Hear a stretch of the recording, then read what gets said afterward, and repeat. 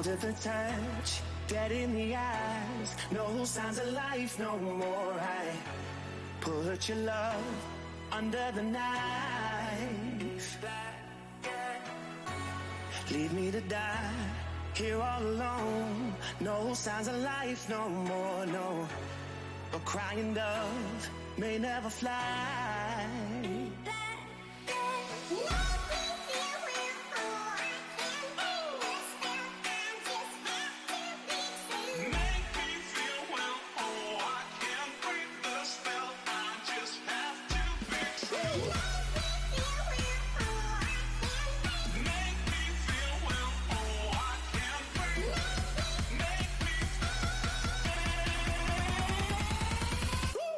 Black and white.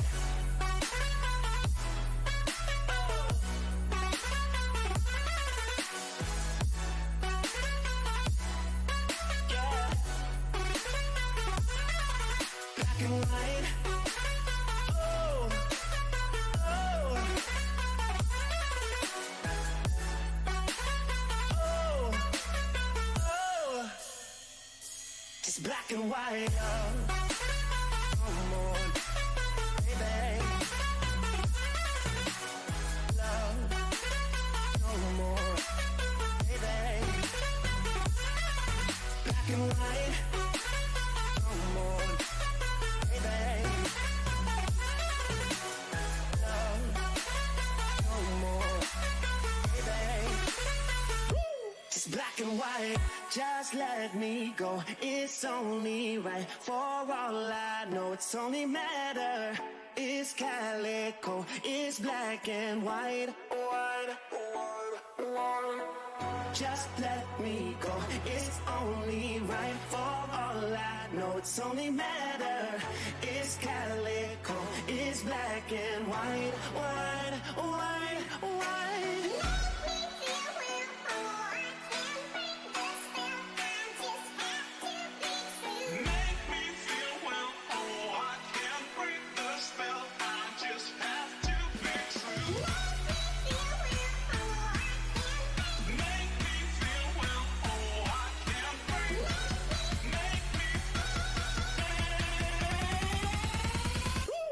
Black and white.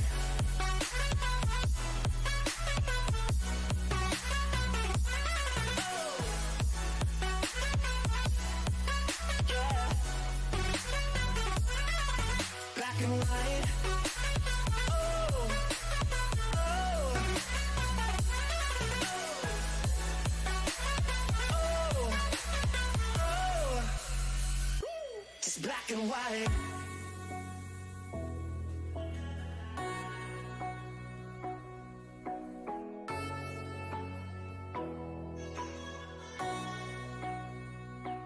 Black and white.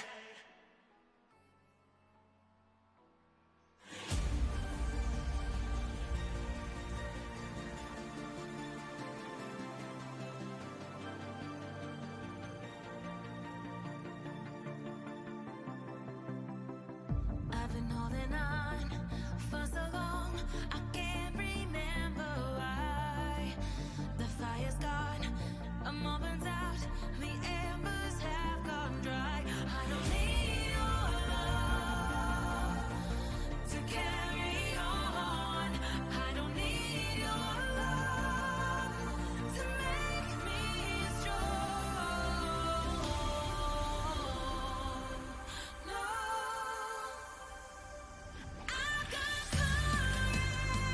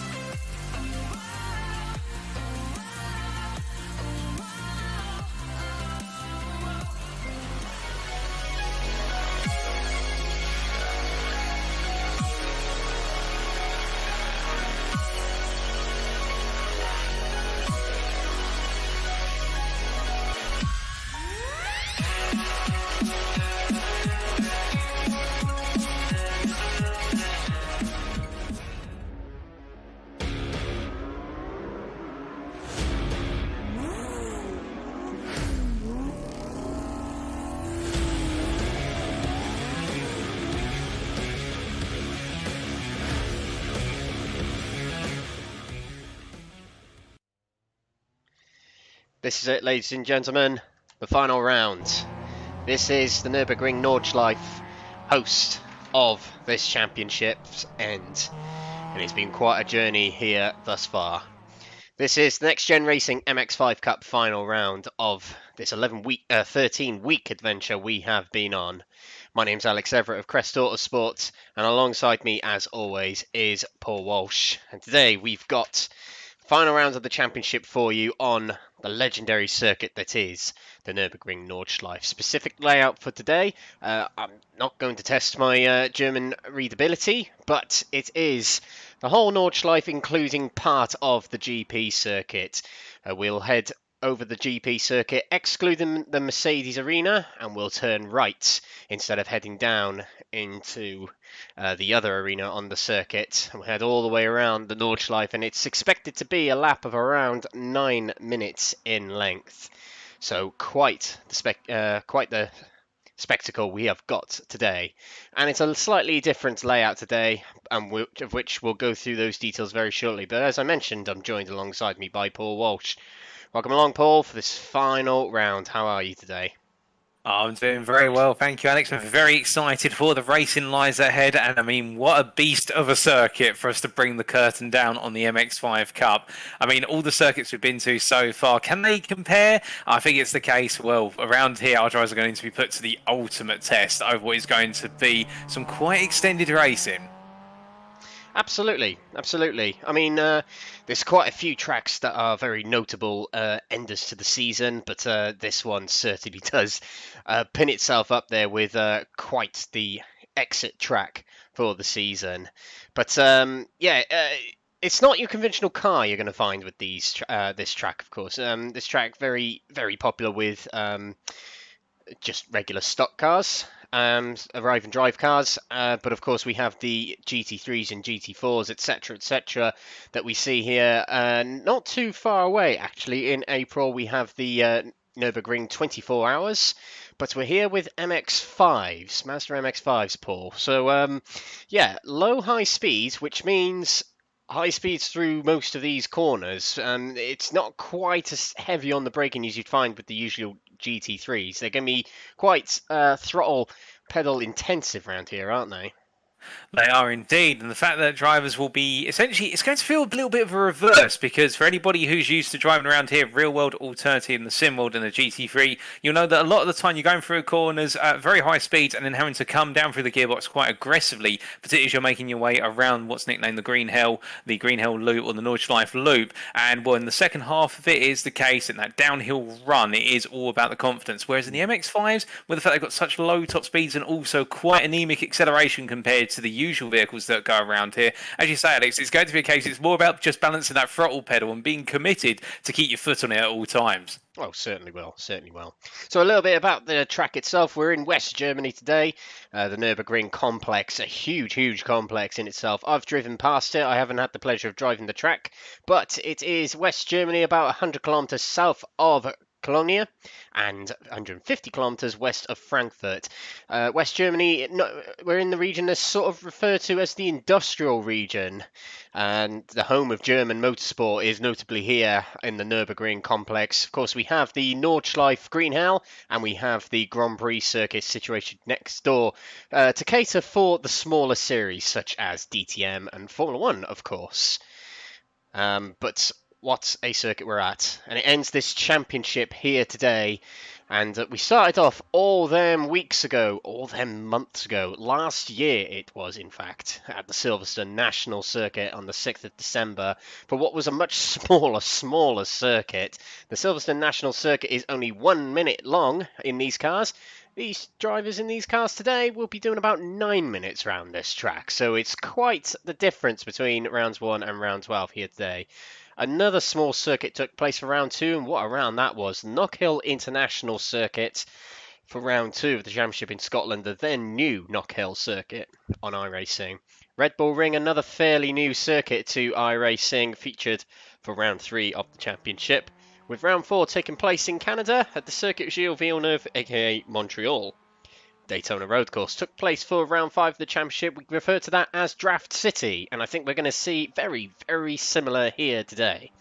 Bathurst, another draft-heavy track, but also one with tight natured corners and a big downhill and uphill stretch.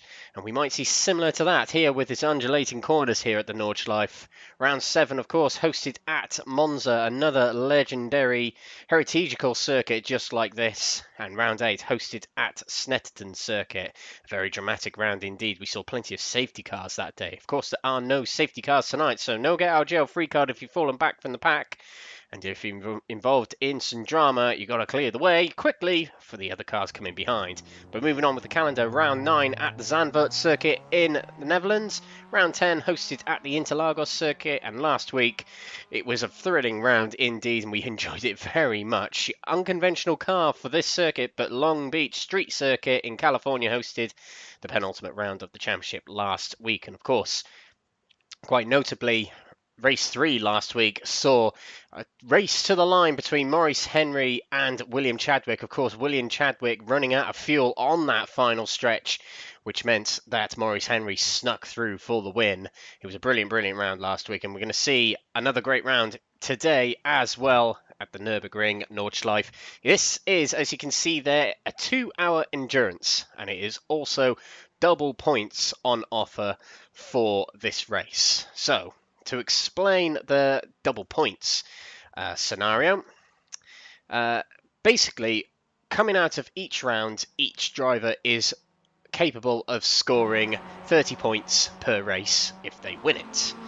But of course, throughout the rounds, they can score up to 90 points, excluding bonus points, of course. That is what's being doubled. So effectively, it is the equivalent of one race times 6, but it's the equivalent of one round times 2. So it's quite a tricky system to get your head around, but we'll leave some little notes on the screen for you throughout the night just to give you a few reminders of what's going on in tonight's round. It is a 2-hour endurance, and we are currently in qualifying, which is 1 hour, so we've got a lot of qualifying to sit through before the real action gets underway. But qualifying is going to be quite important, Paul, as you definitely want to be at the front on a track like this. Oh, you do indeed, Alex. And that's the thing about this circuit as well, because it's such a long circuit, as we see our drivers making their way around right now, ready on their out laps, their initial warm-up laps before going on to a flying lap. The potential overtaking opportunities around here on what is the shortened version of the Grand Prix circuit, where we only make a brief tour around it, we don't make the full Grand Prix circuit. That's where a lot of overtaking opportunities will be present, for the simple reason there's a lot of width to the circuit. And then when our drivers go on to what will be the Nordschleife loop, when they make their way through the Sabine Schmidt curve, that's where the circuit starts to narrow, and really the only opportunities that will start to arise is when we've got the long runs, for example, coming out of Flugplatz all the way out to Ehrenberg, and also in the run down the hill and heading down towards, say, the Klein's Carousel, for example, and then subsequently onto the Tottenham Straight, or as many of you will know, as that really long straight with the kink left-hander that takes you back to the start of the lap. But the thing is, because overtaking is so tricky around here, the circuit being so narrow, even with the MX-5s actually being quite narrow cars in themselves, we're not looking at wide-body GT3s here. It is the case that we're just looking at a little MX-5 Roadster. It's one of those situations whereby if our drivers are going to go for overtakes, they've got to play it right. But the idea is, if you can be right up there at the front in qualifying, then you probably don't have to worry as much about overtaking. And in fact, you can probably try and break away nice and early on. And in a 2-hour race, that could be critical to success. If you're able to make a break early on around here and get an advantage of, say, a 5 to 10 second lead, it can make all the difference as you go deeper and deeper into the race, particularly with the number of pit stops up on offer here today. Absolutely. And just to give you a bit of perspective on the championship situation coming into tonight, just so you know what drivers to keep an eye on, we'll go through the championship standings heading into tonight. Now, as we mentioned last week, we'll switch over to the pro category. We mentioned last week that drop rounds were going to be applied after last week's round. They have been applied, and these are the championship standings heading into tonight's round. So at the top of the standings, still in the pro category, he's pretty much led from 0 to here right now, and it is Mikey Doble at the top of the standings, 115 points clear. He sits at 683 points. It's going to be a fairly easy job for him to tie it up tonight with 115 points clear, but mathematically the top 5 there are still able to go for the championship. Adam Delmont is in second position with 568 points, and he sits in front of Deegan Fairclough. Jamie Dory, our league host, is in fourth position at the moment on 520 points, and he's just 4 points ahead of Lee Holmes, who held the top 3 for the majority of the championship, but has slipped back to 5th at this point. Further down the order, the drivers who are not able to go for the championship today: Nick Clibbens of Simtech Racing Gold with Liam Mcnealy. Of course, we know Liam Mcnealy so well now in these races. He's managed to get himself up to 7th, having only done half the season, so bravo to him for getting it up that high. With such few rounds. Pete Newman in 8th position with Ben Bennyworth in 9th and Sam Smith rounding off the top 10. Ollie Peters in 11th place with John Higgins in 12th. Adam Morgan, one of a few of our BTCC residents, in 13th. Maurice Henry, race winner last time out at Long Beach, is 14th. Another race winner from last week, William Chadwick, in 15th. 16th is Ben Williams, 17th Keith Dempsey, and James Clark rounds off in 18th position. And the Pro-Am standings read to you by Paul Walsh. So looking at the Pro-Am standings, ladies and gentlemen, with drop scores applied, it is the case that Lee Horn goes into tonight our championship leader on 60 points greater than Craig Cockrell. The difference between the two of them there from 689 to 629. However, let's not count out Craig Cockrell. The Simtech Racing Gold drive taking the fight to Next Gen Racing Orange's Lee Horn, and it is the case the two of them tonight, I can imagine, will be exchanging quite a bit of rubber as they make their way around the circuit. Indeed, either one of them could walk home with the crown. But it's not a two-man battle. It is also the case that we do have John Burnham there on 570 points and Nigel Stock P4 on what is 544 points, and both Burnham and Stock have the ability to potentially snatch away the championship should the results go the way tonight, and of course they can pick up the all-important win within class. Rob McGregor P5 there on 410 points, and not within a shout of the winning the championship unfortunately, but it is the case of Scotsman looking to try and get himself further up the order and try to get himself perhaps into that top 4 or even at that top 5, well, sorry, not that top 5, that top 3 if he's fortunate and John Burnham has a bad day at the office, but of course Burnham will be looking not to have that happen. And then Glenn Humberstone not too far behind McGregor, only 10 points separating the two of them, and it is the case P5 to P6 very close and intense, but let's not rule out Mark Oliver, Wayne Douglas, Matthew Addy or Matt Emmons, who complete our top 10 in there in the Pro-Am class, and really is the case that between them and also Humberstone and McGregor, all of them battling to finish really inside that top 5 and be one of those drivers to make their way into the Hall of Fame of the top 5 in the Pro-Am class. Liam Silkstone P11 in the end, 328 points. Hasn't quite had things go his way in recent rounds, and he'll be looking to try and revive fortunes tonight on 328 points, with a sizable margin down to Callum Jenkins on 260, and only 2 points behind him in P13. Lewis Kent there. Unfortunate number for some, number 13, but Lewis Kent in those standings will be looking to make sure he gets up into that top 10 if he is racing tonight. Aaron Thompson P14 now on 254, with George Watson P15 on 237, and then David Maguire, Jeff Perkis and David Kernahan complete our Pro-Am standings. Back to you, Alex. And for the last but definitely not least, the AM category. So there are actually only 2 drivers fighting it out in this category, but in recent rounds Paul Scott has done very, very well indeed, and he still hangs on to David Whitehouse, and this technically makes it the closest first-second battle in the championship of all the 3 categories. Just 31 points separate them, Dave Whitehouse versus Paul Scott in this AM category, and they might actually be the only drivers we see in tonight's race, as most of the other drivers have been a bit tentative in some rounds today. But Mark Arrowsmith holds 3rd place. Remember, this is his rookie iRacing season, so bravo to him. And Tom Delaney in 4th place with Liam Tack 5th. Jay Elliott in 6th position with Martin Schmidt in 7th, Dustin Lamb 9th, Steve Thompson in 9th with Simon Robson 10th, and Johnny McMullen rounds off the standings in 11th position. So we have quite a lot of drivers to look out for tonight. We have 4 drivers in the Pro category to look out for tonight. We have Mikey Doble, Adam Delmont and Jamie Dory are fighting for and Lee Holmes, of course, fighting out for the Pro Championship. We also have in the Pro-Am Championship Lee Horn, Craig Cockrell, John Burnham and Nigel Stock. And in the AM Championship, Dave Whitehouse and Paul Scott, who we just mentioned. So plenty to go for tonight. And if I can work out most of it going into tonight, we've got the way the points are laid out for each position. So basically, points are relative to categories. So if you finish first in your category, you get maximum points. It is irrelative to the overall position that you're in. So on our standings, which you can't see at the moment because we've got no times on the board just yet, we'll get some very soon as drivers have set a qualifying time. But the drivers who are labelled with black background numbers are Pro category drivers. drivers labelled with orange backgrounds are Pro-Am, and Am category are labelled with blue backgrounds. So they're the drivers to look out for. So, first place in each category scores 180 points, and then it drops to 168 points for position 2. So it's a 12-point gap between those two positions there. Another 12-point drop to third place, which is 156 points.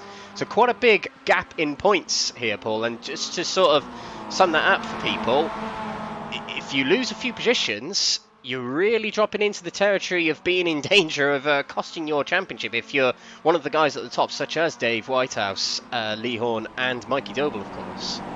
Indeed, and that was one of the things we were talking about last time out in round number 11, and also back at Interlagos in round number 10, Alex, was the fact that back then it was the case 3 rounds, and with each round carrying equal number of points or equal weighting, it was the case that a driver could afford to essentially drop an overall race within the round and not worry too much about how it affected their championship. But now, as you say, with the fact we've essentially got what is double points on offer based on an entire round's worth of points, that 180 for the win, 168 for P2, etc. As we go down the order, it is the case every place you lose a huge margin of points, and when it's that close, whether it be between David Whitehouse and Paul Scott in the Am Championship, alternatively that battle to finish within the top 5 or the Pro-Am Championship or the overall win in the Pro Championship, it is the case you lose 1 or 2 places and it's all over. That championship crown will suddenly be going from your head to another driver's, and that's the problem that each of our drivers will have today. Even if you are right up there, such as Mikey Doble right now, you cannot afford to drop a position here. Perhaps 1 if you played it outright, and it would be the case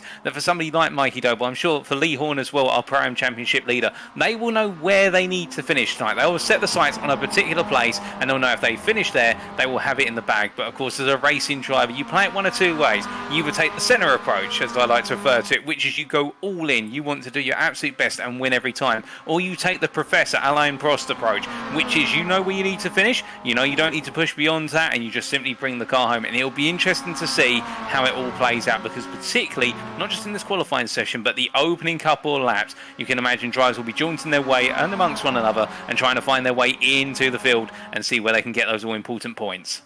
Yeah, perfect words. So, to really sum it up, to be honest, Mikey Doble needs to finish, it'll be 10th or higher, and he will secure the championship tonight. Regardless of bonus points, 10th or higher will secure it for Mikey Doble. That's all he needs to do tonight. So as you mentioned, he can do the Prost approach, or he can do the centre approach. We know Mikey Doble fairly well, and he's probably going to go for the centre approach and go for those wins. That's what he seems to be doing, and last week at Long Beach he put on quite a show with a brilliant qualifying performance, and race 1 didn't quite go to plan, but he showed some great pace. So we'll see how he what path he chooses tonight, but it's a long race, so you may as well have a little bit of fun, but not too much fun given that it's the Nordschleife. As for the Pro-Am category, 60 points between Lee Horn and Craig Cockrell heading into tonight, which means that Lee Horn, pending bonus points of course, will only need to finish 6th or higher to secure the championship tonight, and that's 6th in category. Now, bearing in mind, there's 7 in his category in this race right now, so, sorry, there's 8 in this category right now, so it's a big chance for Lee Horn to secure it tonight, but that's another category they really need to be switched on. And as for the AM category, well, because there's only 2 drivers appearing in the category at the moment, Dave Whitehouse, all he really needs to do is start the race, and he pretty much will secure it, because if only 2 people turn up and he starts the race, he still scores at least 2nd place worth of points. So Dave Whitehouse has probably got the easiest job of them all, hasn't he, Paul? Oh, indeed. It's just a case of making sure that ignition turns on. He can roll the car forward at least a couple 100 metres and say that he took part. But, of course, Dave Whitehouse is not going to be like that. He'll want to race just like everybody else. He won't want to just have it handed to him on a silver platter, although sometimes it may feel that way in terms you just got to turn up and put in the drive in order to get things done and dusted. But I think for all of our drivers tonight, they will be giving it their all. And, well, we can start to see some of those qualifying times coming in already after 20 minutes of this session. Yeah, and Chris Staines, new driver tonight, guest driver, not in any category, but guest driving tonight. very popular character in the next-gen community, and a very nice paint on that MX-5. The blue, black, and yellow livery there. Can't quite see the sponsor on the sides from our angle here. But top of the standings at the moment, he's ahead of a very notable figure in Adam Delmont by what is basically a second ahead of him. So that's not a bad start for Chris Danes indeed, and he's got a little bit of help with Adam Delmont to help him round that previous lap. But good start for him. Oh, indeed it is. And well, I think for Chris Danes, of course, it will be the case that the Dane will be, excuse the pun there, he is from Denmark, as my nationality register is telling me that. But it is the case that right now the Dane will be obviously focused on the fact he wants to do some racing of his own, but he's also being told by the organisers, look, at the end of the day, there are championships up for grabs here, so just be aware of the fact when you're fighting amongst drivers that you're not to have too much of a role with regards to the championship battles. Now, just to clarify for those here at home who are probably wondering, well, could, say, a guest driver such as Danes potentially tilt the championship in favour of another driver? He will not be scoring any points tonight. He's not registered to a class. So it is the case, if Danes was to win tonight, for example, if he took the overall win, it would be the case that the drivers that finish behind him would take the win in their respective classes. He has no influence on that. But of course, the flip side is, and we have seen this in other series in the past, is that if he were to have a bit of an instant with a championship contender, which saw both drivers in the wall, for example, and then having to jump back to the pits, well, that's irrecoverable damage in terms of the fact that then the championship contender will need to get repaired and back out onto the circuit. So that's just to put in perspective for those wondering about guest drivers at the 11th hour of racing. No, it is the case. We do encourage guest drivers here at Next Gen Racing. Of course, it gives everybody a flavour of what is to come, and also helps expand the horizons for our drivers, and gives some drivers who can't necessarily participate in the full series an opportunity to go racing. But at the same time, they are warned about, well, there is a championship on the line here. It's not just your casual Sunday race on iRacing. Absolutely, absolutely. I've just had a little whisper in my ear that actually any DNFs tonight, anybody who doesn't finish the race, will be given 0 points. So, yeah, now that's a spanner in the works, because most of the season, drivers who haven't finished still get points, but just a low amount of points. So that is a big spanner in the works for tonight, and that will mean drivers are a little bit more cautious, especially those going for the championship. So, drivers double points tonight, and a DNF is 0 points, so a lot at stake tonight.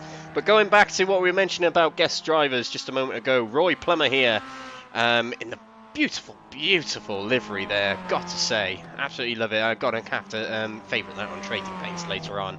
But yeah, Roy Plummer, I know Roy Plummer well from the race room days of Next Gen Racing and Crest Autosport, of course. Driver who's won many AM category championships, so he might have a little bit of advice for David Whitehouse heading into tonight. But good to see Roy Plummer. I didn't actually know he had an iRacing subscription, but good to see him making a guest appearance tonight, as well as William Foyle. Well, I say he's a guest driver. He's not really, as he did enter the championship at the very start, so he's categorised as a Pro-Am driver, but he has no points to his name as he's not been able to take part in the rounds. But you could say he's a guest driver tonight, as he is brand new to the series in his first round of the season. So let's see how he gets on. He's quite a regular in the GT3 camp, I do believe, Paul. Indeed, he was in the Coach Dave Academy Next Level Racing lobby for GT3 Season 2 on iRacing, as hosted by Next Gen, and put in some very stellar performances to the Crest Autosport driver William Foyle. Many of you remember he was racing in the Audi R8 LMS 2015 machine, and he did pick up a good number of race wins. And whilst there was quite a bit of rivalry between him and eventual championship winner in the Pro class, Gareth Williams, it was the case with Foyle not able to take part in all of the rounds. We didn't quite see the championship rivalry go between Foyle, Walton and Williams. In the end, it was only between Walton and Williams, and it went in the favour of Williams. But there was that big what-if question towards the end. If Foyle had taken part since the opening round, could Foyle have been crowned our Pro class champion? Well, we can only what-if that, we can only conjecture, but it is the case. If he is coming back for the upcoming third season of the series, which is a mixture of LMP and GT3, we'll be very eager to see how he gets on in that. But for now, he's taken to the Nordschleife in an MX-5 cut machine, and, well, he's looking very smooth at the moment, very delicate around there, and heading up towards the Carousel. Yeah, he's a big fan of this track, is William Foyle, one of my drivers. Let's see how he gets on tonight. Ollie Peters is back tonight. He's missed a few rounds. Ollie Peters, he's not been enjoying his sim racing lately, bless as Ollie Peters. Bit of bad luck here and there. We've particularly seen it in this series. So, yeah, Crest Autosport drivers will see how they get on tonight. Come on, lads. Come on, lads. No favourites here in the commentary box, I can assure you, ladies and gentlemen. Definitely not. Definitely not. No. But I digress. Let's carry on. A few more drivers on the board here. John Burnham in that very, very notable Alpine livery there. Of course, Alpine are now blue and pink rather than the blue and red livery we've seen on many sim racing cars, including the Formula 1 cars.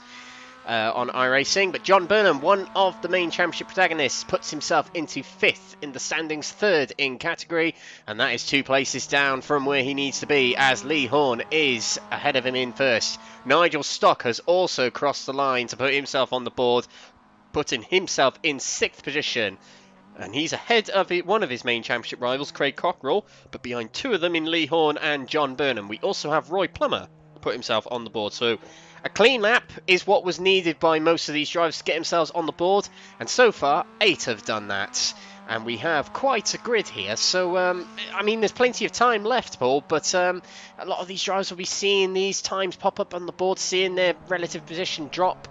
They'll be a bit conscious of that at this point. Do you agree?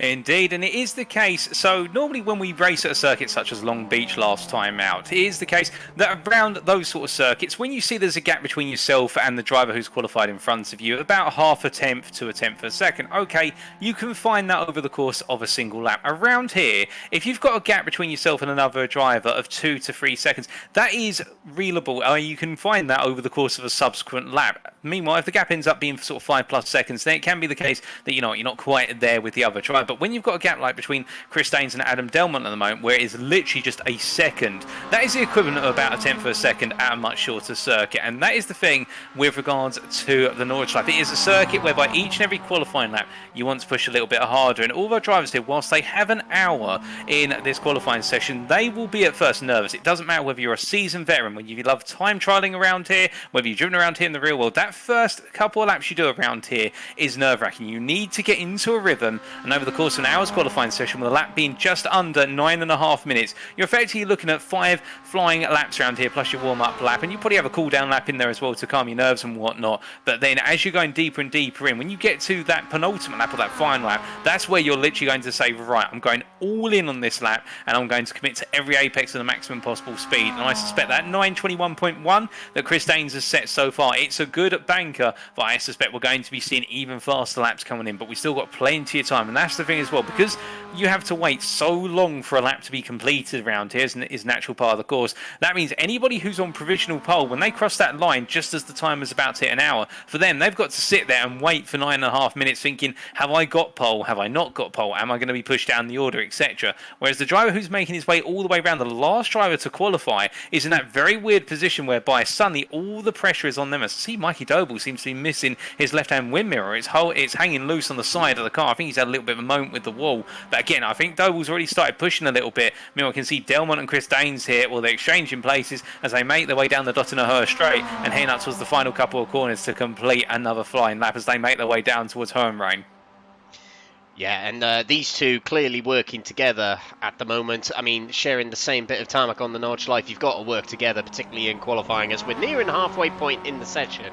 Let's see how this lap is for Adam Delmont. Let's see if he can get over a second quicker than Chris Daines. He's blasted away from him since the back straight there, as Chris Daines pulls into the pits to presumably take on more fuel and fresh tyres potentially. And across the line goes Adam Delmont. Well, he stopped fairly close to the line there, and that will not be an improvement on his time. It will keep him second at the moment, and you give it another crack. Meanwhile, Mikey Doble, our championship leader in the pro category, puts himself 5th, 3 seconds back, so quite a long way back, but Paul, that puts him second in category. That's all he needs. At this point, it's all he needs.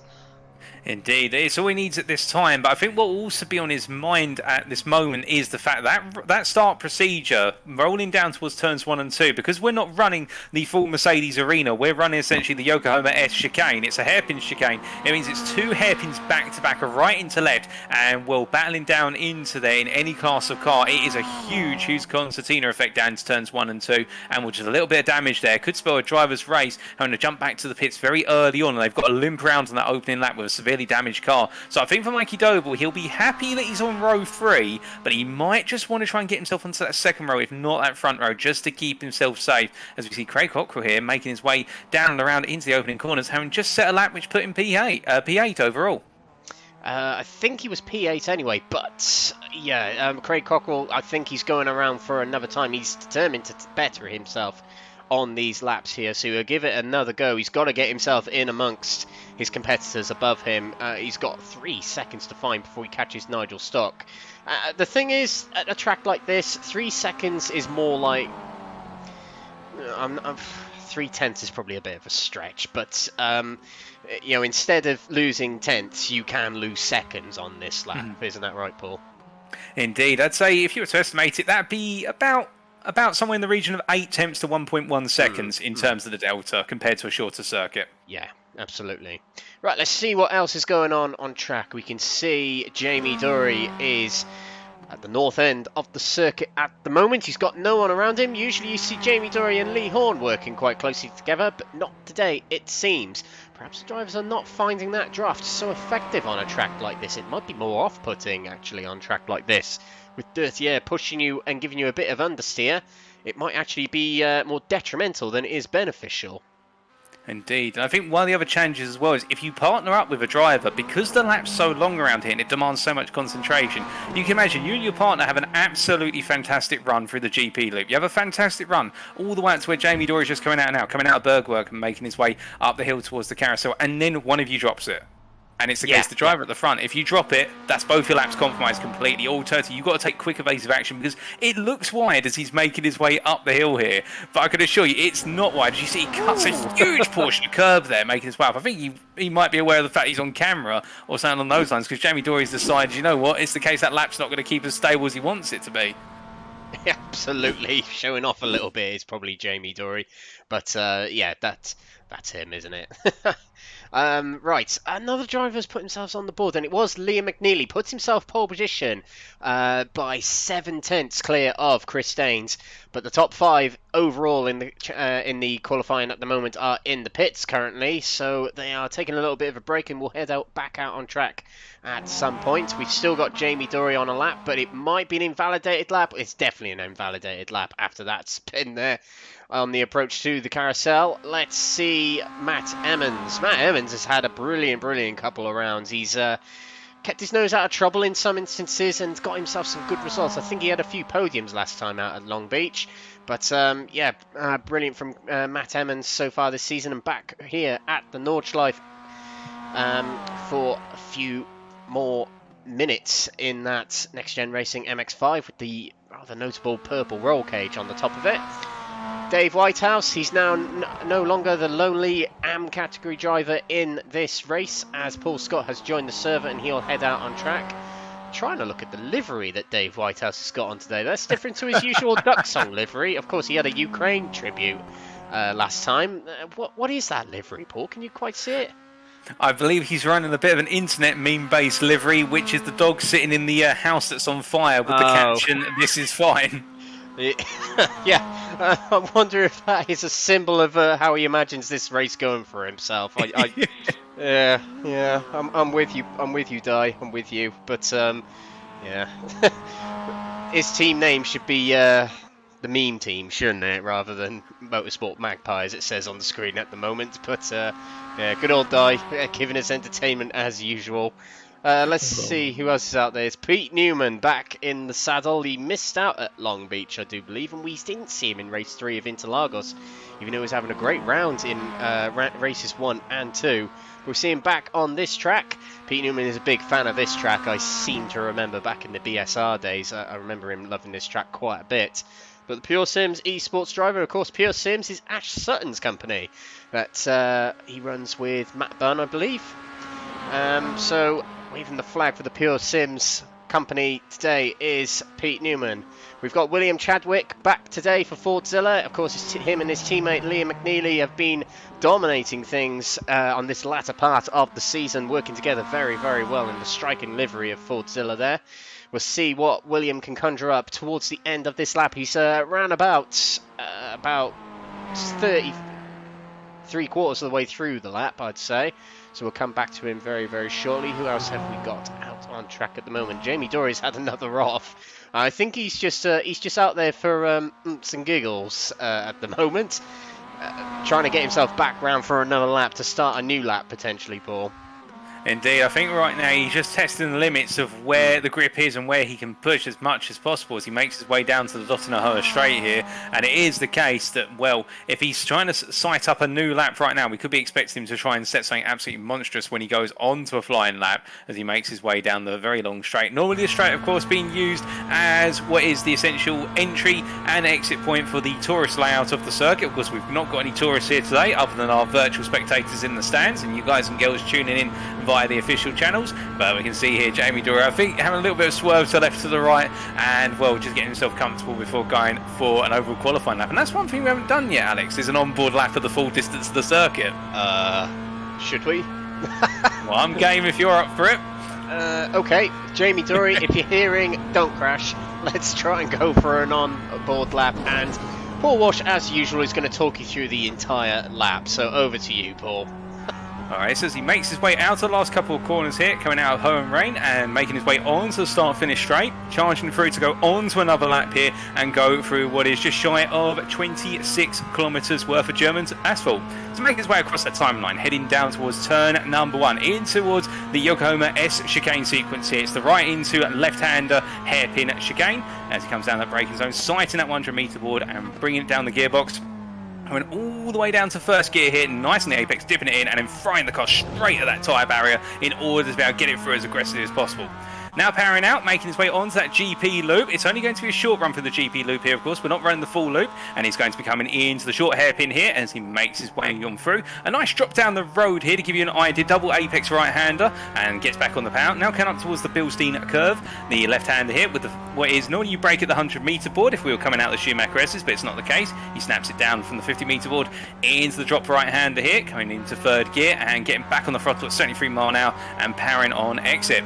Now making his way down through the long right-hander here, and it's going to be a case of rolling all the way up to where's the chicane. Of course, sometimes you use the slash chicane, but we're running the VDOL variant of it, so this is the medium-speed apex chicane. It'll be the left into the right here. Be looking at brake just after that 50-metre board, just a dab on the brakes there, coming down from 5th to 3rd, and throwing the car nicely through, just going on the apex and losing the rear slightly. Now making his way into the left-hander, leaving the GP loop and going on to the Nordschleife loop here as he comes through turn 13, and now into Sabine Schmidt curve here. Named after, of course, the infamous female driver for her capabilities around the Nordschleife, whether it be in a white Ford Transit van, alternative GT3 machine. And now he goes through the long opening sequence of corners, coming down then through Hudson back very rapidly here, and it's all about full throttle commitment here as he rolls through the left-hander. Now looking to brake very briefly as he goes into left into right, coming down from 5th to 3rd, throwing the car on the apex and just keeping it together. A bit too much apex curve in the right-hander before the left into right, and you can see the undulations of the road surface here. Now he's got to balance the car in the steering as he makes his way through.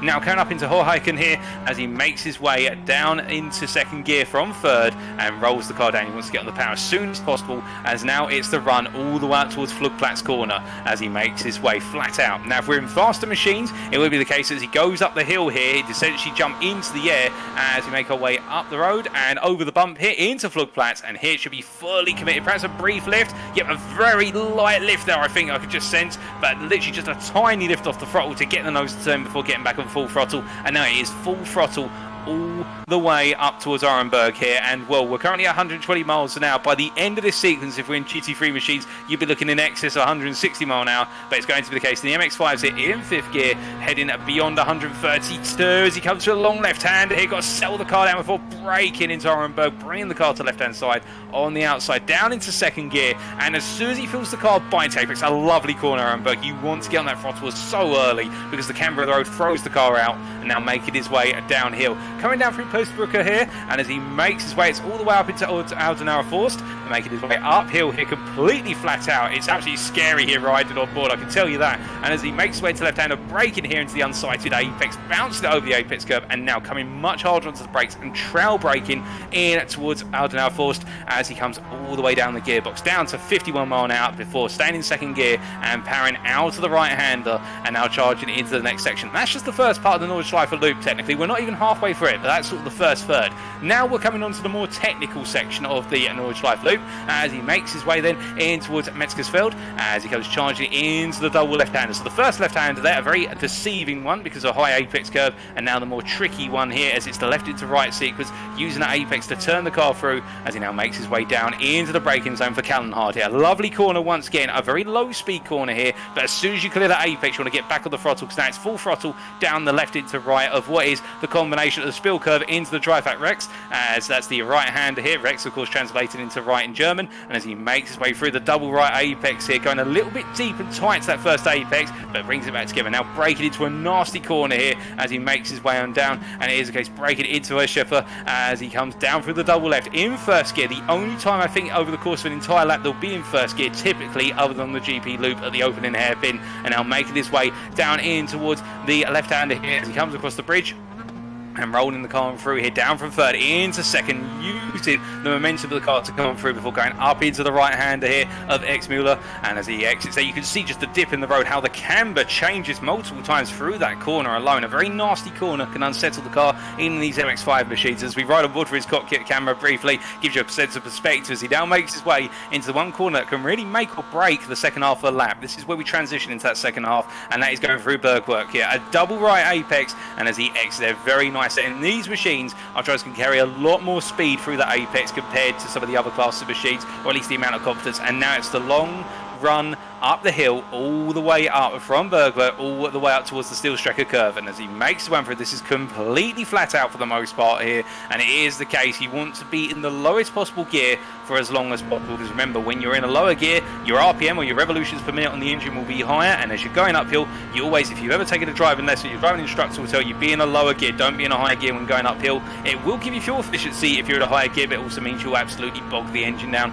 As he comes into left-hander, the flick left-hander, and you can see no lifted here, full commitment as he comes through at 110 mile an hour down to 103, still going uphill. The whine of the Mazda engine, of course, at this point, I think some of our drivers will be getting tinnitus from listening to it. And as they make their way into the braking zone now for where Steel Strecker corner here, braking all the way down, coming down to second gear, and you go a little bit wide of apex there because it's a very long right hand. You get on the throttle nice and early once you pass that apex, and now heading up towards the Carousel. And as he makes his way into the braking zone, he wants to get in as tight and as low as possible, coming down the gearbox here, second gear, keeping it nice and tight on the banking. You don't want to go beyond the banking, otherwise the car will get launched into the barrier, exits out the corner, and now full attack back up another hill section here as he makes his way on through, heading up towards Poston 147. And as he makes his way through the left-hander of Poston, it is the case that he's going to be charging all the way up to Hedwig Tour as he comes up through the left into right here. Nasty chicane this one. You want to go full throttle for it, but you can't. You have to lift for it, as always the car gets launched, and now making his way into the tricky right-hander here. And this is where the circuit now moves into its final third. It's all downhill from here, and I'm talking about in terms of the elevation, not in terms of Jamie Dory's lap. He's keeping it together very nicely so far as he makes his way on through and around the corners. Now as he drops down here, of course, many of you who are fans of watching Nurburgring laps on YouTube, you'll know these corners because these are the corners where typically drivers have the major instance. Making his way down through the left-hand of Iceback, and as he makes his way through it, another double left-hand apex before switching into a right-hander. A dab of the brakes here. Well, it's going to be just a lift and a small dab of the brakes as he settles the car before coming into what I believe it's not quite YouTube corner yet. So a little bit premature to call it YouTube corner, but it gets a nickname. In fact, that was YouTube corner there. I correct myself, and that is the corner, of course, where most of the incidents do occur that get put on YouTube. Now making his way through the left into right combination here, a blind apex here. I can tell you in the GT3 machine, it's scary. Now you're coming down full throttle here, and you cannot afford to lift off if you want the perfect lap. As he comes charge on down over the jump, the car will go into the air at this point, and he has to immediately dab the brakes to settle the rear end of the car as it lands back on terra firma before making his way for the right into left. And you can see the perspective from the roll cage here as we're on board with the camera, just how much you've now got to rely on the memory that you have of the circuit as much as your confidence in the car and yourself, because there's so many aspects here where you're essentially going over a blind rise, and you need to just know that is where the road's going to go. As he's cleared the downhill run and now makes his way through, he's come through Flansgarden 1 and Flansgarden 2, he's just come through Flansgarden 2, and now makes his way into the Schwalbenschwanz curve as he makes his way through the left-hander and now down into the second of the carousels, known as the Kleiner's Carousel, which means small carousel in English. Coming through that left-hander, you can see it's a much shorter carousel, that only a quarter corner, a right-hander as we like to call, sorry, a right-angled left-hander corner, and as he makes his way through the right-hander here of what is Galgenkopf and rolling it all the way down through the Galgenkopf corner here and on to the Tottenham Straight. Now this is just a long straight And this is where, if drivers are in amongst one another, we will see a lot of the slipstream battling here. We also probably see quite a bit of fuel saving being executed here by drivers in the race if they are in the sequence. And this is, of course, where you want to be. If you want to go for an overtaking move right towards the end of the race, you want to be right behind your opponent as you're making your way down the straight. This straight, incredibly long. We're not even halfway down it yet as we continue to make our way on down. And it feels like it goes on forever, but notice this, it starts to go uphill at this point, and this is where it can really feel as though the car is being pushed to its limit. Of course, this is where the fuel will be used at most, and this is where fuel saving, if you're tucked in behind another driver with slipstream, will really help you out. But as we come underneath the Bilstein Bridge, or the Bilstein Billboard as it's also known, we make our way through a left-hand kink here, and now it's the case there's only 2 more corners to go for Jamie Dory in this qualifying lap. He makes his way down into Tiergarten before Hohen Rain, where he'll be braking very shortly as he makes his way off that apex curb, braking all the way down from 5th gear all the way down to 2nd gear, brings it for the right-hander, left-hander fully on the throttle now, and makes his way to the end of the lap. And as he comes across the line, that is a lap of the Zemstrecker short without arena combination at the Nurburgring 24-hour circuit. Poor Welsh, ladies and gentlemen. Bravo, bravo indeed. And that was a pretty good lap from Jamie Dory as well. Did he put himself on the board? No, he didn't. He didn't put himself on the board. Oh my word, what does Jamie have to do? But to be fair, on a track like this, on a race like this, 2 hours long, 9-minute laps, qualifying isn't. I kind of going against myself earlier, but qualifying isn't so essential in that you've got a long time to get yourself into position. But at the same time, you want to be at the front, away from the instance. What would you pick, Paul? Well, unfortunately for me, I normally have to pick being at the back for the simple reason I'm not a very good qualifying driver. I do better in the races, but if I had to, all things being equal, I think qualifying is absolutely critical here. You want to be up the front, because as soon as you end up on that Nordschleife loop, can you imagine if you've got the pace to beat a driver in front of you and you've got to try and find an overtake early on? It's going to be a huge test of nerve. Well, we've got very different egos, Paul. But yeah, I tell you what, you can start from the back. I'll start from the front, shall I? And we'll meet somewhere in between. Yeah, we'll find a good medium ground. We will, yeah. But well, here we go. Maurice Henry has joined the race. Good to see him. He was quite the star figure last time out at Long Beach. But we're heading into the final moment of qualifying here. So really, drivers who are out on the track right now who have done an outlap are really going to be the only drivers who will be able to set another lap here. So Jamie Dory we're looking at is one of them. It's hard to tell who else is on laps at the moment, but a bit of news: William Chadwick did put himself on the board. 4th place is his at the moment. He's a long way down from his teammate, but he puts himself on the board, and 4th place overall, 3rd place in category, of course. Translating to that, we see him take a very wide line into the Sabine Schmidt's curve there. So let's see who else is nearly finishing their laps at the moment. William Foyle is nearly finishing his, and this might be the last opportunity for him. He might be able to squeeze in another. He's going under the Bilstein billboards right now, and he may be able to get another lap. Whether he wants to do another lap is completely up to him. But William Foyle not on the board at the moment, so this might well put himself up there into the region of the top 12, which is how far it stretches at the moment, the current times on the board. So here we go into the final few corners, right and then left. And usually if you're on just the Nordschleife, you turn right now, but we're heading on to the Grand Prix circuit, across the Coca-Cola curve, and then we'll come across the line underneath the BMW bridge, and it'll be a lap from William Foyle that will put him... Hold your breath, hold your breath. No, I don't think it's been a valid time from William Foyle, so this will have to be it. He will have time to complete another lap, but this will have to be it, the final lap. Final chance from William Foyle right here. And the thing is, with qualifying on iRacing, it's a little bit more lenient on other sims, Paul, but you have pretty much one opportunity to set times on this sim. If you make one mistake, one little off track, one half spin or anything like that, one little bit of contact with the wall or another car, and that's it. It will abort your time. It's referred to as the 1X on iRacing, but it can be quite painful on a track like this. Oh, indeed. Well, if we're talking about exes, my exes are quite painful. That's a story for another time. Joking aside, it is the case that around here, with such stringent track limits in iRacing in general, and such a long lap around here, and I won't repeat some of the adult language that some of our drivers might be saying when they get it wrong towards the end, but you can actually put all that effort in to nail the lap, and as you're making your way downhill, coming down through the second carousel, for example, if you run a tiny bit wide and pick up a 1x, it will be the case that you're just going to be absolutely livid. She's just gone through all that effort and expended all that energy to find, no, you've got to go and do it again because it hasn't counted, and otherwise you're going to be starting from towards the back of the field. And well, I can feel for every driver who's ever invalidated a lap when they've been on the ultimate lap. I'm sure you've been there, Alex. It's been the case that you've been on the perfect lap, and then right at the end, your brain's gone to mush or something and just decided, well, I'm not going to quite turn in like I normally would, or I'm just going to get on the throttle a bit later than I normally would, etc. Yeah, I've got too many X's in my life. Oh, no, I stole that one from you. Sorry about that. Sorry about that. Moving quickly on. Mikey Doble approaching the end of his lap here. Let's see if Mikey Doble can get himself higher than 8th at the moment, which is 5th in category, to be fair, but 8th overall, which means he's going to have a few cars ahead of him, including Lee Horn, Pete Newman and William Chadwick. In between him and Adam Delmont, remember, Mikey Doble only needs to finish 10th or higher in category, so yeah, Mikey Doble has got an easy-ish job tonight, but he still has to finish, as we realised earlier on. Let's see if he's gone any higher. Yes, he has, but only one place higher, up to 7th. Mikey Doble relaxing a little bit tonight, and we saw him come out the blocks very quick last time out of Long Beach, but today, it's not really Mikey Doble's day, in qualifying terms anyway. I do seem to remember last time he said he's not a big fan of this track. Am I right, Paul?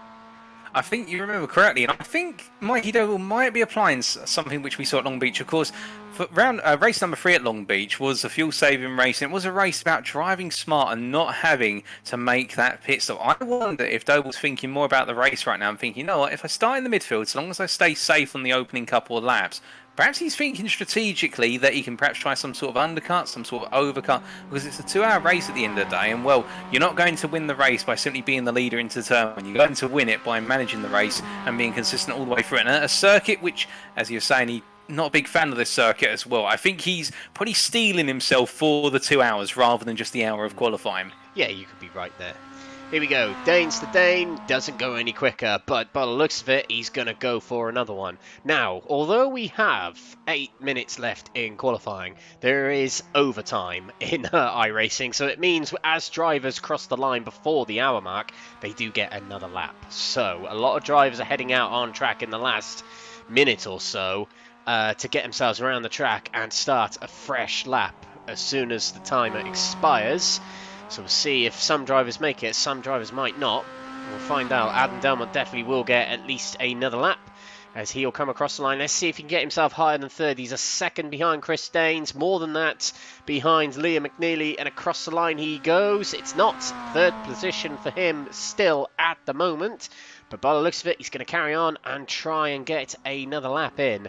Now, the AM category is next to come across the line, and it is Paul Scott, 2nd in the AM category championship heading into tonight as he heads out onto the main straight here. And the thing is with these AM category drivers, Paul,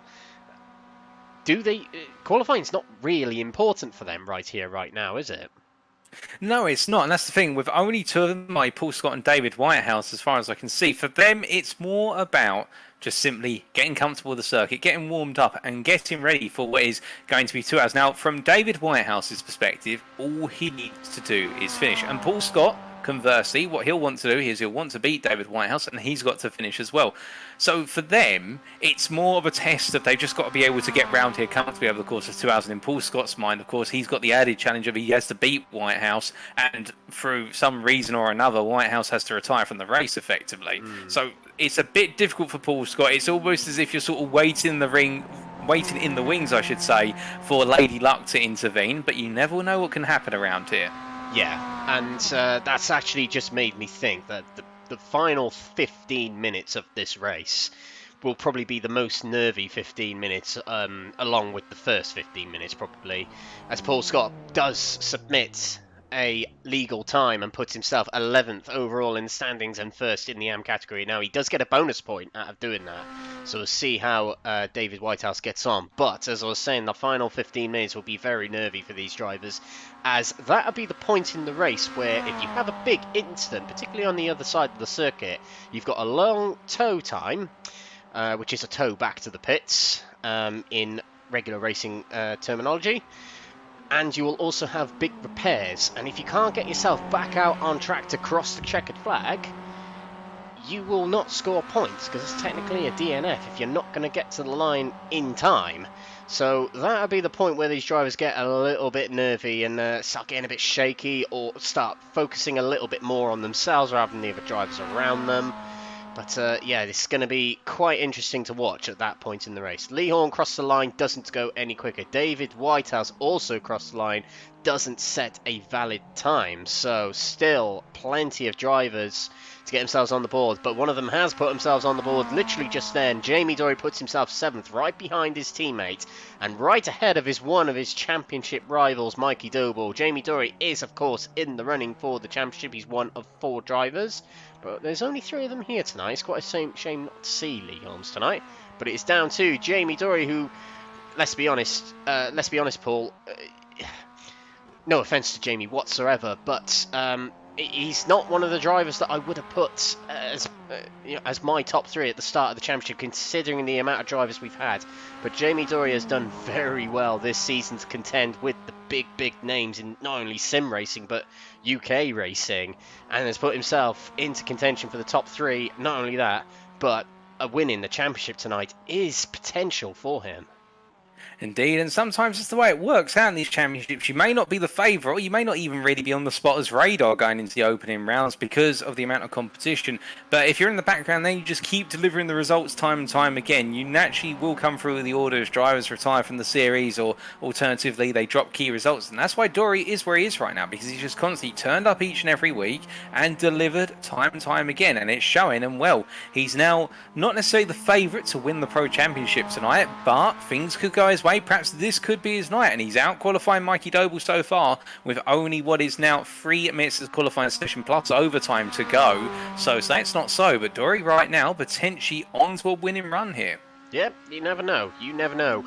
A lot of these drivers are going to have one eye on their mirrors, seeing how the other drivers get on, because one big mistake from any of their championship rivals, that's looking at the AM category, the Pro-Am category, or the Pro category, they'll have one eye on their mirrors, seeing what's happening. Now, nobody will want to win the championship by any such bad luck, such as that, a big incident happening to one of the drivers, but, you know, in racing, you will take a win any way, shape or form. It's you know, all of us would like to win on merit, but you know, champions are champions. We've seen very controversial endings to championships very recently. Of course, DTM it happened, in Formula 1 it happened.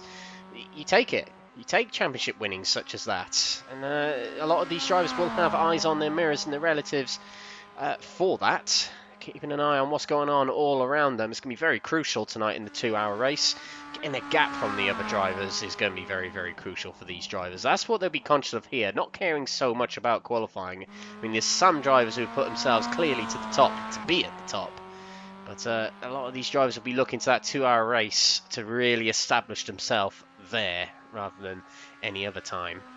Other drivers on the board now. William Foyle submits a valid time, puts himself 3rd in category and into the top 10. Bravo for William Foyle on his debut to the series today. Brilliant time indeed there, Paul.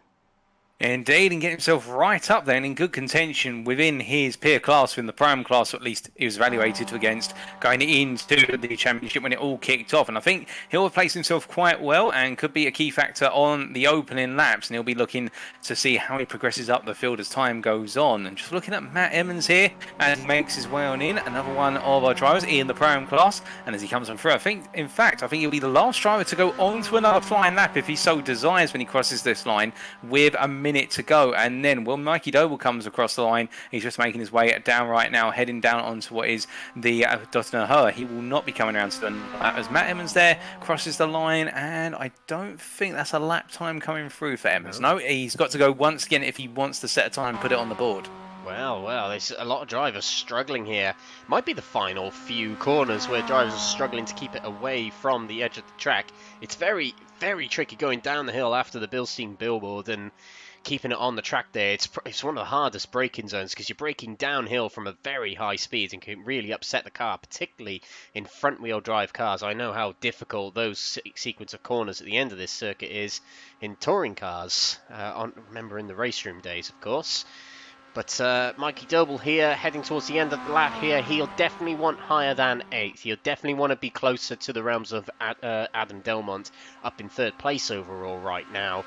Let's see how he gets on as he heads down the hill into the aforementioned braking zone I mentioned. From 128 miles per hour, starts coming down the speed as we go up the hill.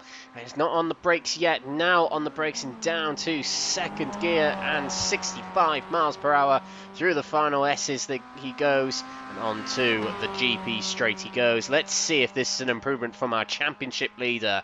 Across the line he'll go, close to the pit wall he goes. Mikey Doble does go higher and is up to only 7th position, so it's not been the ideal qualifying session for him, but he still puts himself 7th, and he didn't cross the line in time to go for another lap. He's the first of our challengers here to finish qualifying. The next two are Liam Mcnealy and Maurice Henry. So Maurice Henry is not on the board. He joined the server relatively late, and he's working together with Liam Mcnealy. Now, these two had a brilliant battle back in Long Beach, as Maurice Henry is letting by Liam Mcnealy. I think they're helping each other out with a bit of slipstream. Liam Mcnealy is top of the standings at the moment. Might be able to put himself quicker just to solidify pole position here, but across the line he'll eventually go, and to put himself on the board. It's a 9:20 thus far. Does he go even quicker? No, he doesn't. But Maurice Henry also hasn't put himself on the board. That'll be it for qualifying for these two drivers. Chris Daines will cross the line, doesn't go quicker, but a brilliant, brilliant session for him in his first race in the MX-5 Next Gen Racing Cup. 2nd on the grid for him. He'll be very pleased with that. 3rd place at the moment held by Adam Delmont. Can he go any quicker on the latter part of the lap here? Down the hill and now back up the hill to finish the lap here. It's quite a long gap between the Adam Delmont here and the next drivers. We've got Matthew Addy, David Whitehouse, Jamie Dorian, William Chadwick still to come through. But Adam Delmont about to complete his lap here at the Nordschleife. And across the line he'll go. Will it be an improvement for Adam Delmont? No, it isn't. And he stops before the line, in fact, so he knows it isn't quicker based on his delta. He comes back into the pits. Well, it's I think most of these are set in stone, unless we have anything else to surprise us, Paul. Indeed. Well, we've got Matthew Addy making his way on around right now. Just looking at the timing screens here. Well, Addy's yet to set a lap, so if he does set a lap here, where will he place himself? Given that there's quite a dense prime pack at the moment, from P9 in the overall timing board down to P14, with Paul Scott just slithering his way in there in P13. So you can imagine if Matthew Addy was to, say, qualify what would be P3 or P4 within the prime class, that would equate to P10 or P11. He'd be pushing the likes of John Burnham and also Nigel Stott and Craig Cockrell down a further position. And given the fact Craig Cockrell and also John Burnham are both in contention for what is the Prime Championship come the end of tonight, and Lee Horn is P6 currently on that board, that would buy Lee Horn even more space to play with as they go into the races. So right now, I think Lee Horn might have his fingers crossed to me saying, go on, Addy, put a time up on that board that puts you between me and the rest of the Prime field, because if it is the case, then Lee Horn has bought himself a lot of breathing room. Yeah, and we kind of alluded to it last time out, speaking to Lee Horn in the comms box, the interview box. Lee Horn does like this track. He's had many a success here. He won the Sabine Schmidt's tribute on Race Room last year. He also won the World Touring Car Challenge hosted by Crest Autosport Next Gen Racing on previous Race Room Thursdays. And the final round was here at the Nordschleife, and he dominated that round, I seem to remember. So Lee Horn looking very much as favourite for the Pro-Am category at the moment, but mixing it in with pro drivers. Let's see how he gets on with that. So far, so good this season, but we're on a different breed of track. Here we go with Matthew Addy, who, excuse me, comes across the line. Does he put himself on the board? He does, but it's 16th at the moment, but it puts him up a few more positions than where he was. He'll take that, and that'll be our 7th Pro-Am category driver on the board. We have got David Whitehouse. Now, this is a big one, because although it's only 1 point, bonus point that is, for pole position, it's a point. David Whitehouse could take any point he can get at this point just to help secure things for himself. As we mentioned, the gap between first and second in the AM category is closer between them than it is between first and second in any other category. And look at that, David Whitehouse secures pole position in the AM category, securing that bonus point in the category, and that will stretch his lead to 32 points. Yes, 32 points ahead of Paul Scott. As I said, it's only 1 point, but it's a point, isn't that right, Paul?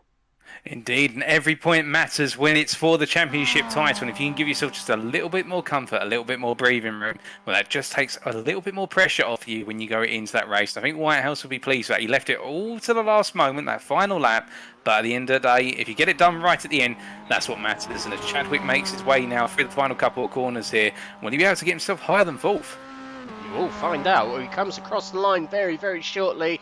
Can Chadwick help out Mcnealy and put himself onto the front row? Across the line he goes now. Let's see where William Chadwick ends up. He goes up to 2nd place. Fordzilla are at it again. Fantastic stuff from the duo there to put themselves 1-2. Liam Mcnealy and William Chadwick. Fantastic end to the session there. That is how you put in a final lap, isn't that right, Paul? Indeed, saving it all to the last moment. And the fact that now Fordzilla have locked out the front row, well, we know that Mcnealy can't win this championship come the end of tonight. There was a big question mark between Mcnealy and Chadwick when we caught up with them in the post-race interview at Long Beach with regards to, was it the case that Mcnealy was within arm's reach of the championship title? Not quite. So he can't be crowned our pro champion even if the earth was to open up and all the different events were to start to occur. But it is the case that Mcnealy, I believe, if I do some quick maths in my head, has a chance of securing P3 in the Pro Championship if he wins and his adversaries have quite poor performances here. But the fact that two of them on the front row, even if they can't win the championship, Fordzilla will want to take this one and be up on that podium and will be on the top 2 steps of the podium as a minimum come the end of tonight. And they've set themselves up very nicely for this. Yeah, absolutely. And those two drivers work together very, very well indeed. I've noticed Maurice Henry has worked with them very, very well this season as well. But racers are racers. They're going to race against one another. But Mcnealy and Chadwick, as it's a 2-hour race, will probably work together for the early part of this race, like what they have done in other races, particularly Interlagos. These two were instrumental in working together. But we'll see how the race progresses on. We've still got a few drivers out on track, just getting a little bit more practice in before we transition over into warm-up. And during warm-up, we will get interviews with the championship leaders of each of the 3 categories heading into tonight. And we'll see if we've got anyone available now, because we might be able to jump the gun and speak to them now. In fact, we have got them all waiting for us, Paul. So shall we give it a crack and interview some drivers? I think we should. Should we kick off with our Pro Championship leader, Mikey Doble? I think that's a very good idea. So we're joined in the comm box by Pro Category Championship leader Mikey Doble. Mikey, not the ideal qualifying performance to start the day off, but you do have a big cushion in the championship of 115 points. But coming into tonight, what's your feelings on the situation regarding the championship tonight? Well, since the drop scores have been accounted for, I've increased my championship lead to 115 points, I think. So I've got to be playing it a little bit safe tonight to try and make sure I finish well, but not risk everything for the win like I did last week. So I'll just be looking for a straightforward, stress-free race tonight, to be honest. Absolutely. It's quite a big one with it being, if you DNF, you get 0 points, but there's a big amount of points coming into tonight. You only need 10th in your category to secure it tonight. So how does that sort of shape your approach for tonight? You kind of alluded to it just then, but how will that shape it coming into tonight? Well, I wasn't. I wasn't aware of that. I had to finish 10th until you said that. So if you've done the math and that's correct, then I guess it makes me feel a little bit better. To be fair, Yeah, and that's maybe presuming. maybe finish 9th, just in case my math isn't Yeah. right. But Well, I hope to finish a bit further up than 7th. To be fair, but we'll see what happens. It's a long race. It's going to be unpredictable. I'm sure there'll be mistakes from everyone out there. I'd be very shocked if anyone's got a clean car at the end of the race. great stuff. Now, before you shoot off, Mike, you've got to interview other people. Anyone you want to give a shout out to before this finale begins in just about 10 minutes' time? I don't want to give a shout out to anyone. I'll wait till after for any of that game. Oh, there we go. There we go. Saves me asking the others as well, because they'll probably say the same thing. Good luck tonight, Mikey. It's been a thrilling championship, no matter what the results. Yeah, best of luck out there tonight. Yeah, I've enjoyed it. Thank you, guys, and let's hope we finish on a good one. Excellent. Thank you very much, mate. So there we go. Mikey Doble just then, and we've now joined by Lee Horn, interviewed by Paul Walsh, of course.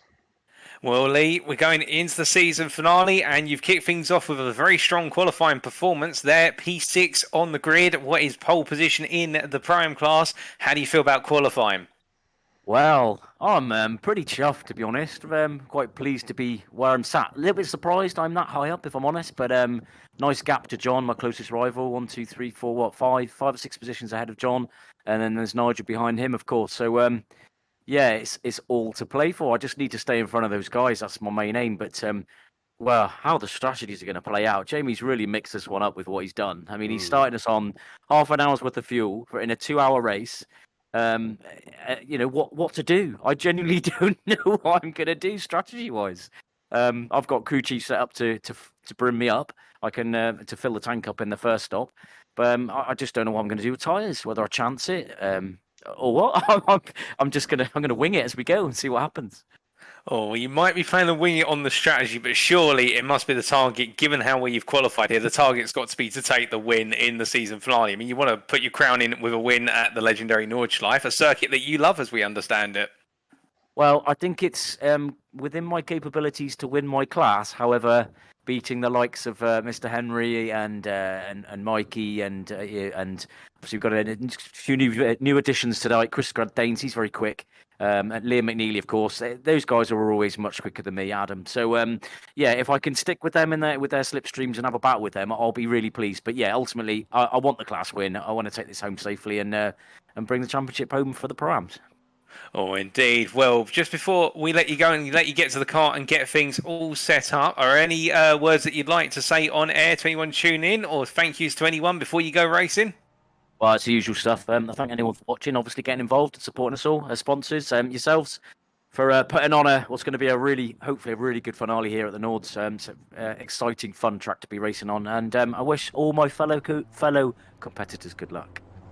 Oh, well, Lee, I'm sure they'll all appreciate it, and we wish you the best of luck here in the season finale at the Nordschleife, and, well, we'll see you come the end of the 2 hours of racing. Thank you, gents. Cheers. Well, he sounds very happy there, Alex, and I think he's a bit keyed up, Lee Horn, with regards to how qualifying has gone. And it's interesting he said that he didn't quite expect to be that far ahead of the rest of his peers. Yeah, well, Lee's being a bit hard on himself. That's a very good qualifying performance from Lee Horn, and shouldn't be too surprised in my honest opinion. He's very good at this track. I've seen him perform here many times in the past. But he is focused on a clean race, and if I know Lee Horn well, and I do know him well, that is what he's focusing on, and usually Lee Horn is very good at getting that. Touch wood, of course. Don't really want to see any big incidents tonight, because we've seen a fair few of them this season, and although we do love a little bit of drama here and there, we don't want anyone to lose the championship on anything as unlucky as a big incident. But we move on with our interviews, and we'll get the final one in, and certainly it is final, but definitely not least. It's Motorsport Magpie himself. It is Dave Whitehouse heading into this final round as AM Championship leader. But, Dave, it is the closest 1-2 battle of all the championships we got this season. You're now 32 points ahead with the bonus point from qualifying. But just sum us up. How are you feeling heading into tonight? Yeah, it's going to be difficult. Obviously, we haven't had the numbers in the AM category we hoped for this season, but Paul certainly kept me honest, and with the drop scores, gave me a bit of a shock this morning when I went from 100 points in the lead to about 30, but because I completely forgot about the drop scores. But anything can happen around the Nordschleife. Absolutely. To be honest, when I was doing the points this morning, that's the one I looked at and thought, oh, that's a big one where you lost a huge haul of points. But yeah, it's still in your control, Dave, coming into tonight. But with a brilliant final minutes lap from yourself in qualifying to get yourself ahead of Paul Scott and secure that extra point. Granted, it's only an extra point, but does that give you a little bit more confidence into this round here? Not really, because it puts me more in the mid-pack, and it's who knows what's going to happen around here. It's tight, it's twisty. We've got to make sure we get through every single lap because you don't score if you don't finish. So I'm in a position where I don't think I have to literally beat Paul, but sticking to his rear and taking a victory at the end of the season would sort of be the icing on the cake. Absolutely. Right, we're going to get underway very, very shortly, but anybody you want to give a shout out to before we get things underway? Obviously to you guys for streaming rounds, that's been brilliant to watch back every time. Jamie for running the series, and I suppose I better give a shout out to the wife for the looking after the kids every Monday night. Excellent stuff. Well, thank you, wife, and thank you, Dave, for coming in the comms box tonight. This interview. We'll probably see you after the race, either you or Paul. We'll find out. But good luck tonight and have fun. Thank you. There we go. There's our round of interviews done, Paul. It's got the adrenaline going now. Talking to the guys, you know, the big spanners in the works heading into this week. Drop rounds applied. Double points into this round. No points if you get a DNF. It's the Nordschleife. It's a 2-hour race. It's a huge amount to consider coming into a final round like this. It is. It's such a high pressure round, and that's the thing about it. Every round has built up to this, but nothing can quite prepare you for the mammoth task at hand. You can imagine if we were doing the 3 races around here, where it was just, if we were doing 15 minutes, and 25 minutes, what's that? A grand total of no more than 6 laps around this circuit, if that. So for our drivers, it'd be much easier, but 2 full hours around here. If you take it if you round up to 10 minutes a lap, you're looking at what is 13 laps around this circuit, and that is a long time. It should be stated. 13 isn't a big number on a short circuit, but around here, 13 laps at Nordschleife is going to require the utmost concentration. And if it was early in the season, it wouldn't matter as much. Some drivers would probably think, I'm going to miss this round because it's the Nordschleife, but because it's the season finale, it is all to play for, regardless of the championship. And as you heard from Whitehouse there, it is the case. He's got his eye on Paul Scott, who's keeping him on his toes regularly, and neither one of them can afford to drop it. And it's the same with Mikey Doble in the pros, and it's the same with Lee Horn in the primes. None of them can afford to make a single mistake here. Absolutely, summed up perfectly there. So, just to remind you all, ladies and gentlemen, before we start the race tonight, it is a 2-hour endurance we are racing tonight, and I do believe it's still a standing start. But yeah, 2-hour race tonight, and the points are doubled. So usually the winner of the 3 races in our sprint race format can take away up to 90 points. That is effectively doubled, so you can win the equivalent of what is 3 sprint race wins tonight times 2. So that means first place per category, relative category, in this race will score you 180 points. Why is that so big? Well, it's because there's a lot of points to gain. There's also a lot of points to lose. So we're going to try and keep an eye on things as they are as we progress through the night. Using my little brain for a calculator with a nice big spreadsheet right in front of me, trying to figure it out. And we'll see how these guys get on throughout the night. 2 hours awaits us in just a few moments' time. So, we'll go through each category, Paul, but who's your money on for the pro category? We have Jamie Dory versus Adam Delmont versus Mikey Doble. So all signs would point towards Mikey Doble. He did very well in qualifying compared to his peers, although at the same time it's a difficult one. I think Mikey Doble has the nuance here to bring it home for a very sensible drive. I expect Mikey Double's going to try and avoid the fireworks where possible and bring it home. How about yourself? You know what? I agree with you, but just to be different, I'm going to say it's going to go to Adam Delmont upon conclusion of tonight. I'm gonna throw one in there. But ultimately, I do agree with you, but I just want to be different and dramatic. But so I'm saying Adam Delmont, and Paul Walsh is saying Mikey Doble. Let's see how they get on. We've got an honourable mention of Jamie Dory as well. He's quite a few points down in the championship. But anything can happen. He's 163 points down, so he definitely needs a miracle, but anything can happen. In the Pro-Am category, however, Paul, we have got Lee Horn against John Burnham, Craig Cockrell, and Nigel Stock, all within 145 points from first to fourth. Who's your money on? Oh, goodness. Well, I'm going to have to play favourites here, and Lee's not going to like me for this, but it's because I really enjoyed seeing Nigel Stock run the Ford GT3 in the GT3 series. I'm actually going to go with Nigel Stock here through some complete strange sequence of events that Nigel Stock may creep this one away. I'm not going to be liked by it in the fan groups at the moment, but that's who I'm going with. Well, I like Nigel Stock because he takes part in my IndyCar league and he's doing very well. But no, I'm going to go opposite to you again here. I'm going to say Lee Horn is going to bring it home. He's a pro at this circuit. He's going to bring it home, particularly after that qualifying performance.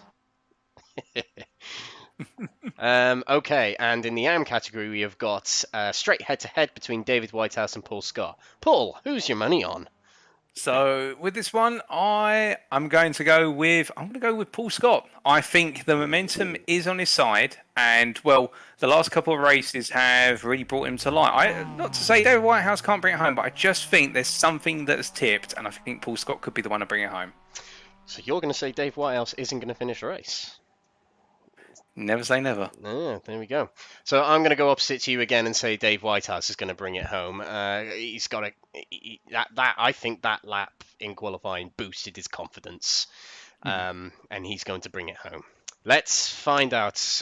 We've covered most bases, so there's no commentator curses going on tonight. Everything that happens now is down to the drivers, nothing to do with us. No, we can live on safe with that thought, can't we, Paul? Indeed, we've shown no bias towards any particular drivers. We've thrown all bias out the window, and that's the case. We're in for the long haul, as I believe the warm-up has finished. Yes, we have. It has. And we will go through the grid for this final race of the season.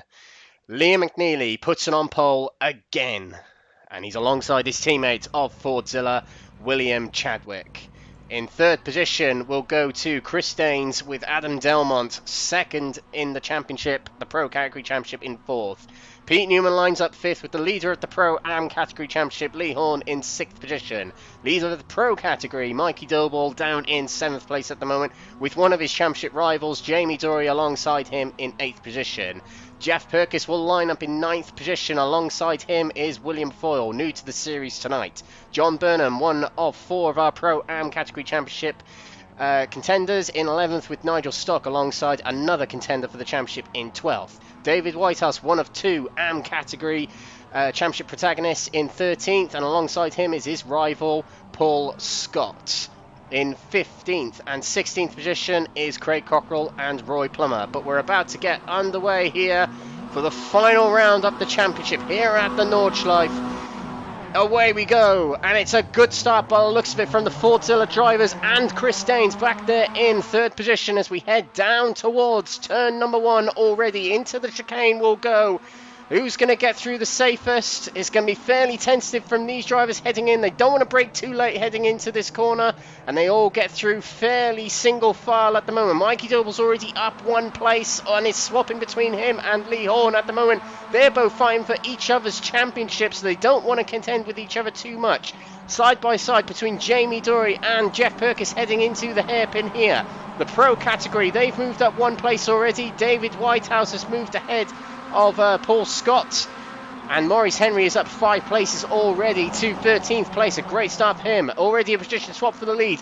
William Chadwick and Liam McNealy have swapped places for first and second at the moment as they try and stretch away from the drivers behind. Adam Delmont in 4th place here, bump drafting Chris Daines as we head up towards the chicane here.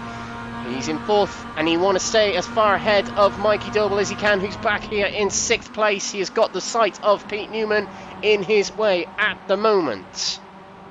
Well, as they make their way up onto the Nordschleife loop for the first time, it is the case it's been quite a sedate start to this race, but to be fair, I think it's the sensible start from all of our drivers. But now as they make their way through the Sabine Schmidt curve, this is where everything falls into line astern for the first time, and now it's all about managing the distance to the driver in front here. And well, Pete Newman getting a little bit closer to the back of Adam Delmont, but one thing that's actually quite notable, Dane's really struggling in P3 on the GP loop, particularly as we went up through Vidal through the chicane before coming on to Nordschleife loop, and that might be a sign of something to watch out for later in the race as they make their way on through and come charging up towards the run towards Flugplatz. But you can see already Mikey Doble a little bit sideways there, coming into the right, into left, and the rear of that Mazda looking quite unsettled as they come on through. But everybody so far looking good. Although I think Nick Clibbens has had an off right towards the back of the field, or he's had a bit of a moment as they all make their way then up towards Flugplatz for the first time. They come charging through here, and well, you can see right at the front Chadwick and Mcnealy right nose to tail one another, whereas everybody else just giving one of a little bit more space. But I do think the Fordzilla drivers here have a plan, which is they're trying to break away as early as possible. But of course, we've still got that very long run up towards Nurburgring here, and this is where Danes, Delmont, Newman, Doble, you name it, they'll all be gradually inching closer, because this is where the slipstream applies, and they will gain a huge amount as they come roaring on up. But will we see these side by side here the first time? I doubt it. I think everyone will try and keep it tame for at least one lap as they make their way up in towards Nurburgring. But will we see any position swaps here or potential overtakes? No. Everybody coming on in, but looking a little bit further back there, we can see Matt Emmons all the way down in P22, and I think he's had an off quite early on in the race, Alex. Yeah, I think he has. You can see he's had a Matthew Addy, spin, and everyone will be hugely glad they avoided that. That was Nick Clibbens and Matthew Addy who were able to get by him, but he loses track from the pack very early on here, does Matt Emmons, and he'll have to try and catch back up. Meanwhile, at the front 5 here in a bit of a crocodile as we head into the twisty section here at the north end of the circuit. It's El Plan at the moment between the Fordzilla drivers, but they're not quite stretching away from Chris Staines just yet. No, but I'm hearing a bit further down, David Whitehouse has dropped all the way down the order, and he's jumped to the pits. Yeah, David he has already. Yes, he has. I'm going to try and find it. There we go. Dave Whitehouse. And there was contact between him and John Burnham. Right, let's get a bit further back. Here we go, side by side between the two of them. There's Maurice Henry here. And he understeers into John Burnham. And John Burnham had no choice but to come back on the track. And that puts David Whitehouse into the wall. He'll have to tow back to the pits for a repair. And to get his... tow back to the pits and get a repair is what I was meant to say. He can still be in this race. But that is big news in the championship, in the AM category championship, as this man...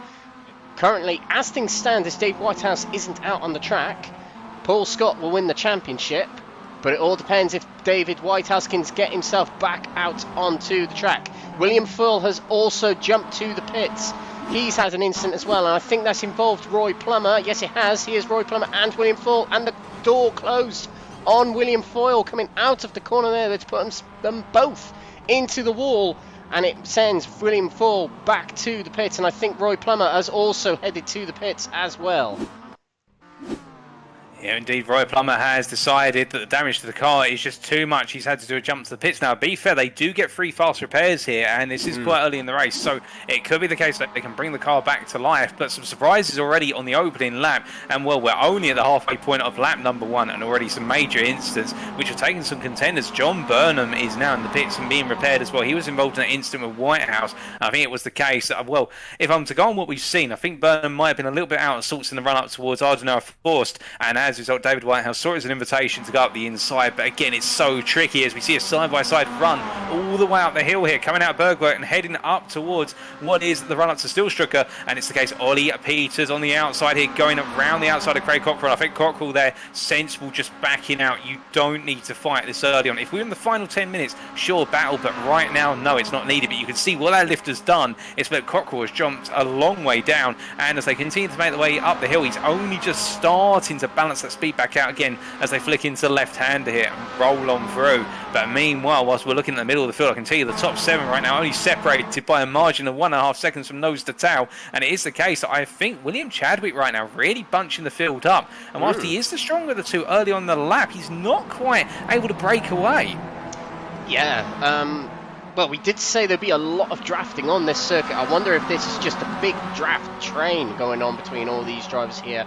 It splits up a little bit going through the carousel, arguably one of the most difficult corners on the circuit, but this stretches as far back to 8th place. Lee Horn, who is gapping his rivals in the Pro-Am category. His nearest is Nigel Stock, who is fourth in the championship heading into tonight. He's got himself ahead of Jeff Perkis and will put himself into second in category, getting him a big haul of points. We've got a replay of Paul Scott heading off the track. He's battling with Maurice Henry here. Contact. Oh, and it sends him into the wall. He'll have to come back to the pits. Excuse me, and try and get to repair. But that's both AM category drivers in drama already on the first lap of this race here, Paul. Indeed, I think Paul Scott's going to try and bring the car all the way round, but that is a very heavily wounded Mazda. That's got engine damage. If he can, he's on the downhill run now. Well, I'm not sure how long the tow time is, but if he can bring it home, it's very wounded. It's going to be 50-50. In fact, no, I think that front right axle has completely collapsed. Yeah, it has. He's going to, if he can get other drivers by, which he has, to be fair, he's now at the back of the pack. If he can bring it back to the pits, he's still got a significant advantage over David Whitehouse, but this is far from ideal for the two AM category drivers. This will make them sweat a little bit, it'll make them panic, but as you said, they've got fast repairs at their utilisation. As he heads off the track again, he's got to be really careful not to damage this car even more and not make it back to the pits, because the tow back to the pits he'll need is going to be whether he gets himself ahead of David Whitehouse or not, and that's really what he's doing this for, isn't it, Paul? Indeed, because if he can just bring the car on in, it will be the case. He has a much shorter time overall in order to get repaired and go racing. He holds that track position. And track position here, we've already seen it over the course of just this lap with the number of instances where drivers have had to try and scythe their way past another. Track position is so key. And that's what we're seeing in this top pack as we focus on it. In fact, coming back very briefly here to what was 2x2 there as they made their way through Flugplatz 2 and now coming up towards the left-hander here before the closed carousel. Well, we've got Maurice Henry at the head of the pack with William, well, I think that's Ollie Peters, in fact, just behind as they come into left-hander. Ollie Peters going up the inside. Maurice Henry, oh, goodness me. Yeah, side contact between Maurice Henry and Nick Clibbins there. I think Maurice Henry was suffering with a slowdown penalty there. Let's back through Ollie Peters. By the way, 10 places gained on this start of this race from Ollie Peters. A brilliant start, the biggest mover of the field. Maurice Henry versus Nick Clibbins at the moment, though.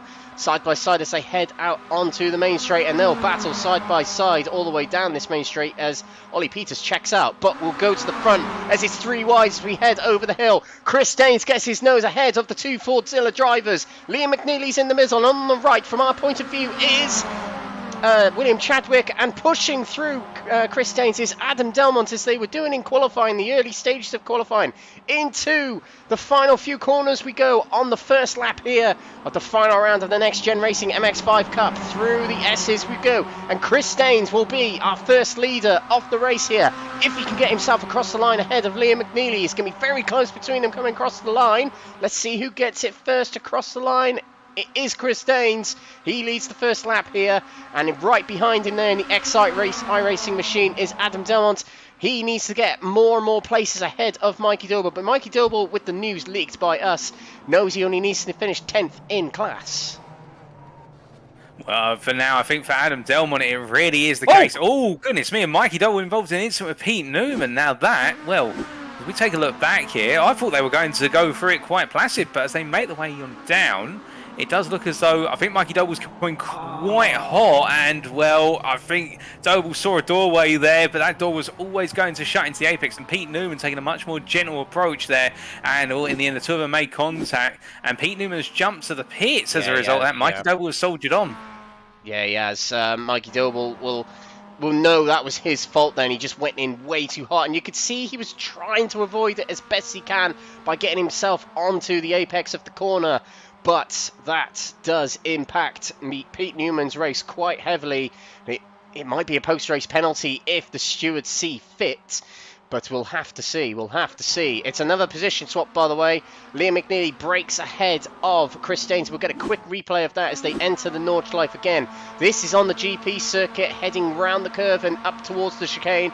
Chris Daines isolated on the inside there with the Fordzilla drivers on the outside. Bit of a nudge from William Chadwick to push him ahead. and that puts Liam McNealy back into the lead of the race here. So a little bit of a rundown of the order as we complete one lap here at the Nordschleife. 11 minutes expired in this race so far. It's McNealy from Danes and Chadwick, the top three. Delmont is in fourth from Jamie Dory in fifth, 3 places gained for him.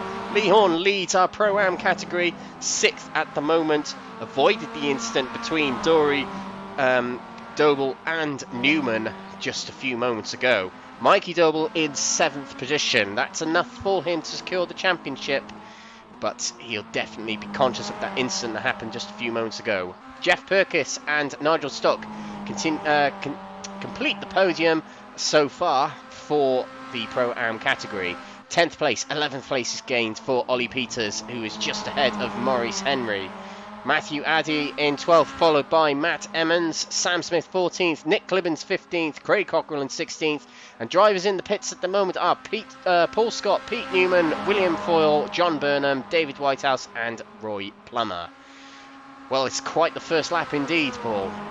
Indeed, it has been a first lap, which I think many drivers will not want to remember come the end of tonight. I think it may have already started to turn the momentum for a couple, but really the story has been so far. It does look as though our top 7 have had a very smooth start to this race for the most part, although Mikey Doe and Pete Newman involved in that contact. But Lee Horn continue, and as they make the way on down here, it is the case that Lee Horn has found his way past Jamie Dory, and really he's one of the drivers who's been a bit of a hero of this opening lap, just simply stayed out of trouble and kept himself moving up the order, and that is what you need here at the moment, as we see Jamie Dory giving his teammate a little bit of a push along there. And as they make the way around, we can see David Whitehouse has just come out of the pits. He's finally back under his own steam, and he is a lap down, of course, versus Paul Scott, who's just leaving the pits. So it is the case that a lot of these drivers, where they had to jump to the pits at over the course of the opening lap, they've been reset to be on that opening lap again. And then Roy Plummer, well, he is one of our penultimate drivers here, as Paul Scott, of course, a lap up on them in P17. He can get back underway, and he'll feel some comfort. He does have a 1 lap advantage over his championship rival. He does. David Whitehouse only just up the road from him here, so David Whitehouse has got it all to do now, but he's still in the race, and if he finishes, still scores enough points and not enough of a gap between first and second in these point scoring positions for him to lose the championship. So really at this point, Dave's just got to keep it on the black stuff. Yeah, that's all he's got to do at the end of the day. And I think now that he's had that moment, I think from what I'm gathering down in the paddock, that instant between him and John Burnham as they made their way up towards Altenauer Forst was simply the case. I think Burnham was going very slowly in the run up the hill into the blind left-hand apex. And I think Whitehouse took it as a sign that he could go up the inside, but in the end the two came to contact together. But that, of course, that is something which experience, and that's why at the end of the day, he'll learn from that one. I think what he'll recognise now, if he's in that situation again and the driver in front of him is going a bit slow, he'll just back off and roll up behind, because he doesn't need to take any risks here. And that's what we're seeing as well. Noticing one thing about Adam Delmont in particular here, he's staying a bit further back. He's been playing alongside Chris Danes in terms of trying to work with the Dane in order to gain an advantage over the Fordzilla drivers of Mcnealy and Chadwick. But when they start to get very close together, as we see they make their way through Bergwerk right now, it is the case he's always just a little bit further back, trying to avoid the potential risk of contact. As you see here, Chadwick all over the back of Danes, and this is enabling Mcnealy to an extent just to pull a little bit of a gap. Of course, that gap will come on in as they make the way up the hill, but as they go charging on up at this point, it's very interesting to see the different approach of drives. Some drivers are a lot more comfortable in going side by side or nose to tail around here, others just being a little bit more hesitant and playing the safety game. Yeah, absolutely. I think you're right with Adam Delmont here. He's thinking this is a long race. He's very experienced with endurances anyway. As you can see, Chris Danes hugely quicker than Mcnealy as we head into what's I think is Bravery Corner or something like that, and he drops off a little bit down to 3rd place, down to 4th place. Adam Delmont alongside, can he get in front? Yes, he can. So Chris Danes isolated on the outside there, sent back down to 4th position. Meanwhile, further back we've got Ollie Peters versus Maurice Henry on the very same part of the track as we head towards Bravery Corner now. Ollie Peters has the inside, the better line to have, but Maurice Henry hangs it round the outside, trying to keep it alongside the Crest Autosport driver. As we head towards the kink to the right here, Maurice Henry has the better line here. Ollie Peters lets him have it and tucks back in behind. Very, very close to the grass, the edge of the track there, but Ollie Peters surrenders the position and drops back down to 11th. But still 10 places gained for Ollie Peters, and he might be able to latch on to the back of Maurice Henry for them to try and gain a few more positions as the race goes on. Indeed, and one thing to note there, don't know if you saw it, Alex, Ollie Peters backed out through what was the right hander with Maurice Henry was inside, because Maurice Henry actually went quite high in the apex curve, and that threw the car out with some understeer, and with Ollie Peters hadn't lifted off the throttle, there could have been contact between the two of them. That's why in the end, I think Ollie Peters is now behind. He's shown a lot of awareness here, and well, it's the same with Danes. When he was trying to go around the outside through Bravery Corner, I think he had to do a small lift because the rear right tyre was just starting to go onto the grass, and see a bit of a tap there from Chadwick. Chadwick wanting to get a move on. Yeah, absolutely. We're losing the pack here. Chris, let's get a move on. Or a nudge to just let him know, I'm here still. I'm here. I'm keeping an eye on you as well. Adam Delmont is checked out a little bit here. He's, tell you what, if there's a night for Adam Delmont to be in absolute tip-top form, it is tonight. He's doing very well so far. Good qualifying performance and a good race performance so far. Keeping his nose out of trouble, just picking off the easy moves, I have noticed. And that's all you need to do on a track like this, a situation like this. Well, indeed, and well, speaking of drivers who are having a night to remember and drivers who are not having a night to remember, we've already got the retirement of Pete Newman from this race, and I believe David Whitehouse has been towed to the pits again. Oh, something's happened to David Whitehouse. We'll have to take a look. Yep, something has happened to David Whitehouse. He's still got fast repairs to use. Oh, just went into that corner way too sharp. Trying to push too hard, trying to catch up by the seams of it. But that has sent him into the wall again. He'll have to tow back to the pits. He'll have to get another repair. At this rate, Dave's not going to do any laps in this race. Nearly 20 minutes gone. And he's on his second fast repair. He's only got 3.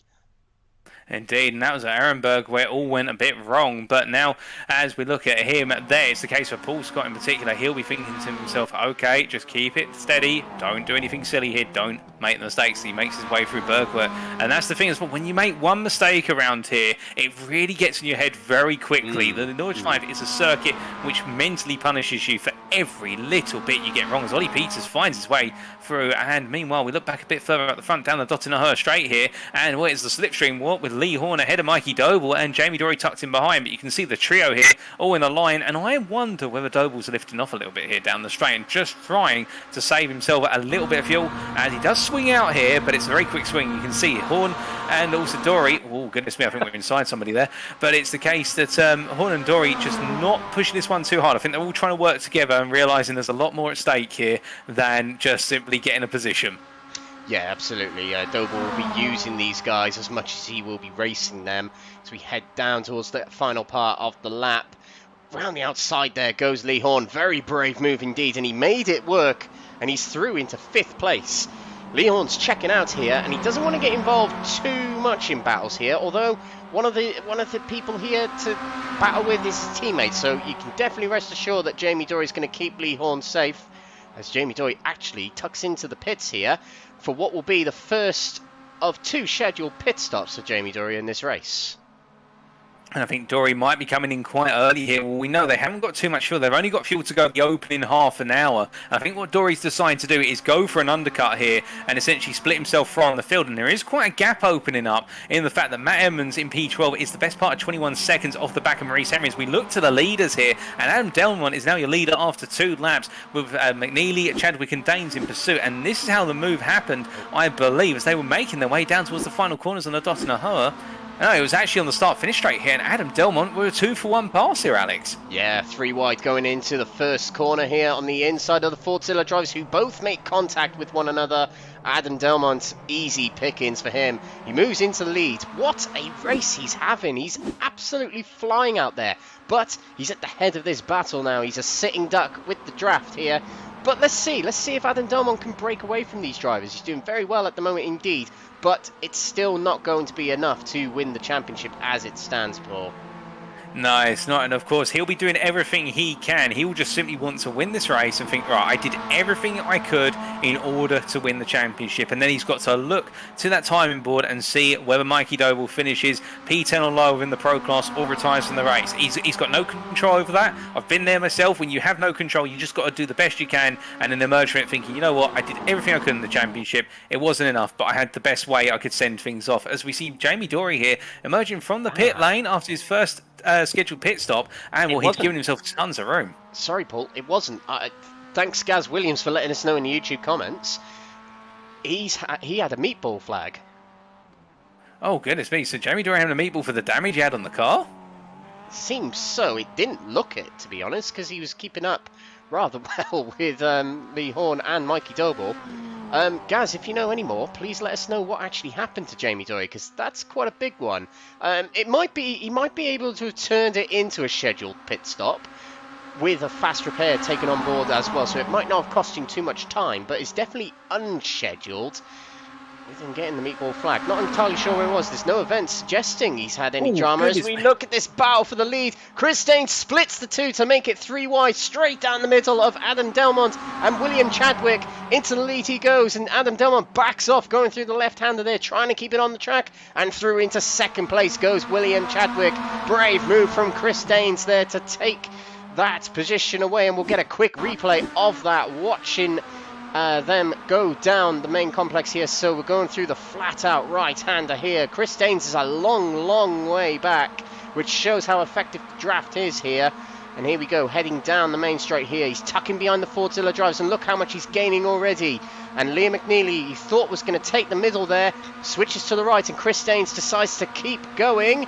Oh, he was so close between him and Chadwick, but through he goes into the lead. Spectacular, brave move from Chris Danes to take the lead there, Paul. Indeed, and what I think in the eyes of the Fordzilla drivers, there you have to excuse anyone in the chat who's not a Miley Cyrus, not Miley Cyrus fan. I can't remember the name of the female singer, but he came in like a wrecking ball there, and he just simply came charging on through. And at the end of the day, Chris Danes gained the lead of this race, and where you could see, I think Mcnealy, who peeled to the right, thought he was going to be able to sort of swing to the right and then come back into the middle, but then Danes was right there, and well, they all calmed it down there. But my goodness, I mean, my heart was in my mouth there, Alex. I was thinking to myself, at that point, we're only 22 minutes in, they're already doing 3 wide up into Orenburg. Yeah, absolutely. It's one of those where if you were in one of the other cars other than Chris Danes, you'd be shaking your wheel just to sort of make sure you're staying in the race, staying out of trouble. Sim races, you know what kind of a shake of the wheel I'm on about. News from Gaz Williams are Ted Kravitz for today's race, it seems. Damage from the turn 1 incident between Doble and it was someone else. Newman, there we go. Newman, the two got turned. Of course, that's what you got the damage from. He hit the back of Newman and or Doble really hard, and it bent his steering, and that's why he had to come into the pits. But credit to Jamie Dory, he kept up with Mikey Doble and Lee Horn rather well, considering. Indeed. I mean, as you say, Alex, it's the case. We didn't gather he had any damage on the car there. If he had damage, it must have built up over the course of the remainder of the lap because, well, it's the case he was running with absolutely optimum pace. And what we see Lee Horn here all over the back of Mikey Doble, who, since the start of the race, has fallen back a little bit. But I wonder if Doble's onto a sort of strategy here because he's let that gap between himself and the top 4 open up to 10.6 seconds, and he hasn't had any major offs or incidents. But meanwhile, we look back up towards the leaders here, and they go again. And as they make their way up the hill here, it is the case, making their way up towards the steel striker, heading up towards Bravery Corner. Well, it's 2 by 2 as they come up through the right-hand kink before the left-hander. It's the Fordzilla drivers on the left-hand side of the picture, and then we've got Danes and also Delmont as they make their way through the left. They're all going to have to lift here to make it all through safely. They do. Danes still ahead. Chadwick in P2, and as they make their way up into the right-hand kink, it's the case that Delmont's going to try and hang on the inside, and Mcnealy goes around the outside as they go into the braking zone here for Steel Stricker, and as they come down hard on the brakes, it's going to be the case that Delmont's simply on that inside, but McNealy's got the run round the outside. My goodness, and now as they come towards the carousel, they all form into a line once again, but how long can they keep this up? 2 hours apparently. That's my estimate, but that was spectacular battling yet again from these drivers. And it all seems to start from Chris Danes making an absolute bonsai move on these drivers on the fastest parts of the track. He's got nothing to gain, he's got nothing to lose though, hasn't he, Chris Danes? He could take this race win away, which he won't get anything out of it, but certainly personal accolade of himself. But contending with the big drivers here, and who knows, we might see Chris Danes make more regular appearances next season. I certainly hope so. He's putting on a great show so far. He's checking out a little bit here, as the 2 Fordzilla drivers will have to bang their heads together and work together to catch back up with Chris Danes as they absolutely flush through that sequence of corners there, riding the curbs through the corners, hooking the car on the curves to sort of bring it around like a train track. As they catch back up to Chris Danes here. Now, while they're settling all of this, let's see what else is happening out on track. We've got Chris Perkis, Jeff Perkis, very close to Nigel Stock here. So Jeff Perkis, who had a very good round last time out at Long Beach, and he's having another good round here, top 3 yet again, Paul. Indeed, he's keeping a lot of pressure on Stock, although Nigel Stock, to be fair, did pass him only earlier on this lap. I think it was the case, a small mistake from Perkis. But as you say, Alex, he's really enjoying the racing here, and it's a revived Jeff Perkis. I mean, last time out at Long Beach, 3 great results back-to-back, and now today, a good qualifying session being backed up with a hot pursuit here at Nigel Stock. And I think the battle between these two is only starting to build up, to be honest. And Perkis, well, you can see as they make their way through the left into right here and over the blind, Summit just tucking in nicely behind as they come down through Gardens Irons, and as they roll on down the hill here, where you don't want to be too close to the driver in front for the simple reason there is a huge concertina effect as they come over the bump and literally in the air for a brief moment as they run through. Jeff Perkis definitely really enjoying it, and Ollie Peters not too far back at the moment, 8.7 seconds back, and continue to soldier on despite a difficult start to this race. Yeah, Ollie Peters quite enjoys this track. He's a big fan of this car and he's a big fan of this track, so Ollie Peters in his elements at the moment, on his own a little bit right now. He's stretched away from Maurice Henry, credit to him.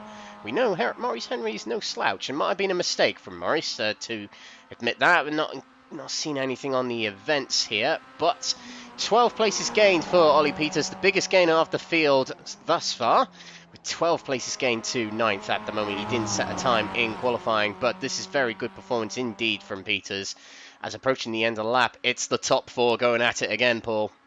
Oh, not again, and it's the same way. It's those 4 again, isn't it? It's the Fordzilla drives on one side, and it's Danes and Delmont on the other side. I think this is going to be a recurring theme over the remainder of the time here as they make their way down Tottenham Straight. But again, you can see how Chadwick getting given a little bit of a push by Mcnealy, and in return here, Delmont just tucking in behind Danes, not daring to tap him on the rear end. I think not as trusting the two of them there as they make their way on down, but they're still side by side as they come down under Bilstein and make their way into the final couple of quarters here. Danes on the inside versus Chadwick. And Chadwick giving them space, but in return now he's trying to snake his way outside to inside as he goes for the cutback as they make their way out the final 2 quarters. But it is Danes who's ahead currently as they charge to the end of lap number 3 here and head on to lap number 4.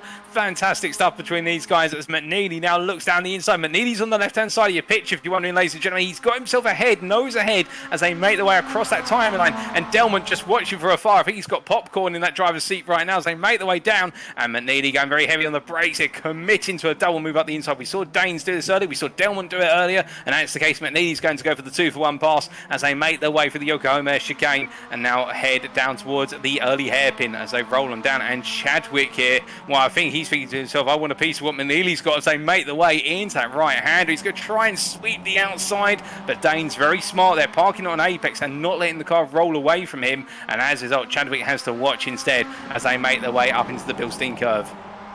I tell you what, and a little bit of a blink in and out then from Liam Mcnealy as, the inside taken from Chadwick to swipe away second from Chris Danes.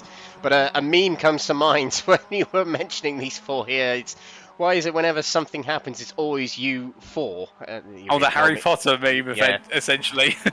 Original 3, but it's these 4 at the moment. That's going to come to mind every time we see these battling out. They're just having fun out there. They've got a long race here, and they're just having fun. Now, it's all fun and games until they make contact. That's when things will start getting a bit more like, hey, watch it. That's when the elbows start getting out and words start flying across the Discord. But at the moment, they're having great fun. It's great to watch as well. Oh, indeed. And whilst these guys are battling, I'm just seeing out of our commentary box window Matthew Addy coming into the pits from P4 in the Pro-Am class. And he's been having a very smooth race. And here's the case, he's gained a place recently with, I believe it's Matt Emmons who had to jump to the pit lane, unless I'm mistaken. I think Matt Emmons may have actually retired from the race. Oh, maybe. Let's take a look to Matt Emmons to see what's going on. Oh, he's been repaired. Yeah, he's still in the pits. Yeah, not too sure what's going on with Matt Emmons. We'll have to keep an eye on him at the moment. Sam Smith is also in the pits. I'm not sure if this is a pit stop or if it's a tow-in. We'll have to find out. But all drivers still running, including Pete Newman, who is... No, he's not. No, Pete Newman is out of this race, I believe. He's decided to call it quits on this race, unfortunately. Now, with that incident that happened between him and Mikey Doble. Yes, Matt Emmons still towing.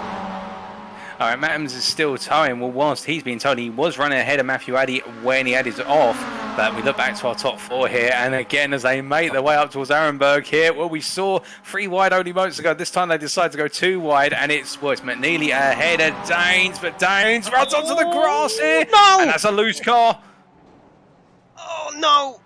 Oh, how did Adam Delmont avoid that? Sorry for no speaking there. It was a hold your breath kind of moment. Adam Delmont had to stamp on the brakes there to completely avoid that. So let's go from the onboard perspective of Adam Delmont here. Off goes Danes. It's just understeering into the barrier, and here we go. Stamps on the brakes. Oh, that's close. My word, Well, that's close. That's a real heart-in-mouth moment for Adam Delmont. That could have cost him the championship. My goodness, I mean, that was close, but to be fair, I think Delmont knew there was going to be a way with MX-5 in the hands of Chris Danes coming back across the circuit at some point, and I think he'd waited for it, and then in the end, when he was about to get back on the power, that's when Chris Danes came across the front of him.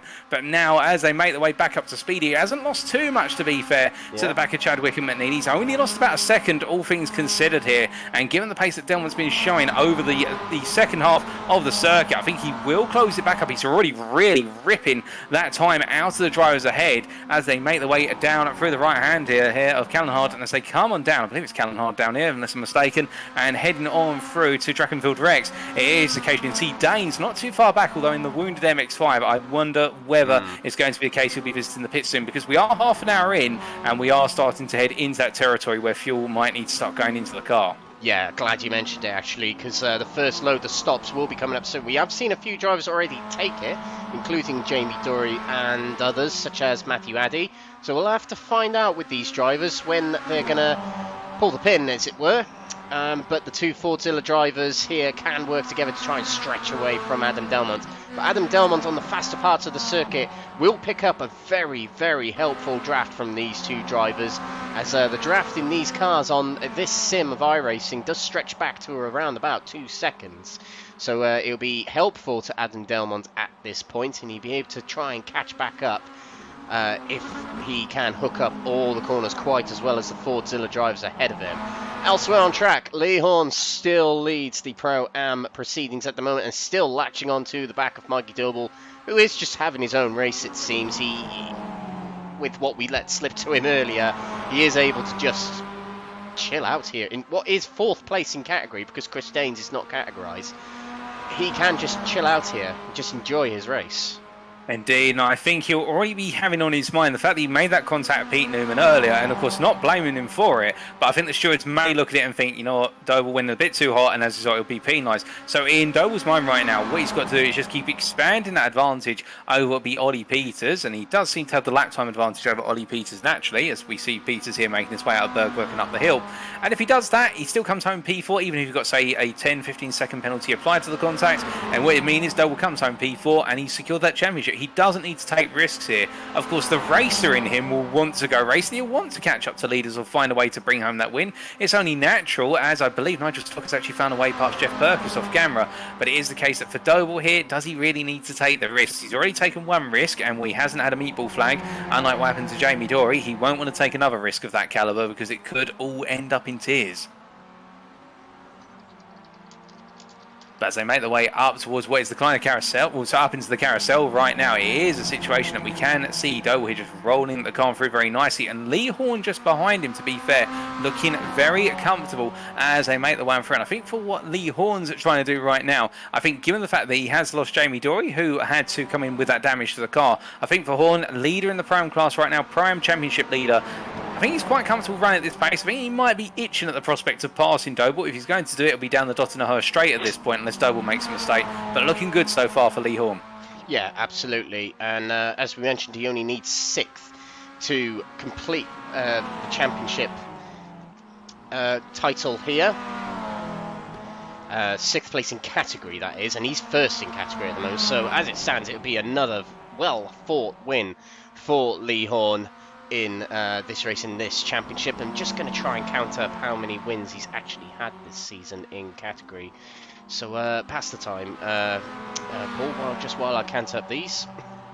All right, well, whilst you're counting those, Alex, I mean, one thing we just saw there briefly, Mikey Dole going a little bit wide in the run into the downhill section, but keeping it together. And again, I do wonder whether some tiredness is starting to kick into some drivers this early on, because they've already had, well, they had practice sessions earlier in this week, well, not early in this week, 'cause it's only a Monday, but they have had practice sessions over the weekend. They had the practice session before we went qualifying, and an hour of qualifying as well. It does take its toll here. Of course, a lot of these drivers are regular competitors in events such as the Daytona 24 Hours on iRacing and other events of that kind. But it is the case at a circuit like this where you've got to remember so many corners, 100+ corners around here if you take all the small kinks and whatnot. And as we look to the front of the pack right now, our leaders, our top three, well, Adam Delmont is right there with Chadwick and Mcnealy as they come through the Kleiner Carousel, and as they roll them through at the left-hander here and now make the way up towards Golden Cop Corner, it is the case. You can see Chadwick's starting to fall a little bit back here, but again, this could all be just simply pacing himself, and well, we'll have to wait and see how those pit stops play out here, but I do wonder how much car management is being put in by all drivers right now, because we saw it time and time again in the races, in all the rounds leading up to this point, particularly in the 25-minute sprints where the brakes and the tyres really started to go towards the end of that 25 minutes. I'm sure they're going to be lasting a little bit longer today, but a bit of tyre and brake preservation will help, particularly. We are expecting, I think, drivers to potentially put on a second set of tyres over the course of one of their two pit stops, or they might split it over the course of the two stops here. But it'll be interesting to see how much time management goes on in as they make their way underneath the Bilstein board. And as they come, well, they're about to go under the Bilstein board, I should really say, but Chadwick and Mcnealy sharing the side-by-side space. And in between them, I think Delmon's going to take a look. No, he decides to tuck in behind there what is Mcnealy and just simply watch for now. Dane's the best part of 7.2 seconds back and losing time, so the damage on Danes' car has racked up and taken its toll, as I believe Lee Horner's just found a way past Mikey Doble. I think that might be as they've come onto the straight. Indeed it is, and Mikey Doble not fighting this, just simply backing off, as it's the case. Chadwick, Mcnealy and also Delmont into the pits, so I think they've all hit the end of the fuel tank and they've all decided to come on in, as it's a little bit of a scramble here, and the pit crews are going to have to be fast at work. Now, who is going to come out ahead? Will it still be Chadwick ahead come the end of the pit stops, or will it be a change as Danes comes on in as well? So it is the case, all of them hitting that fuel tank. And well, on top of that, we've now got to ask ourselves how much fuel is going to go in the car. I reckon it's going to be a full tank for most of the drivers here. They want to take it quite deep into the second stint, as we see Horn and also Doble making their way in. And I think we'll have Stock and Perkins a little bit later, 20 seconds later, coming on in. Any update from yourself, Alex, on Lee Horn's victory tally? Oh, yeah, plenty of time to go. But yeah, 9 wins this season for Lee Horn. This could be number 10 for himself. And Craig Cockrell has had 8 wins this season. Craig Cockrell been relatively under the radar when it comes to wins in the Pro-Am category, but plenty of them this season. So good season it's been for him.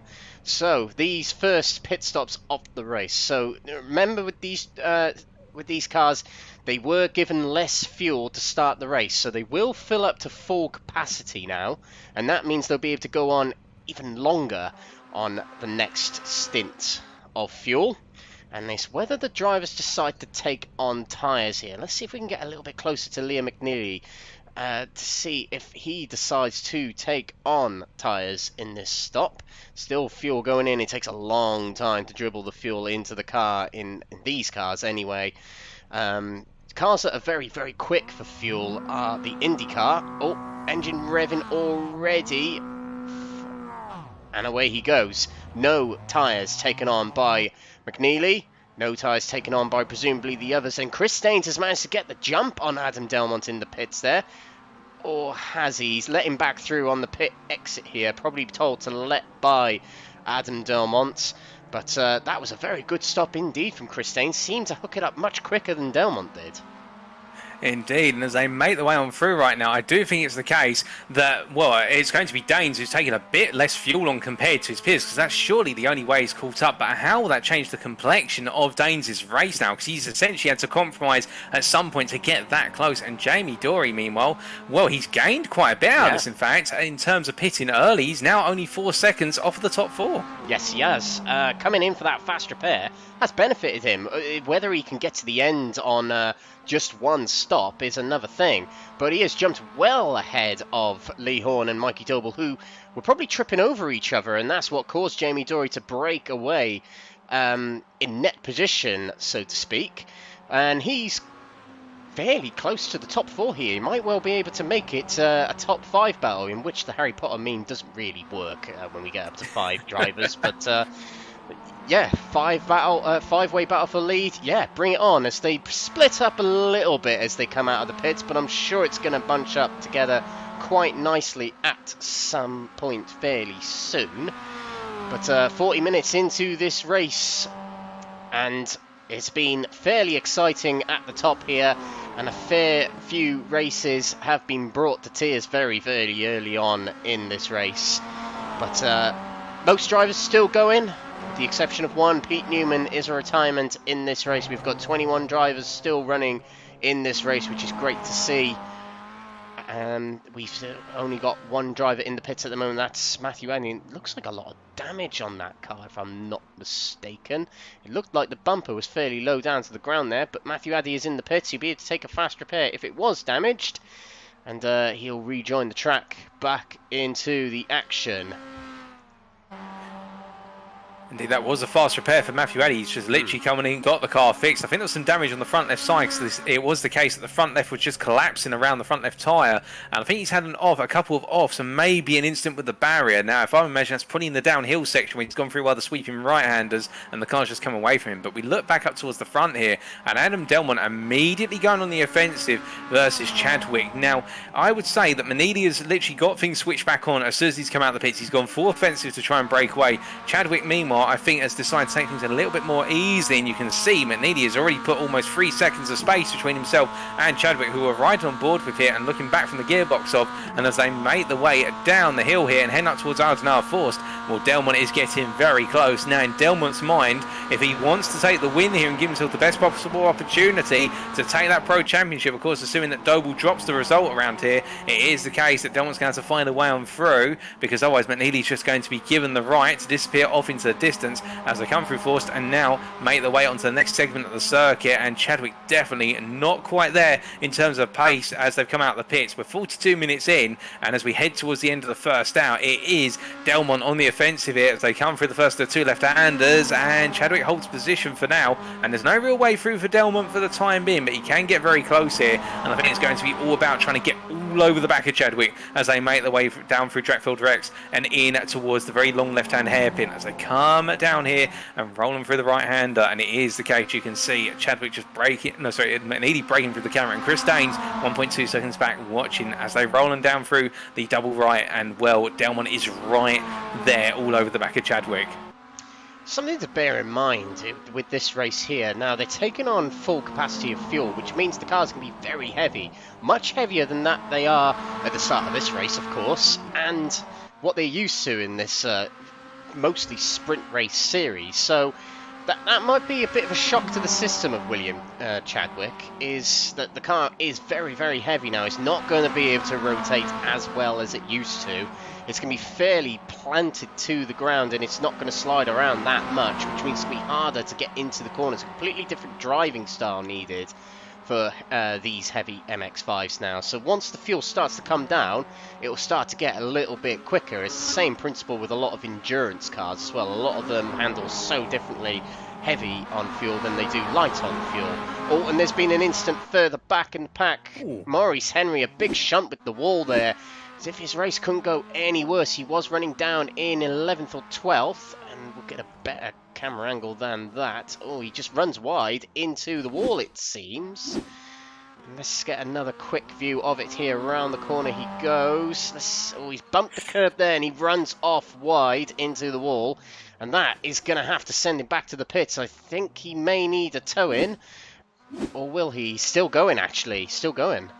Indeed, and that was at Catlin Hard Corner, and as you're saying there, Alex, just literally clipping the apex curb, and that's the thing about the curbs around here. You can see how high they are compared to the road surface as he makes his way from the left-hander there and heading up towards Exmuller into Extall. And it is the case, as soon as you tap one of those curves, the car gets launched, and particularly in these MX-5s where they haven't got the downforce, they haven't got the low ride height, these cars do bounce on their suspension when they tap those curves, and Henry finds out the hard way what it means when you get it wrong at Catlin Hard. But as he makes one free, he's going to try and soldier it into the pit lane, and a bit further up the order is the case, I think Clivens and Peters having quite the battle for P10 overall. What is in their class?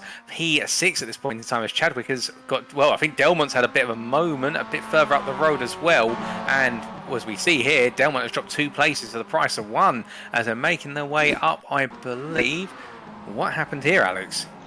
Let's take a quick look. Adam Delmont goes wide on the carousel there, and now once you go wide on that carousel, that is it. You lose so much time. Essentially because the banking is hooking you into the corner, making you much, much quicker. And nobody goes out on that outside, so there's not much rubber out there either. So Adam Delmont was effectively on an ice rink compared to the other drivers around him. It does lose him 2 places, but he won't mind so much at this point as he's still contending in this top 4 here. He'll be able to catch back up, be able to get back involved in the action, but relatively uncharacteristic mistake from Adam Delmont there. Heavy fuel yet again probably being the impact on that to force him out wide. But we'll see how the drivers get on as things go by. They've got a lot of fuel to burn between now and the next stop, which we'll probably see, I'm gonna guess, in about an hour's time. I think these cars can do about an hour on a full tank of fuel. Am I right there, Paul? I think so. I mean, given the fact that it's a 45-litre fuel tank from what we're hearing, 25 litres in the car at the start, that took us to half an hour. So it's almost double there. So yeah, we're looking at about our final pit stops about an hour and a half to an hour and 40 minutes in. Yeah, so about, between 45 minutes and an hour away from us is the next load of stops. So definitely another stop needed for most drivers here. Making it a 2-stop race, any more than that and you're in deep, deep trouble, especially on track like this. A few drivers have had to take other pit stops to take fast repairs. We saw from Matthew Addy just a moment ago. We've seen Dave Whitehouse in the pits twice through repairs. Paul Scott, of course, as well, with his incident on the opening lap.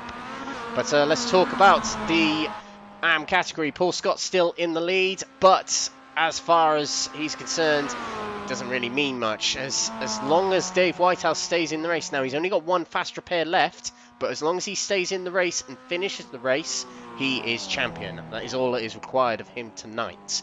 Meanwhile, in the Pro-Am category, Lee Horn is doing everything he's needed to, and more, to be honest. He's doing very well with contending with the pro drivers here in the top 6 here, battling for that top 6 spot with Mikey Doble just behind him on track. But Lee Horn only needed 6th or higher, and he's first in category at the moment. That is well and truly enough. And as for the pro category, Mikey Doble here, 5th in category. All he needed was 10th. So very, very much job done so far for Mikey Doble, and that's really, we can really suss out why he's just sort of sitting in this position here, Paul. He doesn't need to do any more. No, he doesn't need to do any more than that, and I think just keeping it as smooth as he possibly can here. As you can see, Lee Horn taking a very similar approach, which is just let Mikey round on the outside and then tuck on in. A bit further back, however, I think it's getting quite tasty in the battle for P8, as we see there. That's Nigel Stock on the left-hand side of your picture. It's Ollie Peters on the right, and then coming through in the middle, and these guys have been building up for some time. That is Nick Clemens, and they're going to go 3 wide here down the Tottenham Straight as they make their way up towards the Bilstein Bridge. And as they come on through here, Clemens with the overspeed, but it won't last for too long now as they all tuck in again into a line. As William Chadwick into the pits further up the road. Yes, I was just about to mention that. Chadwick peels off into the pits. Now what has happened here? Has he sped in the pits on the previous time and he's had to take a drive-through? Let's take a look, see what happens to him. Is he out of the pits yet? Has he had to take a meatball flag to take a fast repair? Has he had contact where we haven't spotted it? He's pulling into his pit stall. Now actually, if he has sped in the pit lane, he'll have to serve a stop and go, wouldn't he? He would, and I do believe it were. His pit time there was the best part of almost 30 seconds as we come back to live pictures. And, well, I think Clibbins there being under attack from Nigel Stott, and Stott wanting to try and find his way on through here as he does go in that hot pursuit. What is Lee Horn's Clippers there? Oh, goodness me, dropping it right over the apex of turn number 1. That's what you don't do at turn 1 here at the Nurburgring. That has really hurt the suspension on that MX-5. It might well have. Let's take a quick replay of that from up here. Just a casual entry into turn 1 here and just took way too much of that inside curb, as you mentioned, Paul. Yeah, lifts it up into the air, and that's it. As soon as it lands, it just spears it around. And had to wait for the other cars to come by, and that drops him back down to 11th place. And it was looking like a good race from Nick Clibbins, following Ollie Peters along. Ollie Peters, by the way, 13 places gained to 8th place. What a race he's having.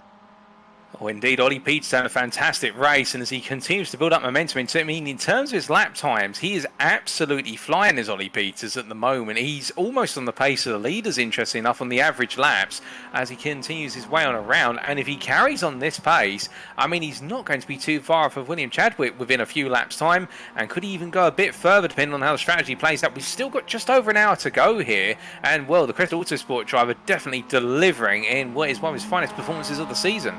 Yeah, that's why we call him the mailman, because he always delivers. No, we don't call him that. Yeah, fantastic drive so far from Ollie Peters, and he is lapping quicker than Jamie Dory and Lee Horn. Now, they're the only drivers, apart from Liam McNealy, who have set valid times at the top. Liam McNealy on a 3:20 at the moment. That's as quick as his qualifying time, which is extraordinary. But Ollie Peters, one of the fastest drivers on the track at the moment, it seems. So let's see how far he is away relative to the drivers around him. He's 8 seconds shy of William Chadwick, and he's 24 seconds shy of Lee Horn. Now, it's quite a stretch to catch up with him, but Ollie Peters got through the worst of the pack. I say the worst, he's got through the main bulk of the pack, actually, to get himself into this position right here. Oh, and something's happened to Craig Cockrell. Did we see? Was it him? No, it was Nick Clibbins we saw take a spin, the other Syntec driver. Craig Cockrell's in the pits here, taking on tyres. I wonder if this is a scheduled pit stop. He's quite far down, and Craig Cockrell's chances at the Pro-Am Championship really slipping away now, as Lee Horn is well and truly a long way away on the track. If you look here on the map, he's on the other side of the track pretty much. Indeed, and I think for Craig Cockrell at this point, it's all about, well, if that is another scheduled stop here, that may enable him just about to go to the end with a bit of fuel saving. We'll have to wait and see. I haven't got anything on my indicator to say that he's picked up any damage or had a major off, so it could be a scheduled stop. But meanwhile, we look back up towards the leaders here, and Adam Delmont, well, with Chadwick having to peel into the pits to serve what appeared to be some sort of stop-and-go penalty, Delmont absolutely flying now in clear air, and he is closing up to Mcnealy. He has brought that gap down to 2.2 seconds, but in return, the XR iRacing driver, I think, will have one eye look in his rearview mirror, because he does have the fast-charging Danishman of Chris Daines behind as they make their way in to the hairpin here, and as they come on down heavy on the brakes. Chris Daines, well, I think he knows at the end of the day that he is a little bit of a spectator in what is this battle in the Pro Class Championship, but he wants to be involved in it, he wants to interact with it, and who can blame him as he makes his way on down and over the bridge. Yeah, I mean, he was invited along to this race. Well, he wasn't invited, he asked to race along, and he wants to get involved, and so he should, but it was warned to drivers before they started here, if you're not involved in the championship fight, or if you're new to the series, don't get yourself so involved that you influence almost a championship outcome. Have some fun, but not too much, pretty much, is what the admins was saying. So, yeah, credit to Chris Daines. He's really getting stuck in here. Hopefully we see him next season. Jamie Dory did mention last time out at Long Beach that we will be getting another MX-5 season here at NXTGEN Racing, as well as something big on Thursday. So do keep your eyes out on the channels that are NXTGEN Racing, the Facebook page, of course. Give that a like, give that a follow, and of course there is the NXTGEN Racing Facebook group, where most communications happen, where you can get involved in the series. If you just type NXTGEN Racing, as you can see it's spelt in the top left of our screens here, you will find the Facebook group to join. Whether you are a spectator, a fan, or a driver yourself, you can get involved in the Facebook group to get involved in the community and the racing. And of course these live streams and broadcasts as well. But still the battle rages on between Mikey Tobel and Lee Horn. They're not letting off each other, they're having some fun, and they're going to continue doing it. They've continued doing it for 54 minutes, and they're probably going to continue doing it for another hour and 6 minutes. Oh, indeed, and well, whilst these guys have been battling their way up the hill, I've heard that Craig Cockrell has jumped to the pits, and I believe Maurice Henry has retired, so we've got 2 retirements in this race now. Maurice Henry and was it Pete Newman? What happened to Craig Cockrell here? He was making his way up through the car's just straight line across the road. Yeah, it might still be a damaged car. And he's come to a stop there. I wonder if we've missed something. There's another off a little bit earlier on. Oh, yep, there we go. Into the tyres, and that will, excuse me, heavily damage the suspension on the car. And he must be trying to feel the car as it goes into the right-hander here. Yeah, it's just straight lines. He can't get that car turning right, which means he has to tow back to the pit lane. And that will probably be it for Craig Cockrell. That's probably his championship chances done and dusted. It's been a brilliant season from Craig, one of the biggest winners of the season in the Pro-Am category. But that will be it in his championship chances tonight in the pits. He'll keep going in the race, but yeah, sad end to the championship for him. Indeed, it's not the way he would have wanted it to be fair, and, well, not quite at the halfway point, but I think it is the case with the amount of pushing he's had to do to try and get himself back into that contention with Lee Horn so far at the field. You can imagine he's pushed hard, and in the end, it's just not quite worked out as they make the one through. And now Sam Smith has jumped to the pits as well. An instant. Oh, there was an instant further up. So here we go, Sam Smith heading into the fastest part of the circuit. Oh, and he gets a bit of understeer heading into the left-hander there, onto the grass. The car can't slow down, and then into the gravel, and into the wall he goes.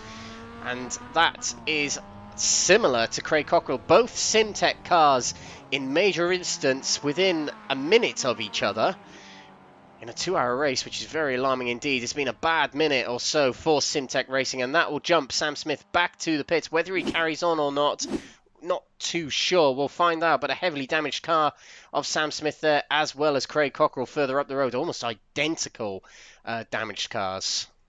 Indeed, both on that left-hand side, both hitting a tyre barrier quite hard and in the end collapsing the car.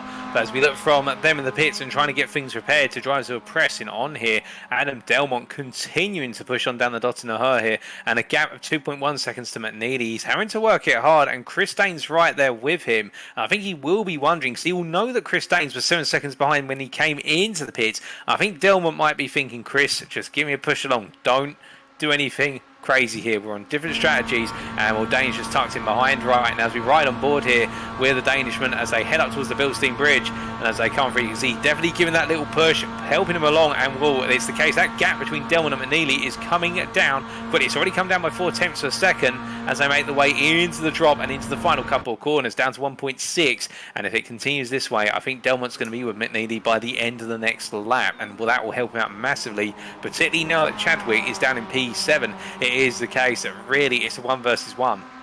Yeah, absolutely. And William Chadwick, we saw, had the stop and go penalty, presumably for speeding in the pit lane on the first of 2 scheduled pit stops. That's something you've got to consider with iRacing. It's something you had to consider with this race.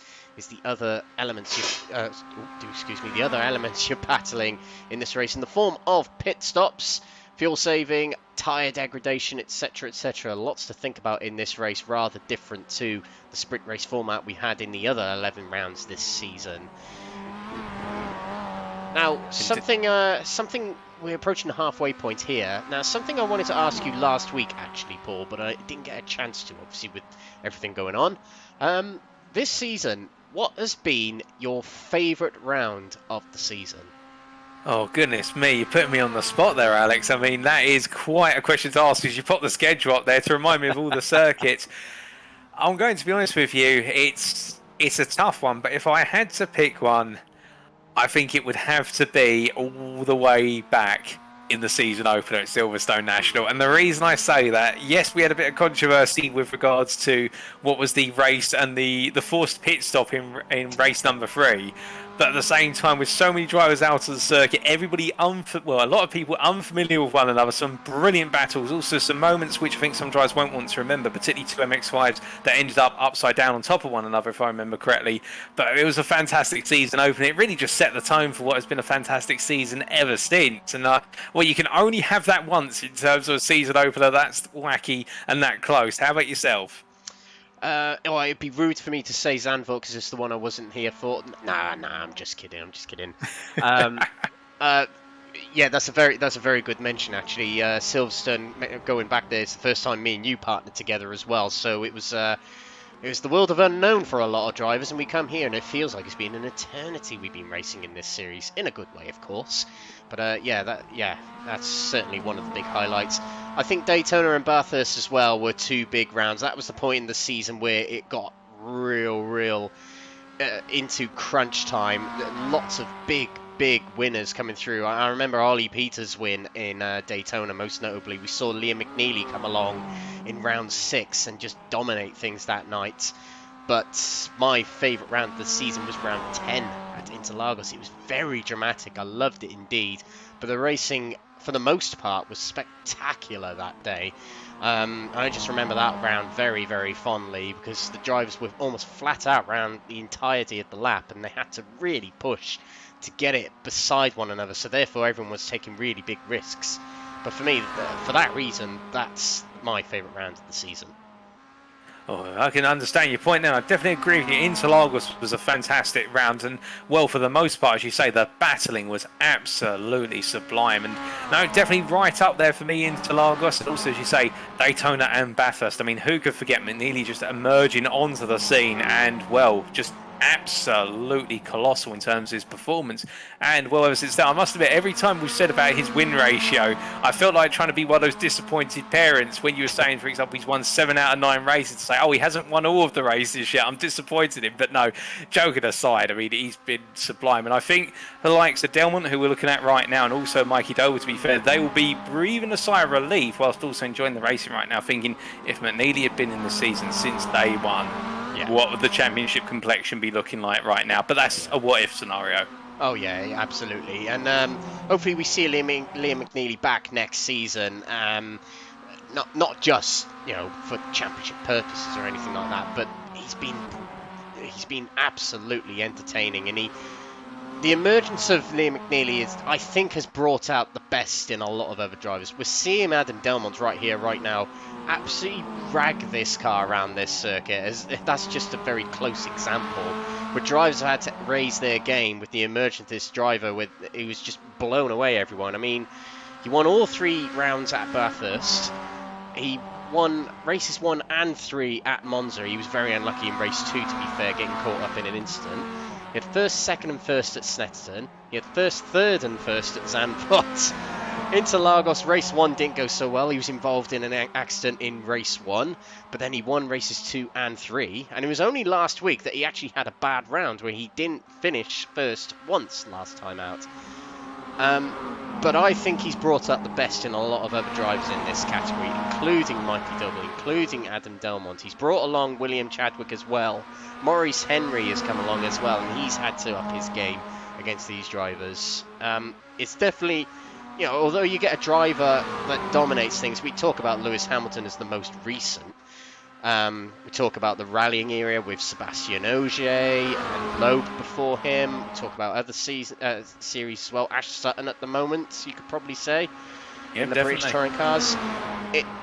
Although people say it's boring, there's only one winner, it makes the other drivers around them better. They have to be better to try and win.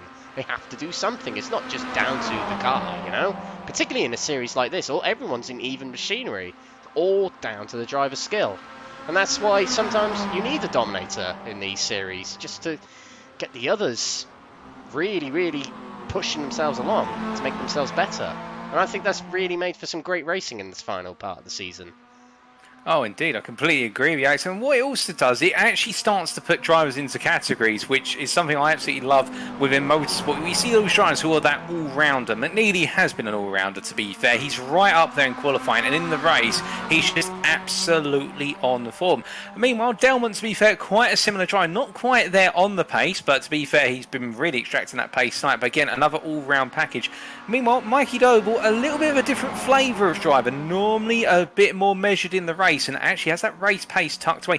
And to be fair, ever since McNealy arrived on the scene, Mikey Doble's qualifying results have actually taken a bit of a tumble down the order, but in return, he's just found this way every race to extract it. If he starts P12, he's there in P3 by the end of it. If he starts P15, he's there P3 in the end of it. He just seems to find a way to end up there, and it's not because of blind dumb luck. It's the case. He's just able to measure the race, and he's doing it right now versus Lee Horn. And that's why right now I think Mikey Doble can coast this one to its conclusion, because it's brought the best out of him in the fact that we're seeing he is the racecraft driver. He's not the qualifier, but he's the guy to watch out for in the race. He will find a way up that order. Yeah, totally agree. We've seen it from Mikey Doble in what preceded this MX-5 series was the 2 Legends series we had, which was broadcast here on Crest Autosport and Next Gen Racing. Mikey Doble was the man to beat in those series as well. I often refer to him as the Andy Prio of this series because he just gets points, points, points, and points. And as you mentioned, he just gets himself from really low positions on the grids through qualifying or through reverse grids and gets himself into those upper positions real early on. The best racers are able to do that in reverse grid scenarios and in tricky scenarios where they're well down the order due to something that's happened in qualifying. Most recently, keep mentioning him actually, Lewis Hamilton at Interlagos last season. What a tremendous performance it was from him that day. You know, and the best drivers can do that. That's for certain. And yeah, Mikey Doble is on his way to a 3rd successive Next Gen Racing title right here, right now. He joins a club of other Next Gen drivers who have done similar. Jeff Perkis is a driver who's been very successful back in the day on the PlayStation console days, they call it, at Next Gen Racing. He was the man to beat back in the day when they were racing solely on PlayStation. Lee Horn is, I believe, a 3 times race room champion at Next Gen Racing, and we've now got Mikey Doble joining that tribe of champions here on iRacing.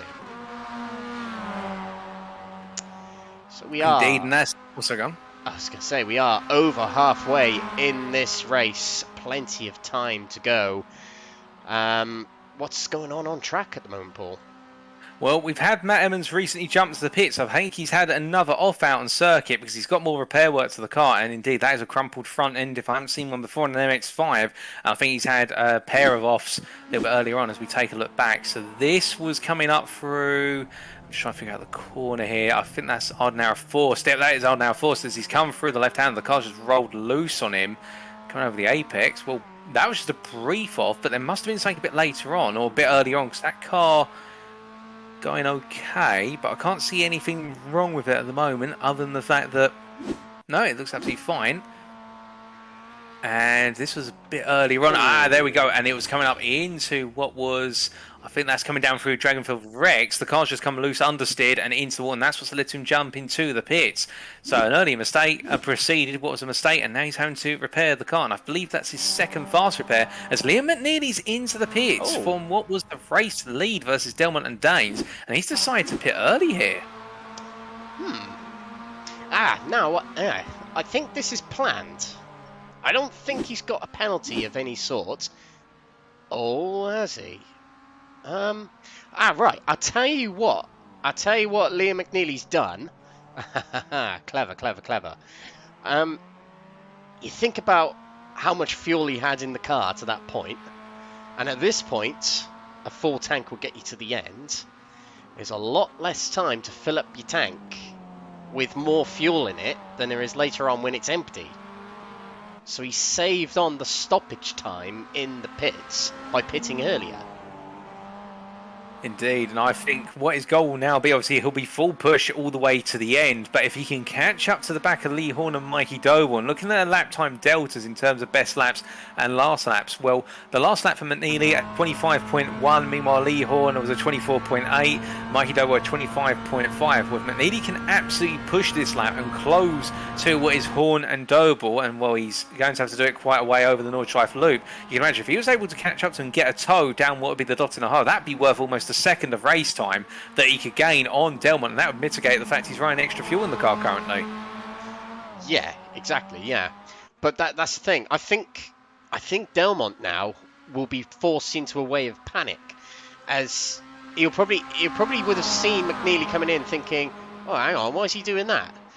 But now it would have crossed his mind that there's less time to fill up the tank for Liam McNealy, therefore he's going to get the jump on them, a massive undercut on the rest of these, because now they've got to do a whole lap and fill up with even more fuel, an extra 7 litres I believe it is, as it's 7 litres per lap approximately here in these cars.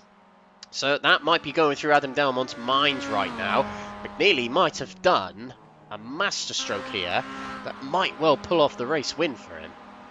Indeed, and look who's behind him as well, William Chadwick. I think this has all been time between the servants. The two teammates are coming together once again, and also Mcnealy versus Horn and Doble. He's already stripped a whole second out of Horn and Doble over the course of not even a third of the Nordschleife loop. He is absolutely flying now, Mcnealy. I think he's got his sights very firmly, as you say, Alex, on that undercut, and well, he's losing some time to Horn right now, given the fact that they're on the straight, as we see him just off in the distance there in the far portion of the picture. But Mcnealy is definitely going all in here to try and secure that win through the strategy. Well, we'll find out in the next few minutes or so if Delmont is going to call Mcnealy's hand here and come into the pits and try and take on a less time-consuming pit stop, but it'll still be a bit more time-consuming than that of Liam Mcnealy. Now, one thing that's on my mind now is, does William Chadwick have enough fuel to get to the end? Did he take on fuel while he was serving that stop-and-go penalty?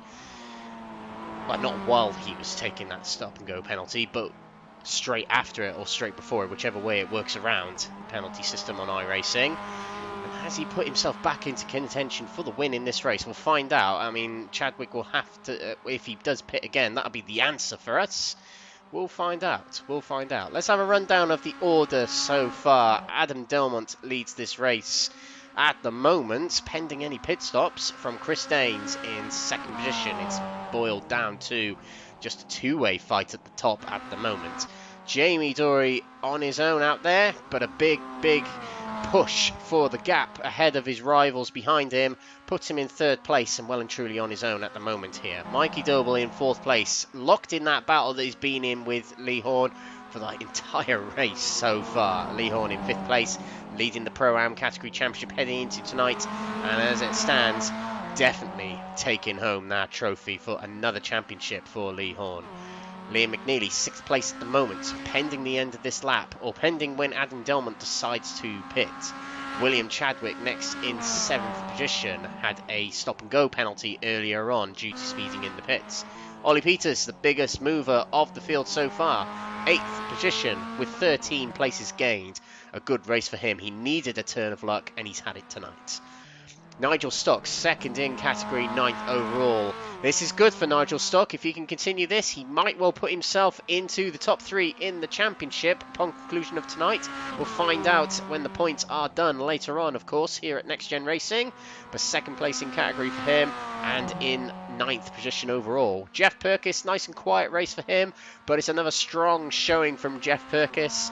Top 3 yet again, as he's had a fair few in the recent rounds. Let's just take a look at Jeff Purkis' record. He got himself a 3rd place back at Long Beach and Silverstone earlier on in the season, so a good showing from him. Nick Clibbins, as we turn to Nick Clibbins, he spun it off on the what part of the track is this, Paul? So that's just coming up towards Callanhard there. In fact, that's Metzgertsfield, as he's just lost the rear. Well, he's understeered off there and hit, goodness me, in the tyre barrier and into the metal barriers afterwards. And that is not where you want to make an impact into the wall, because that is going to hurt the car very much. And it's halfway around the lap as well. He's reversed it out, though, so he's going to try and bring it home. But that's one of the nastiest places where you can lose it. I think he's got away with fairly minimal damage. He might be able to nurse it back and get a fast repair very quickly on that car. But 12th place held for Nick Clibbins at the moment. It just hasn't been a good day for Simtech Racing, as Clibbins and Cockrell have both seen themselves involved in various incidents and encounters with the wall. But 12th at the moment for Clibbins. Matthew Addy in 13th position. Paul Scott, leader of the AM category, closing in towards Matthew Addy here.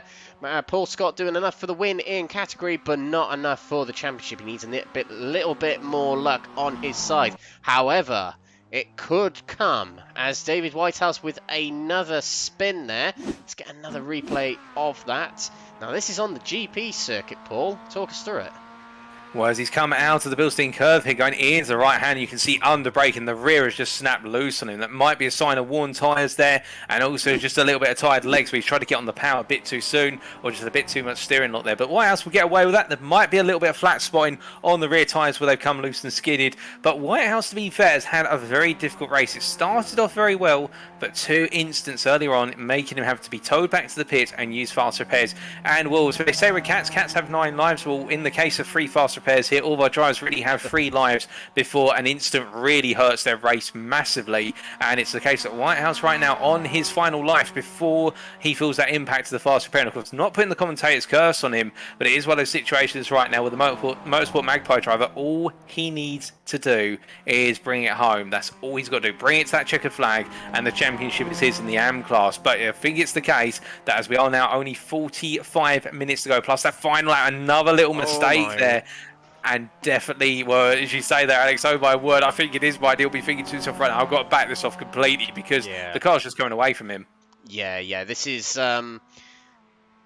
if Paul Scott can see this right now, he'd be rubbing his hands, because it's not quite going to plan for David Whitehouse. You could see he stamped on the brakes as it went sideways there, just to prevent it from going into the wall there, panic braking it into a stop. He's really got to measure his race here. He's got 45 minutes left. There's a long way to go. 45 minutes left, and he's just got to keep hold of it. Just got to keep it going. Keep it going. One fast repair at his disposal still, but you don't really want to lose that final get out of jail free card effectively. But let's see how Dave gets on for the rest of the race. He's very much on his own. It's difficult driving around the Nordschleife on your own because no one to race with. You're very lonely. You're way down in the order. You're not quite sure what to do with yourself. You can lose concentration at times as well, can't you? You can indeed, because what it really effectively becomes, and there'll be many of you watching right now thinking, well, isn't the Nordschleife and really the Green Hell circuit a bit more of a time trialing circuit? It's more of a qualifying circuit because it doesn't naturally offer overtaking. That is very true, as I think there's actually quite a battle kicking off for P4 between Mcnealy, Horn and Doble whilst we're talking about this indeed. Oh, goodness gracious, they're making their way down the Tottenham Straight. Well, Mcnealy and Chadwick have caught up, so I'm going to hold that thought for a minute, Alex, as they make their way through, but Mcnealy has been flying since he's come out of the pits, and he's already found his way past Doble. And, well, how did this happen? So here we go.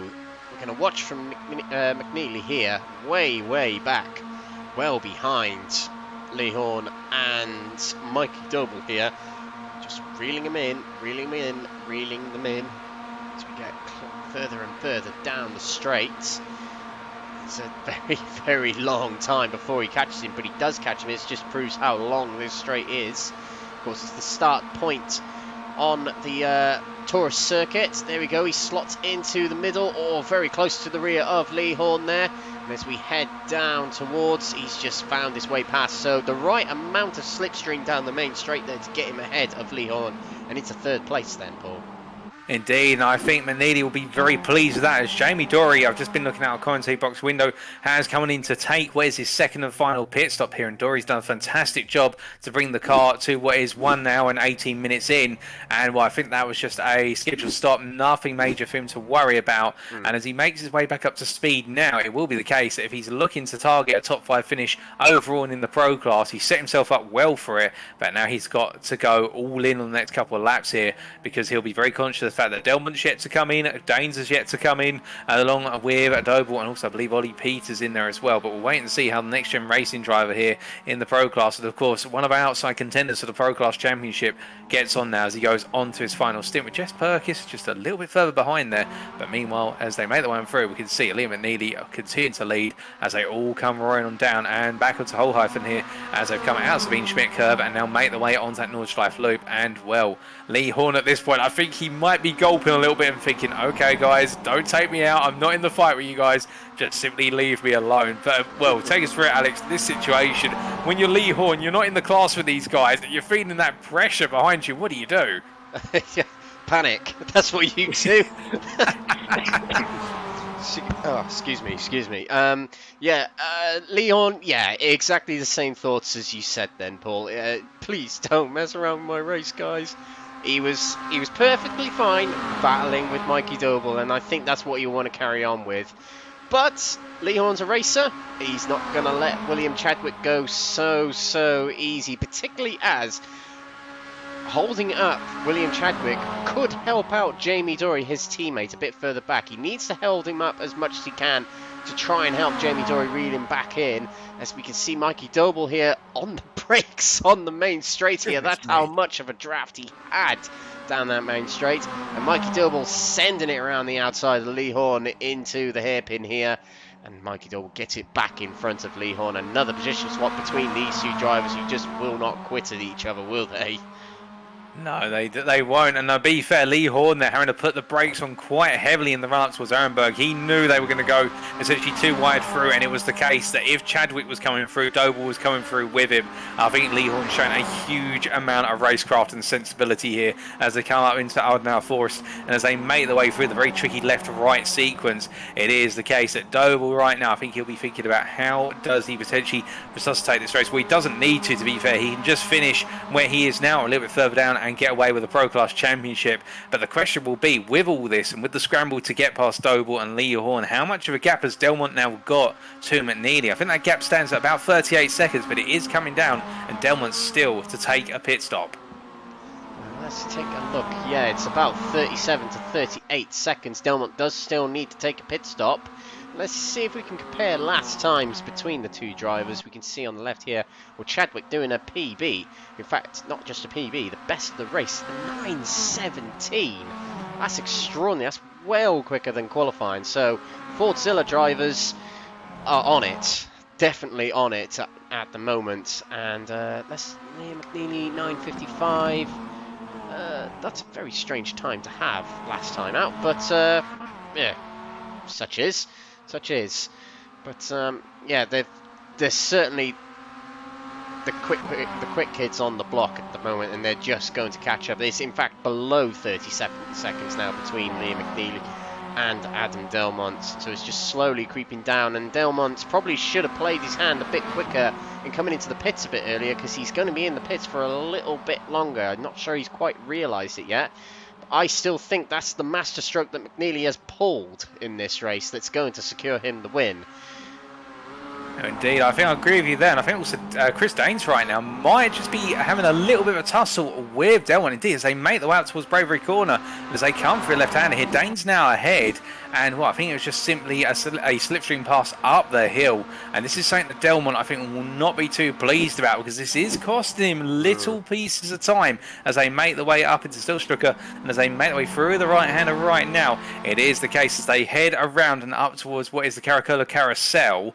Well, I think Delmont will be okay for now, but at the same time, in the back of his mind, he may be thinking that he's losing a little bit of time squabbling with the Danishman as they make their way in front. A lovely sequence of corners coming up here as they roll them through, and as they come charging them down right now, well, we'll have to wait and see. But will there be a spin in the tail yet, Alex? I mean, we've still got quite a bit of time to go. A cloud coming over the circuit right now, some tired arms and legs and some tired drivers' eyes.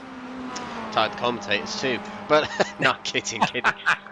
Yeah, I think the moment Chris Danes and Delmont would decide to pit will really decide the person who's got the best hand in this race. I do honestly think it's Mcnealy here, and I think that's what's going to spread out the field almost.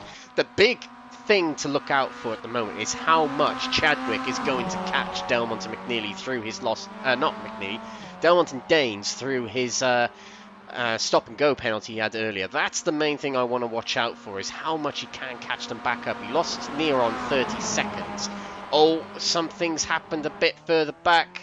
Dave Whitehouse has had a moment going into turn one, just before the Mercedes Arena, I believe. I think it might just be a spin. But the reason we're keeping a keen eye on Dave Whitehouse, oh, is he hits the curb too hard, getting very close to the tyres there.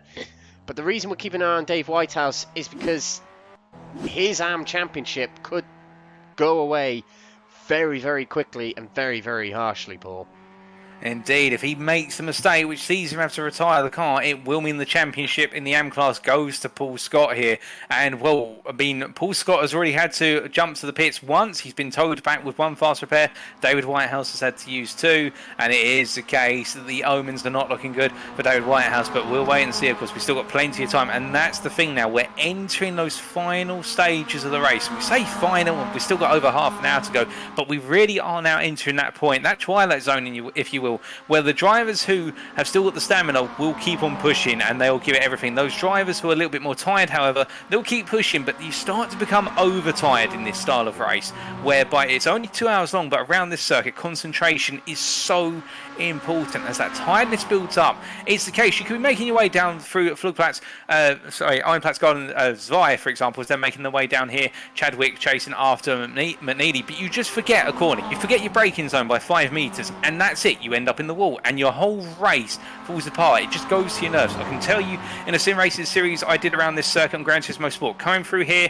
with only 2 laps to go through the Kleiner Carousel, I just decided to brake 10 meters later than before over the course of an hour's race, and ended up putting the car in the wall, just completely through the mind going at the last possible moment. And that's the thing that our drivers have to battle with. It's the fact that the circuit catches up on you, and you've got to be ready for it. You've got to be ready to nail every braking point every time, and that's why Chadwick, Mcnealy, Delmont are so far there. Same with Doble and Horn. They just haven't put a foot wrong, or if it is a mistake, it's such a tiny mistake that it's not noticeable from our eyes, or it doesn't affect their race, as we see the 2 Fordzilla drivers once again deciding to swap telephone numbers and swap places.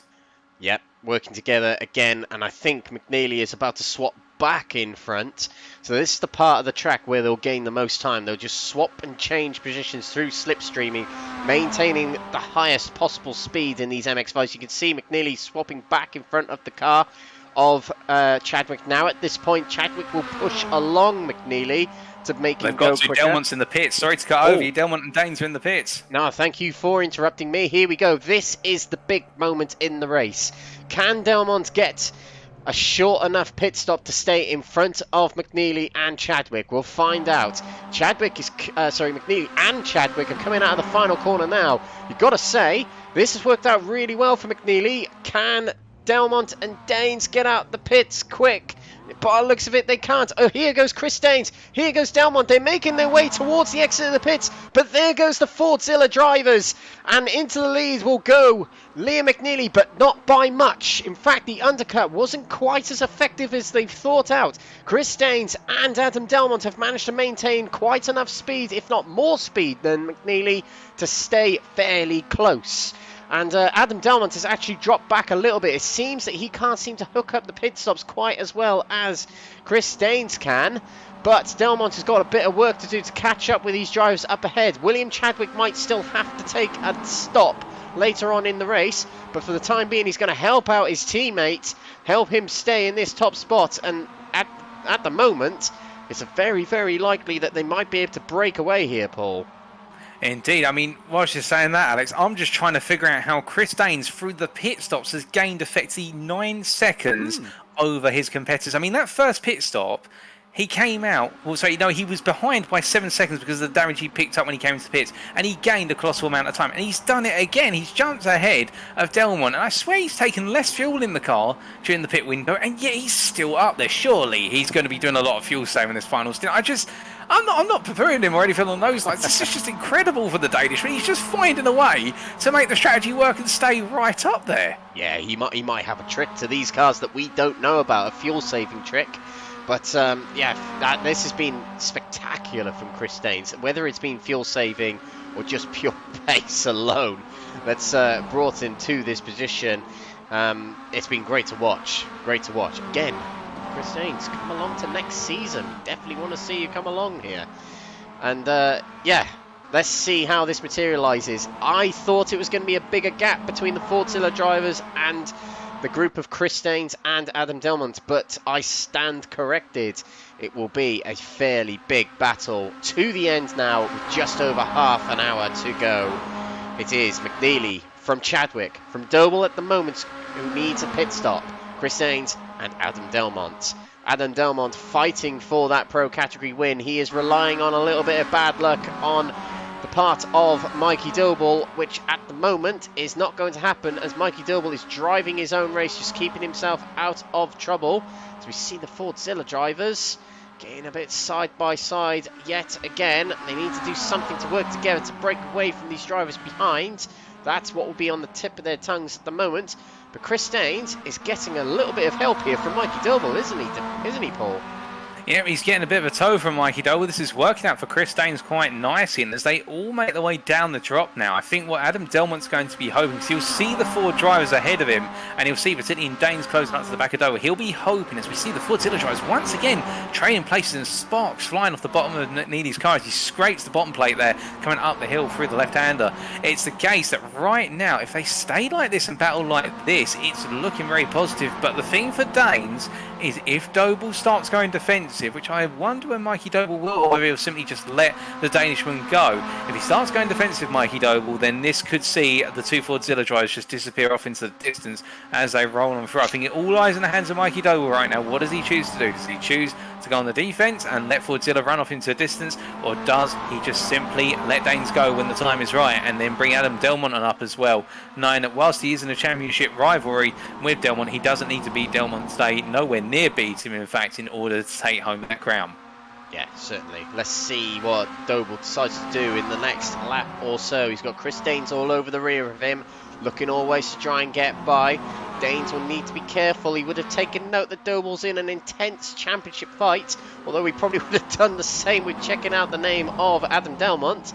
But he hasn't stopped in getting involved here as Doble takes a swipe over the curb, understeers a little bit into the tight complex there, but is still not gaining on the 2 in front, and importantly not breaking away from the cars behind. So we'll see if Doble decides to take a pit stop at the end of this just to keep the car safe, just to keep the car coming home. Lee Horn has dropped back a fair bit from Mikey Doble in the last few laps. I just wonder if fatigue is starting to set in, not just for Lee Horn but for other drivers as well, because this is quite a significant drop from Lee Horn considering he was battling with Mikey Doble for an hour and a quarter.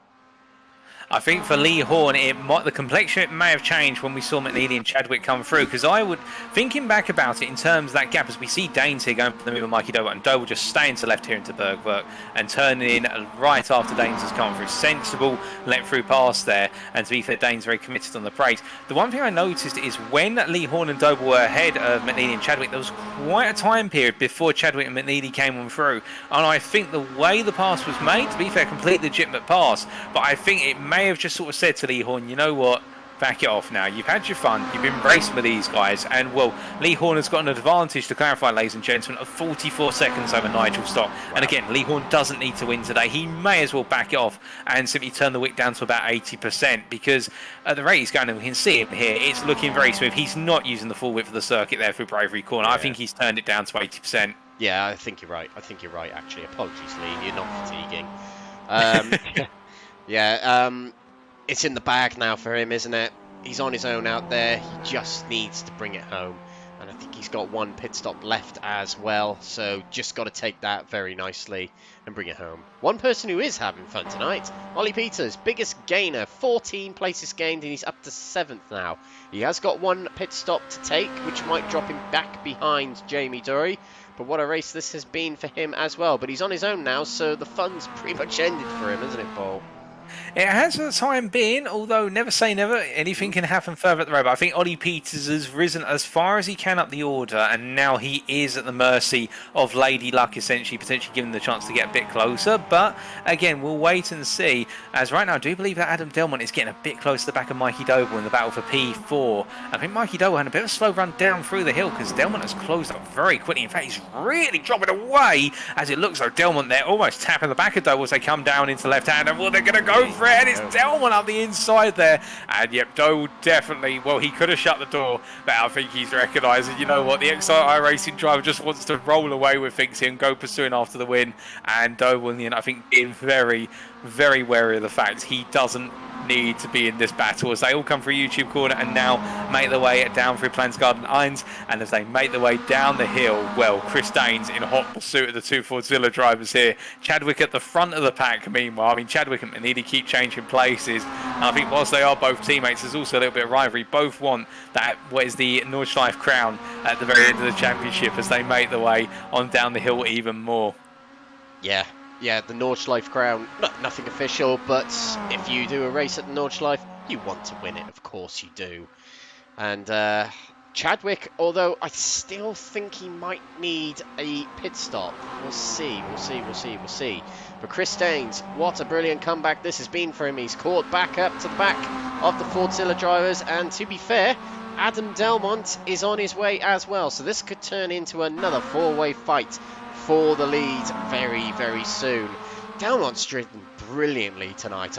It's got to be said, if there's a track where he needs to perform to try and win the championship, he's fulfilled that tonight, hasn't he?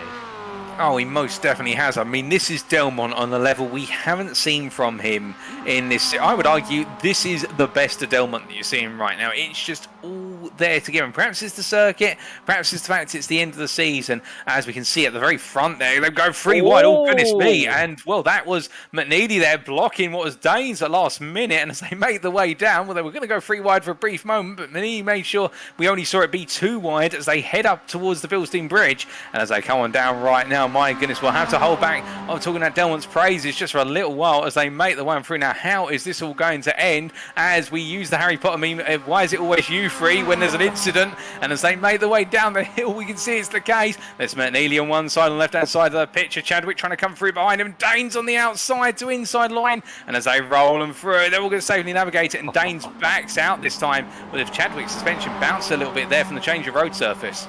Yeah, the two Fordzilla drivers worked together at the end of that straight absolutely perfectly there.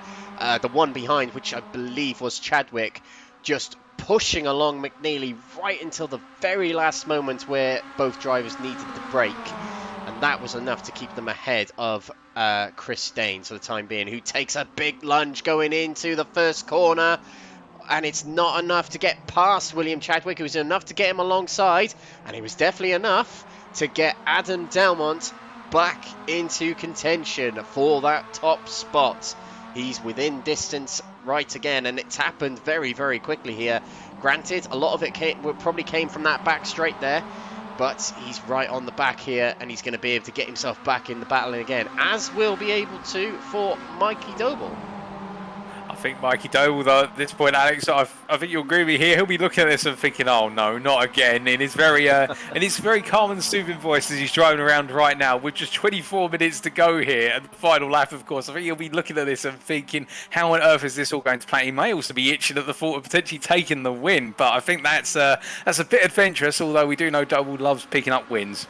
We do, and he likes picking up wins in random moments as well, as we've noticed. Yeah, I'm fairly convinced he does need to take another stop, but for the time being, Mikey Doble's going to get his elbows out with these drivers here. It's probably what he wanted for much of the race. Not a great qualifying, which means he was always chasing in this race, and now he's got a chance to not chase so much and just latch on to the back of this pack here and get involved in some action. Who is going to make the first move out of these drivers?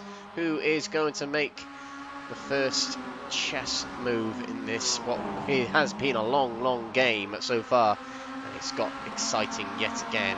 Just over 22 minutes to go in this race. Who will be our winner, Paul? It's incredibly hard to predict. Indeed. I mean, if I'm going to put my money on, I think it's Delmont right now who is waiting for that opportunity to go on the offensive. But the problem for Delmont is, and this isn't necessarily a critique of Chris Daines, but he has an unknown in the form of Daines. We've seen how strong Daines' pace has been. And what Delmont has to think about is, how does he either work with the Danishman to gain an advantage, or where can he pass him to make it so it's a three-way battle for the lead without the input of the guest driver, as they make the way now up towards Nurburgring again. And here is the long run. And now this will be the big test first, as we can see Chadwick pushing Mcnealy along, just giving him that little tap. They all hold to the centre of the road here, and Daines looking up the inside as they make the way into the left-hander as they roll through. Daines is going to be there, and he gets oh, goodness me! And that's Mcnealy off the road, and he's coming back on. I think he's got the car stopped, but that was very close to the wall. Oh, it was, and Chris Daines is off the track, runs wide, and he's able to keep it going. He drops back behind not only Delmont, but Mikey Doble as well. That was very interesting and close indeed. Mcnealy and Chadwick and Delmont battle it out. Delmont seizes his opportunity to get to the front. He gets alongside the first of two Fordzilla drivers. To the outside he goes, and then the inside for the next corner. He'll take second place here if he can keep it going, but no. Chadwick has kept it alongside unless Delmont can power around the corner, which he does. Brilliant driving from Delmont to get himself into second place here. Now he can set his sights on Liam McNealy up ahead. Brilliant opportunistic moves there from Adam Delmont to get it ahead. Close quarters for Liam McNealy and Chris Daines there though. Oh, indeed. That was very close. We see that a brief mistake from McNealy. I think the wheels are starting to fall off the bus a little bit for Fordzilla right now, if you excuse the pun, in the fact that they make the way down into Callanhard. It's the case of McNealy just running a little bit wide there, and this is what Delmont needs. He needs to have them isolated as they make the way down and around, and as they come up towards Dragonfield Rex right now, it will be the case if Delmont can keep this pressure up. I think he's now starting to play the mind games. I think the momentum's with him, but I wouldn't be surprised if Chadwick tries to come back, but now Mikey Doble there as well, and Chris Daines runs a little bit wide there coming out of the double right as they roll them down into the hairpin corner, but you can see the body language of both Doble and also Delmont. They're both seizing this opportunity. They found a way to get under the skin of Fordzilla, and they're going for it now as they roll them down onto the bridge, and as they come on through this time, we can even see it there on the apex entry. Vanidi goes a little bit deep, understeers a little bit initially. Delmont, meanwhile, a much more aggressive line on through. Delmont is on the offensive right now. I think he believes he can take this win from them. Absolutely. I think something that's crept into this race is tyre degradation now. It just seems that in intense moments and offline battles, they're not able to keep it on the track as easy as they used to. We saw Chadwick really struggle on the outside of Delmont. Then we saw Liam McNealy go wide twice earlier on in this lap, having been on the outside of other drivers. So this might be the point in the race where the tyres are really degraded. They haven't replaced their tyres yet of these drivers. So it's really going to be getting to the low percentages now as we see the battle for second place again. It's Chadwick versus Delmont as Chadwick has got the momentum and he's asked McNealy, let me by so he can get in front and then drag us along, which they do. They swap positions tactically again. In the midst of a big battle like this, they're able to do that. That's the makings of a great team right there. Oh, indeed, but a difference in approach there to the left-hander of Bravery Corner. Doble going on the brakes, whereas the three in front of him all lifting off. I think Doble here very conscious of that he's getting very close as they make the way up into the right-hander here, the Steel Striker, and as they make the way through, Doble taking a little look up the inside there, Delmont, but I think that was as much a defensive line there to sort of say to Daines, look, you're not coming up the inside of me as you make your way through, as it was in terms of him trying to go for that move as they make the way into the carousel. And don't count Chris Daines, who's keeping his eyes on the situation as they make the way through all five of them in sequence. It's fantastic to see, and as the daylight hours are fading, it is the case they press on, this being the closest battle out of the circuit. But we shouldn't forget the fact we've had Jeff Perkis jump to the pits quite recently with damage to the car. Also I think Matthew Addy's in the pits at the moment, but not retiring down in P19. But this battle for the win of the race absolutely on point, as we just take a look at the two drivers there who we just mentioned, and then we come back to our leaders. But my goodness, Alex, I mean, who would have thought after what is over an hour and a half of racing it would be the top five this close, all separated within 1.5 seconds? Yeah, they don't like to give us a break, do they? But great to watch. Delmont goes wide there. Yeah, Delmont goes wide. He's really pushing it. All these drivers are pushing it. Their tyres must be degrading. Either that or they're just pushing extra hard at this point, or both, one or the other. And Adam Delmont's dropping back a little bit from these Fordzilla drives. They're really working together well at this point. Always wide again goes William Chadwick. No, that was Liam McNealy, do excuse me. The tyres are degrading at this point, Paul. We've still got 18 minutes to go, however. Indeed, and as the tyres are dropping off here, particularly in this downhill section, as they make their way down through Flansgard and Irons now, and as they roar them through, the problem is as they come through these sweeping corners and they want to try and use the runoff area, they use the curves, the little bits of what is AstroTurf Auto, so little bits of grass that are just beyond the curve. When they've got tyres which have quite a bit of tread still left on them, they can abuse that and use that to gain time. Now, as they make their way down through Flansgard and Zwei, the problem is as soon as you start running a bit further wide, you just haven't got the grip anymore and the car gets pulled off. And you can see, just look at the lines they're taking for the course here. They're literally running out on the edge of the circuit here to try and get as much speed as possible. But in return, it really does become one of those situations where the limits, where that grip is available, becomes even more tense as we see Chadwick there getting thrown out of the Klein's Carousel. and he's just pushed it a little bit too hard, and that is where he's expecting the grip to be available to enable him to carry the speed through, and that's a mistake. And as he's making his way through here, it's the tiniest of moments that he's just gotten the power literally about a tenth of a second too soon, and the car's been launched out. But the return is he's still there, and he's still able to give pursuit. It wasn't a critical error. He missed the wall, and he's been able to keep it going. But I think his heart may have been in his mouth about that one, as the top 5 made the way down the Tottenham back straight here, Alex. Yeah, that was well saved somehow from William Chadwick there. On the grass, on iRacing, you've pretty much got zero control. So how he kept that out of the wall is beyond me. But another change to the lead here as Adam Delmont takes it away from Liam McNealy. But McNealy will be looking to get it back straight away on Delmont to be the first car into the end of the lap here as we head over the hill and down the hill we go.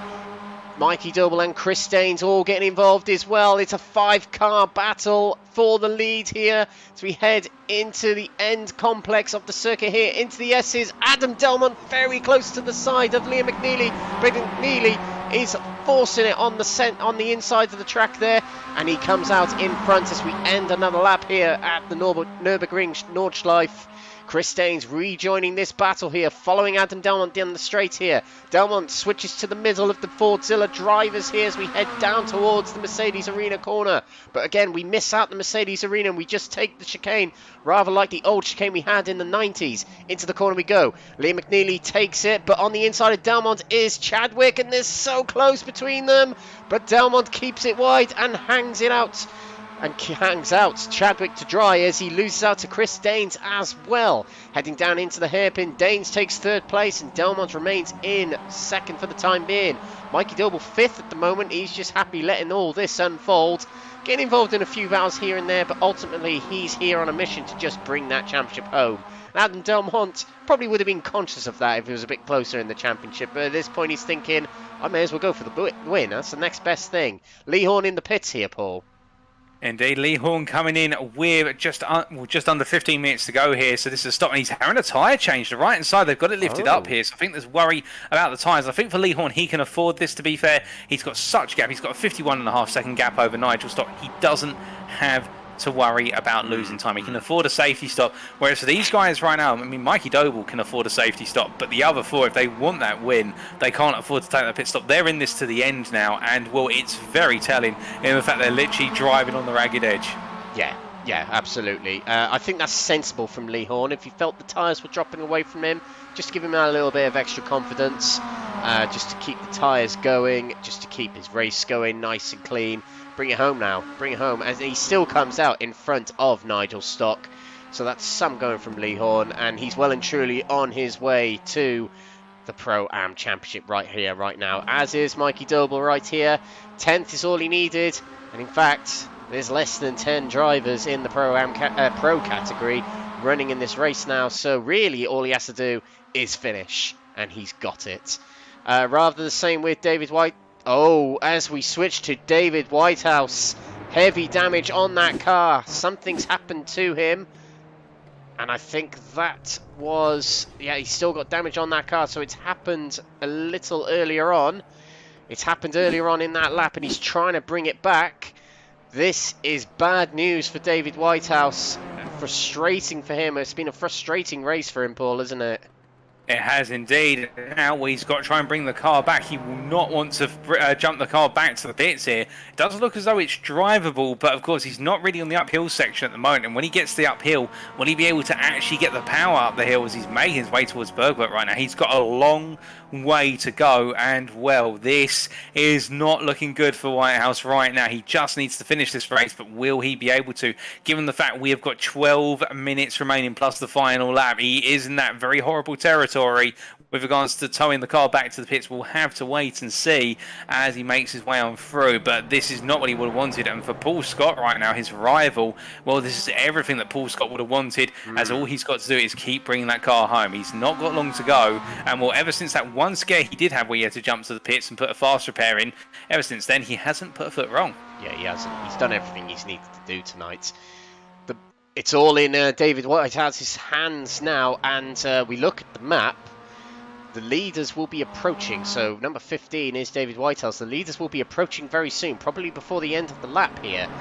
So he's got to be very, very careful of that, as by him goes Roy Plummer and Craig Cockrell. That is for positions 15th and 16th. So Whitehouse drops to 17th overall, but he's still second in category. This is big. He needs to get it back to the pits. He needs to just nurse it back to the pits, take the one remaining fast repair, and just cruise home at this point. This is it's far from over in this AM category right here. Far from over. Indeed, and that's the thing. It's only over when that checkered flag is waved and when you cross that finish line, and he'll be very aware of that right now. It's almost the lights at the end of the tunnel, but the light's getting a little bit further away, and he's got to try and find a way to stay towards the light, as meanwhile making the way down and around now across the bridge once again here. We can see it is the case that Mcnealy will leading ahead of Delmont, but this top four with Doble just a little bit further behind. And, well, is there any fuel anxiety on Doble? Because we've only seen Mikey Doble make one pit stop, if my memory serves me correctly. And, well, Mikey Doble's still staying with them, to be fair. He's not dropping off. He's just rolling the car backwards. And, indeed, as you see there on the board, one stop as we see Delmont going for the move, but coming in very heavily into Bergwerk there. But it does look as though Mcnealy giving him the space to operate. And I think Mcnealy knows that now they're making the way up the hill. He's going to have the return run with the slipstream all the way up the hill. But will Delmont make that Mazda MX-5 as wide as humanly possible, or will he just resign himself to the fact he's going to be repassed? It looks so he's resigning himself to the pass. Absolutely. Now, you mentioned about stops. This is the penultimate lap we're on right now, because the next lap will be the white flag. So we see the bit Chris Danes trying always to get by Adam Delmont as well, but have Mikey Doble, Ollie Peters, and I think it's Nigel Stock. Oh, goodness me, not 2 by 2 through here. Oh dear, yeah. Chris Danes on the inside of William Chadwick here. Can he make it through? Can they make it through? Yes, they can. Adam Delmont leads this race, though. So Mikey Doble, yeah, on the back of these, presumably saving fuel. Because if he doesn't come in this time by, it means he's got enough fuel to get to the end. As will be the similar scenario with Ollie Peters and Nigel Stock. Now, Nigel Stock is fairly close to Lee Horn, but not enough to catch him, so it's not worth worrying about that in the Pro-Am side of things. But Mikey Doble here, if he can save enough fuel, he might be able to go for it on this final lap. Oh, wait!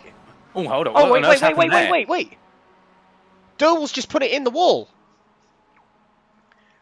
Oh, goodness me, what on earth has happened to Doble? So as he's making his way through here, it's just bounced off the curb. Oh, my word.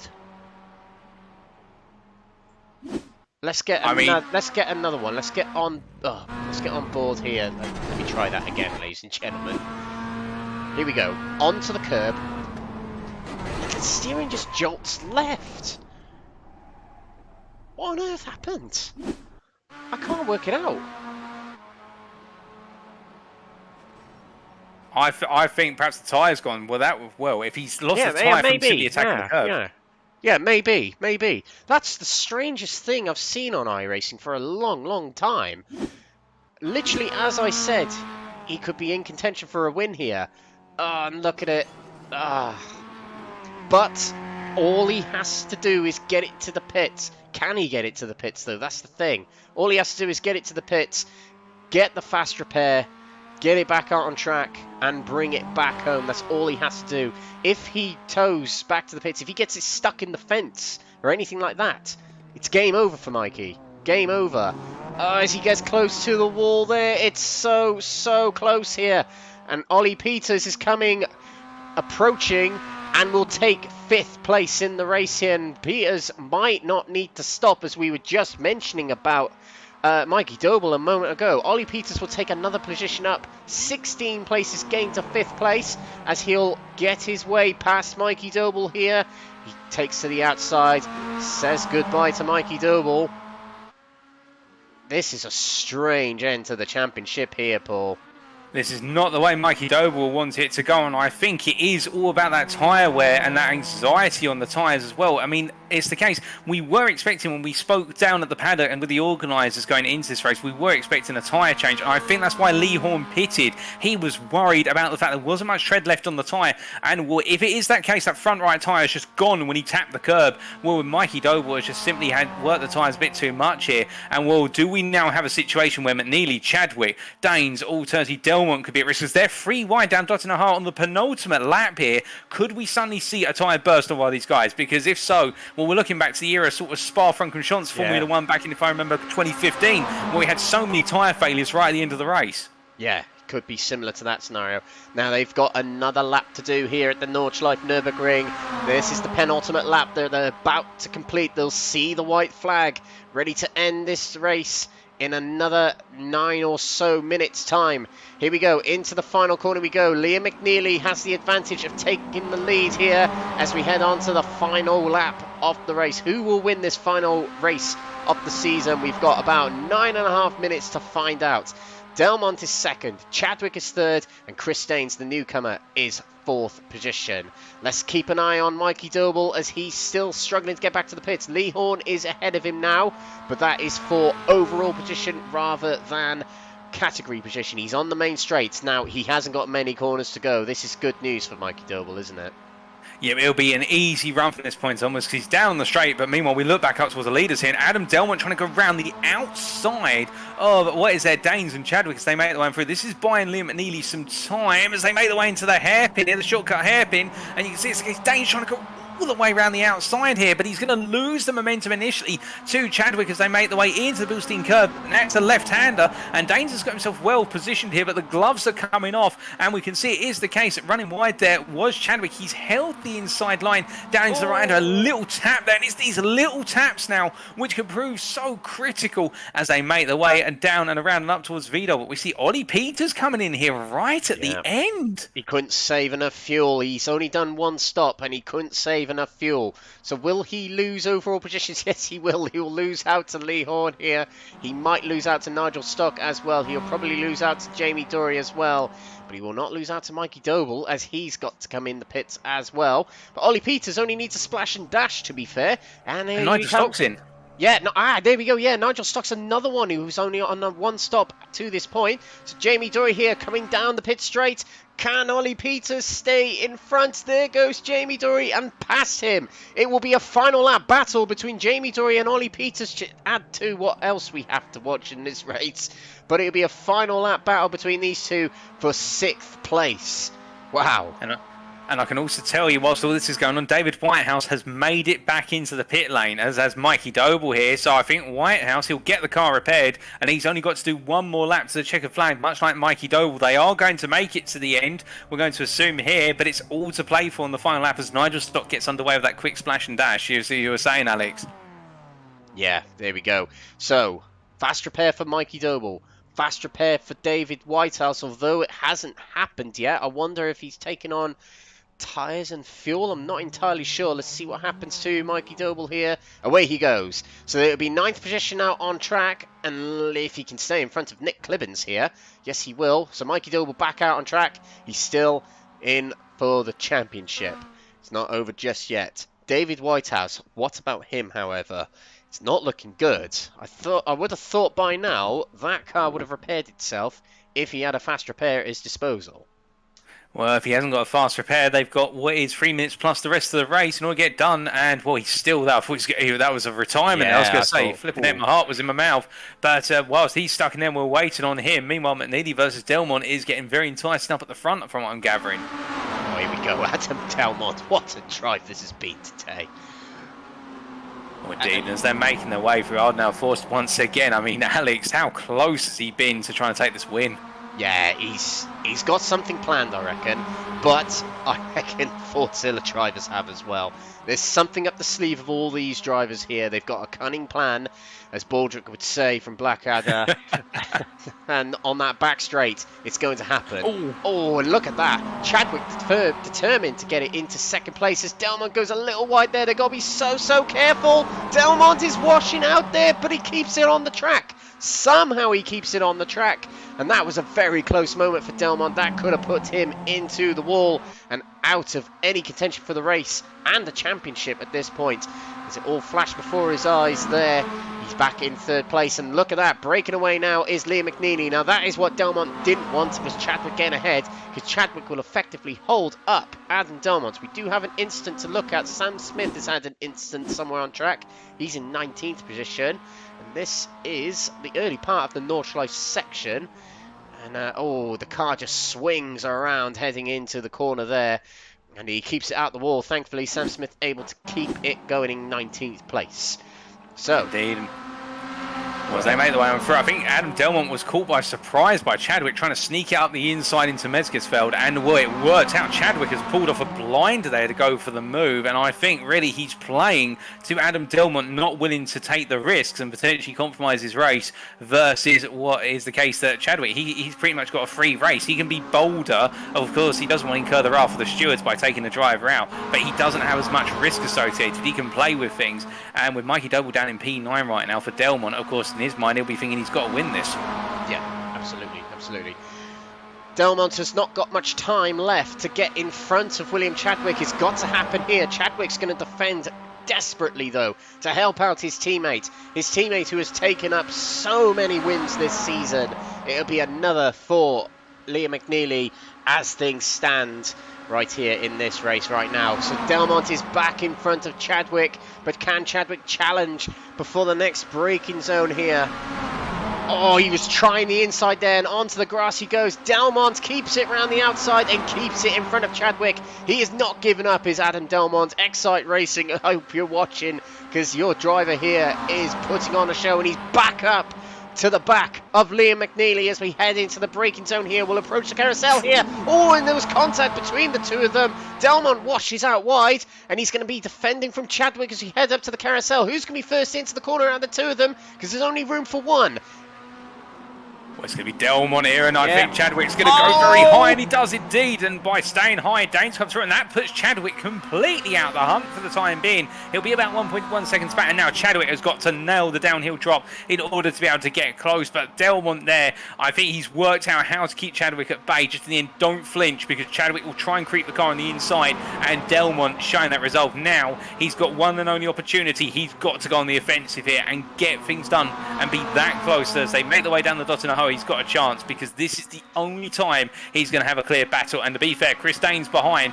Will Danes watch, or will he go on the offensive as well? We'll have to wait and see, as I believe Ollie Peters has just passed Jamie Dory. Oh, yes, he has. Yes, he has. And there's other news as well I have to break to you very shortly. Battle here between Peters and Jamie Dory. Two great drivers going at it for 4th and 5th in class. Here we go. Into the fast section we go. We only just saw the leaders come through here just a moment ago. Through we go, and it's Dory on the outside, and somehow they keep it going side by side through the corner. And I think this is advantage Dory as we head into the right-hander here. Yes, it is. Can Peters fight back on the inside? Yes, he can. He's going to outbrake Jamie Dory. Yes, no, he isn't. Jamie Dory very late on the brakes, and he'll probably have the inside for the carousel coming up.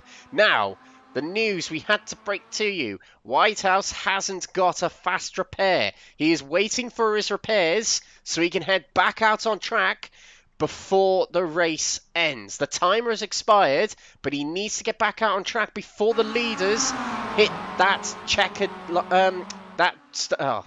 what is it? A start-finish line. Yes, the checkered flag. Yes, checkered line, I was going to say. But, which it is, to be fair. But, yeah, not much time for Dave Whitehouse. This is the AM Category Championship in the hanging right here. Can Dave Whitehouse get back out on track? That is the big news on the tip of the tongues of everyone right now, as well as who's going to win this race. Here we go, the final part of the lap. Delmont is on the outside of McNealy already. He can't allow Chadwick to get the inside, but this is the all-important bit. Who is going to have the best chance on this straight? Who's going to be in the best position? Dane's at the back, Chadwick third, Delmont second, and McNealy is first. Here we go down the back straight here. First out of the blocks here is Danes trying to get alongside Chadwick. Chadwick's trying to get back alongside McNealy. It's 3 wide already.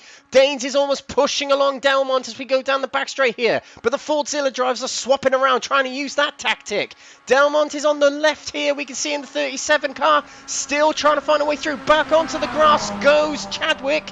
And that'll allow back through McNealy. But it's Danes pushing along Delmont to try and get him in front of the Fordzilla drivers. But it is McNealy who gets it back in front of Chadwick, and they'll be side by side. Going into the final few corners here, Delmont has the inside. As we head into the final few corners, Delmont will take it. If he can keep it on the inside, yes he will. Through he goes, and Danes is trying to take the inside, and there's contact between the drivers. Oh, and Delmont gets out of shape coming out of the corner. Here we go, a goodness. photo finish to the end. Mcnealy versus Delmont. Who's going to take it? Who's going to be the first across the line? It's so close between the two drivers, but I think it goes to Liam McNealy. He takes it by a few hundredths of a second. Oh, goodness me. What an ending to that race. And I think in the end, Delmont just getting a little bit out of sorts coming out of the final corner. And Mcnealy, well, you saw Delmont try to squeeze him as much as he was allowed, but Mcnealy just in the end. And the battle between these four going all the way down to the wire. Absolutely fantastic. And well, after 2 hours of racing around here, would you believe that, Alex? That close. That was such a great end. Liam McNealy is officially your race winner here at the Nordschleife Nurburgring, the final round of the NXTGEN MX-5 Cup. He's won so many rounds this season and he wins yet another, but Adam Delmont, what a brilliant effort to try and take that win. Here we go. Lee Horn is about to cross the line to take what will be the Pro-Am Championship, the first of the champions to come through. Here he goes around the final corner. Lee Horn, a brilliant season. He's led pretty much from start to finish. Wins the Pro-Am category race here at the Nurburgring Nordschleife and the championship. Well done, Lee Horn. Another championship to add to his tally. Wow. Oh, indeed. A flawless race from Lee Horn in the end. And well, he made the safety stop towards the end, which was the right thing to do. And well, to be fair, Lee Horn just has been unstoppable forces. Ollie Peters gets it wrong literally out of the final corner there before the finish line. Yeah, he did. Let's get a replay of that. I think he was battling with Jamie Dory. He was. Oh, out of shape, across the curb again. Oh, and Jamie Dory loses the rear and he gets his front hooked up onto the rear of Jamie Dory. You know what, that sums up Ollie Peters' season, that does. But he's able to bring it home in 7th place still. Now, we have got the next champion to bring to the line. It's been a tough race for Mikey Doble. It definitely has. He lost contact with the pack at the front, and then he was something happened. An instant of some form to his car, but it wasn't enough to lose in the championship. It's still enough to win it and bring it home for himself. It might be 9th place out on track. It might be 6th place in category. It's not been a summarization of his season, but he won't care. Mikey Doble is your NXTGEN MX-5 Cup Pro Champion.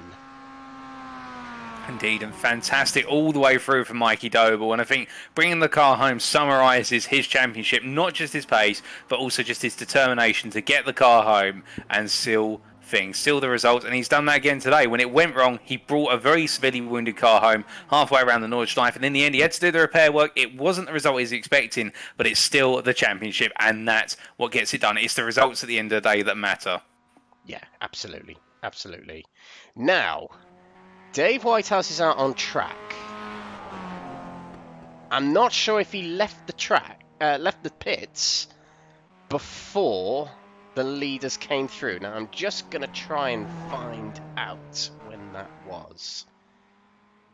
Well, it was after the checkered flag came out, so I'm not too sure if he's...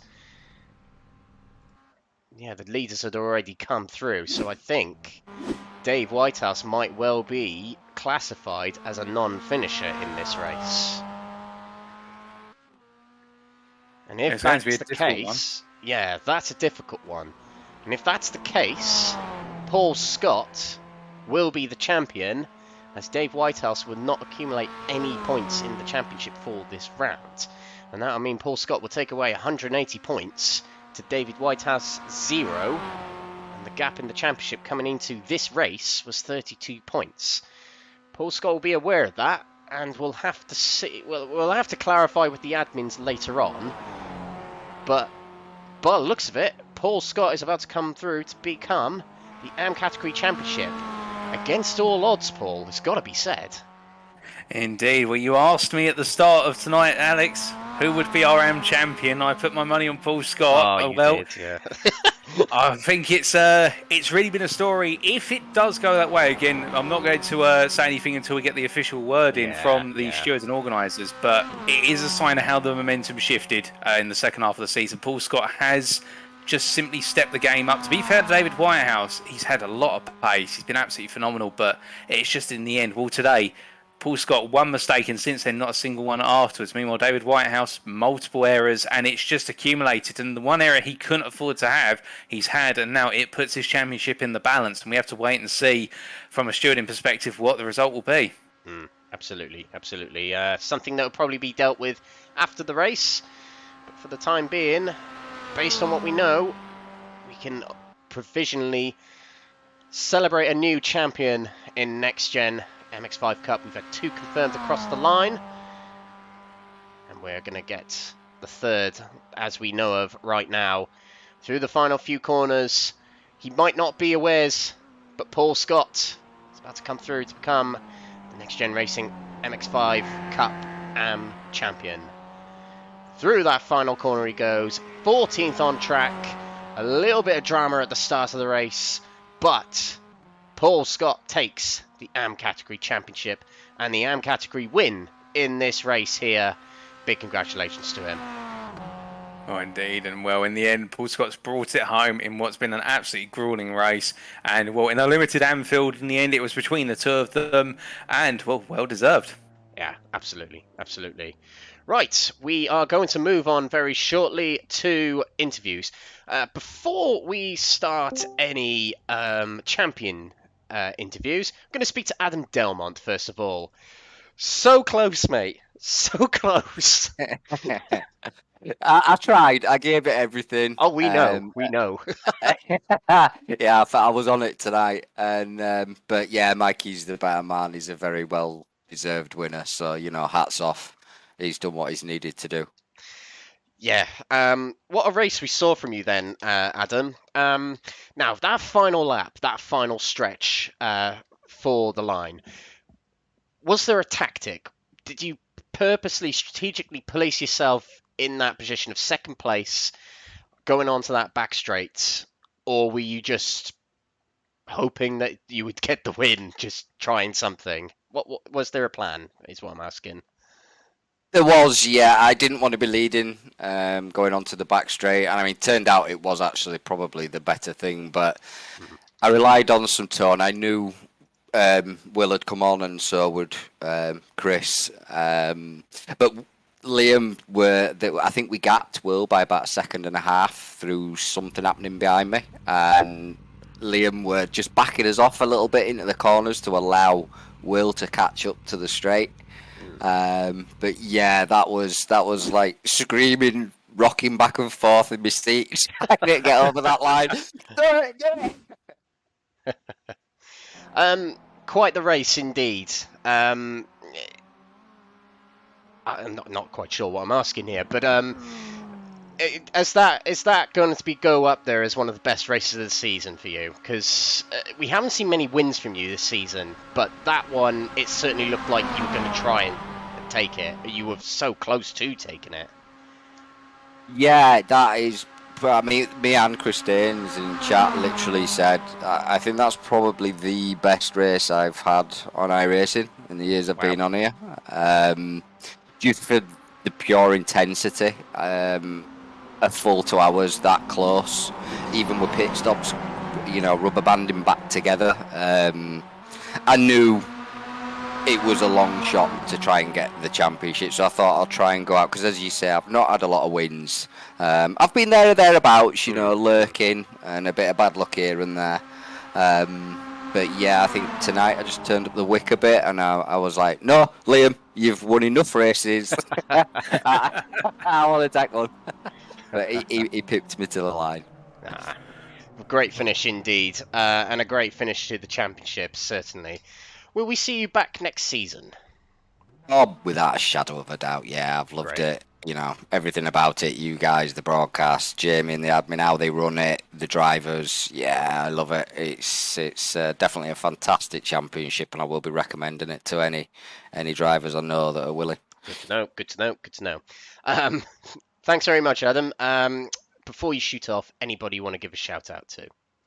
Yeah, obviously the team, admin, you guys for the broadcasts, my missus for putting up with me coming into my sim room and putting the laps in, and yeah, the lads at Excite, even though they've been a bit of a I lost this last couple of rounds. Left me on my own. But nah, they're still all good. Excellent. Great stuff, Adam. Well, congratulations on second place in the race. Congratulations on second place in the Pro Championship. We'll see you next season. Thank you very much. Cheers, guys. There we go. And definitely wanted to get Adam done first and foremost, because I really thought he was going to take that then. But I think I was watching the replay. I saw his car go a little bit out of shape coming out of the final corner there, and that was enough for Liam Mcnealy to make it past. Well, indeed. I mean, it was literally just a hair's width in terms of a mistake, and in the end, it cost him so dearly. And when I say so dearly, it was hundredths when they come across that finish line, if that. And that shows you what it boils down to. I mean, after 2 hours on the Nordschleife, to be separated by hundredths of a second come the finish line. I mean, you probably remember the Daytona 24 hours earlier this year where the two Porsche drivers were separated by the smallest of margins come the finish. It's the exact same thing, and that's what we love about racing around here. That's how close it should always be, because that's the best kind of racing. Absolutely, absolutely. Right, we are going to move on to our next set of interviews next. We're going to move on to the champions elect. So we are going to bring in we can now crown the Pro Championship winner, Mikey Doble. You've done it again. That's 3 in a row, mate. How do you feel? Oh, well, I'm glad the race is over, but I feel much better now realising that I'm champion. That race was hard, to be honest.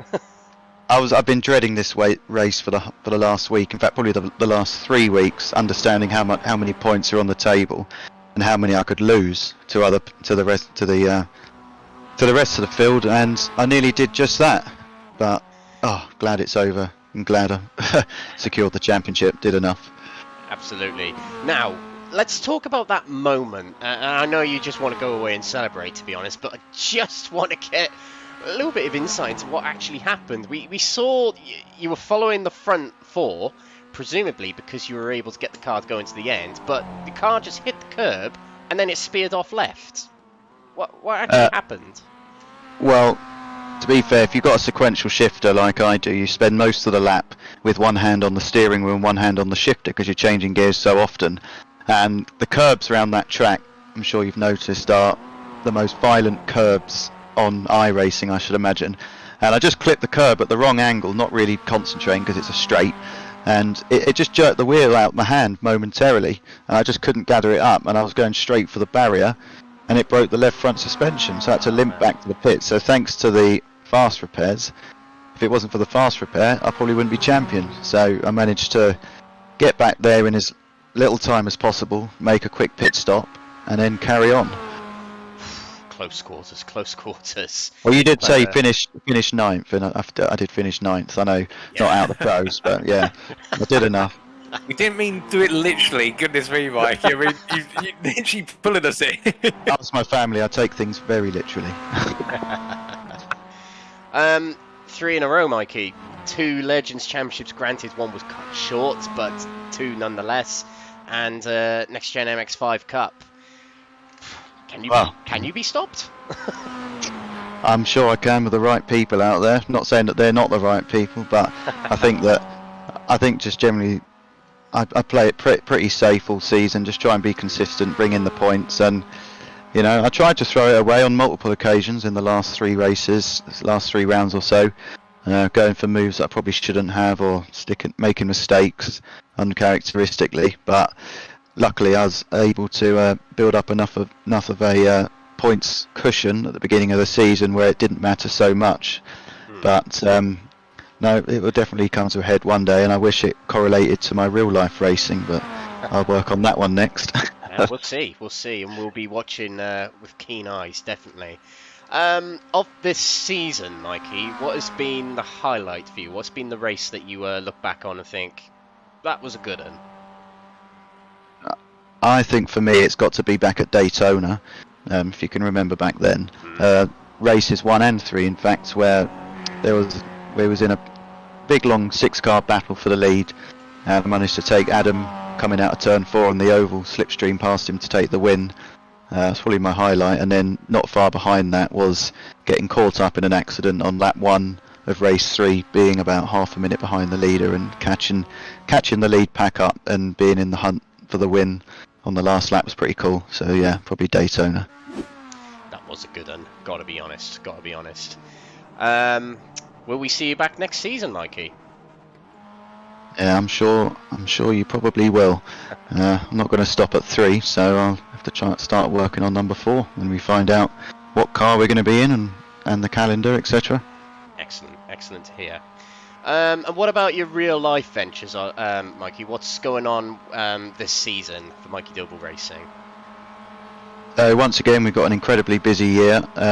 I will be taking part in the Ginetta GT5 Challenge again to try and better my 4th place position of last year. So I'll be running with Zentech Motorsport to try and make a pursuit on the championship, really. The pace was there towards the end of last year. It was top 3 in the last 2 qualifyings of the season and a pole.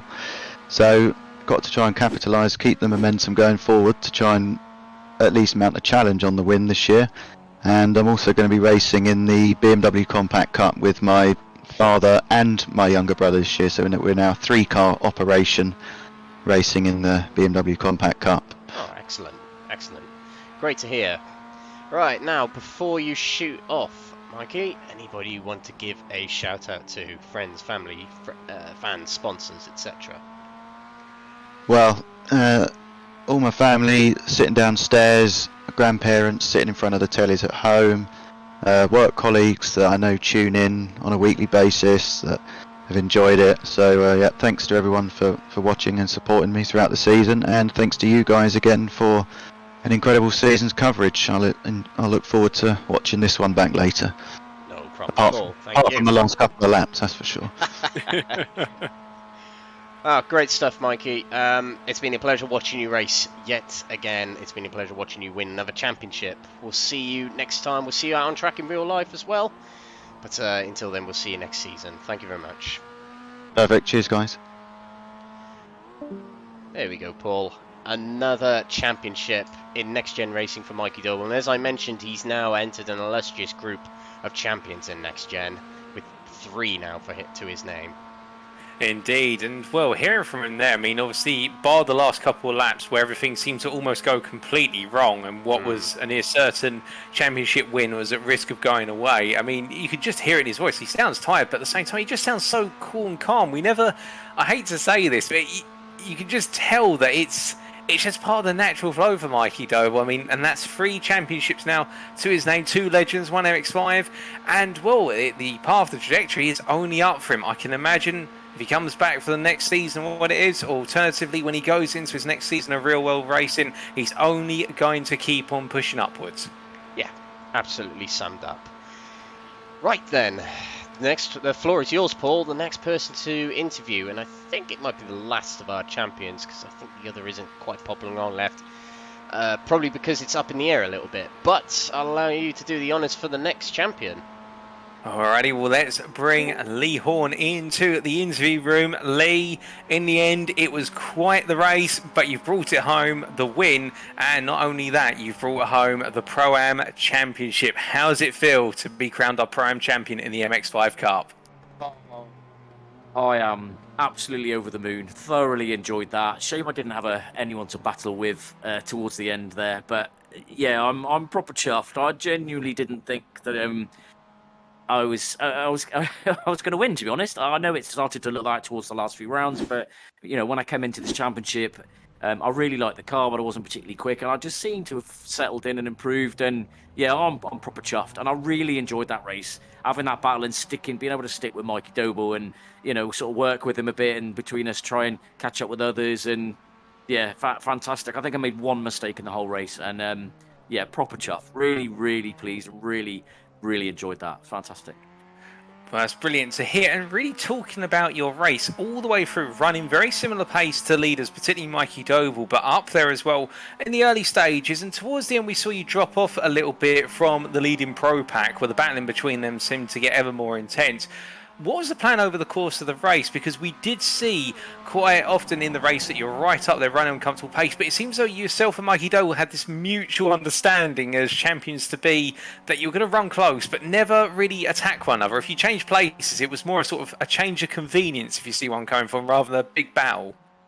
Yeah, exactly that. I get on very well with Mikey, and he and I both have big respect for the fact that I know he's quicker than me. He knows that I can be reasonably quick at times, but being in different classes, there was never a need to fight each other to slow ourselves down. So, I think if you go back to Daytona, when we came through for that last lap, and I just helped him grab a couple of places, and I even grabbed one myself, because there was no point in me blocking him. I thought he'd come through and then I'll push him through. And we've worked like that all season, I think. And I've sort of started to become a little bit quicker, not quite up to their pace, but then when I can get him involved with them all, like I have done today, I don't fight them too hard. I just try and use them to help me, and then if I do go in front, then I just sort of try and return the favour. And I thoroughly enjoyed racing with them, and I've learned a lot. It's helped me bring my pace on a little bit more throughout the season, just racing in and around them. So that was really good.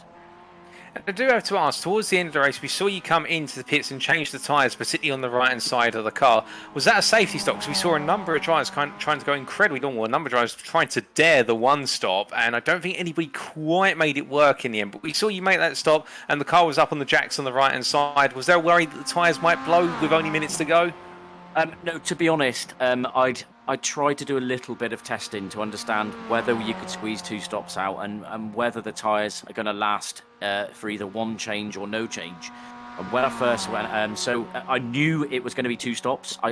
You couldn't fuel, if you went with the starting fuel that we had, there was literally only half a tank, which is about half an hour. So you had to pit the first time, and then you could only put approximately an hour's worth of fuel, which is a full tank, 45 litres in.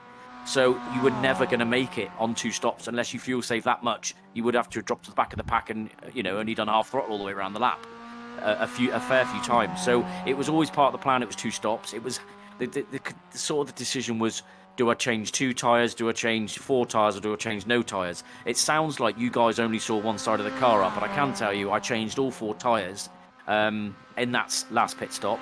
And I needed to pit because I only had 1 lap's worth of fuel left, and I think there was 3 or 4 laps left, or 3.5 laps left. So on that basis, I was always pitting, and I did change all 4. I was talking with Jamie in the chat because he tried to.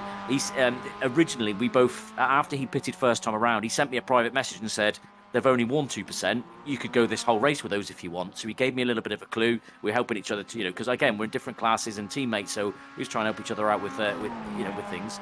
And I contemplated not changing the tyres, but then when I realised and somebody said the tyres look like they get changed at the same time as the fuel's going in, I thought, well, I'm not really going to lose that much time. I might as well change the tyres. Hence, I did change all 4 tyres, and then I ripped round and got my fastest lap on the last lap of the race. So, it was that was the plan all along.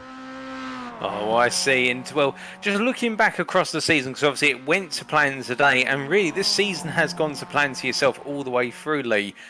What has been your happiest or your most enjoyable moment, whether it's a single race, a whole round? What has been that one moment that is going to be there in your mind when you first think of the MX-5 Cup?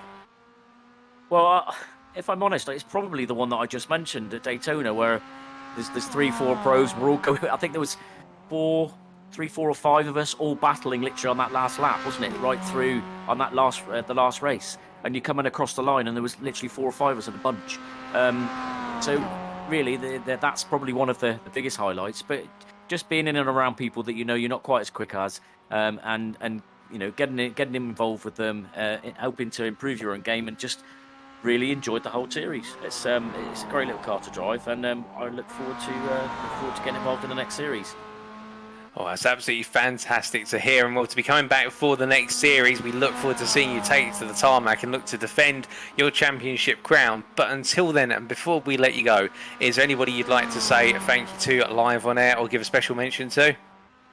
I think, as always, and I know I do this all the time, people are probably getting bored of it, but I've got to thank my teammate Jamie. One, for running the championship. This is his baby, really. I support and help him where he needs me, but he does the main work with a lot of assistance with Alex, and obviously Alex in the background doing some admin stuff, and then the pair of you obviously running the broadcast for us, which is brilliant. But he helps me with driver training when we go out. He helps me learn the tracks and get a bit quicker. He's always seems to get on to jumps on his sim, and he always seems to be quick out the box, Jamie. So he's always willing to help others and myself to try and get up to speed. So I've got to give him a big shout out, to be honest, because he's always there and he's always willing to give anyone a hand, including myself, and it's gratefully received.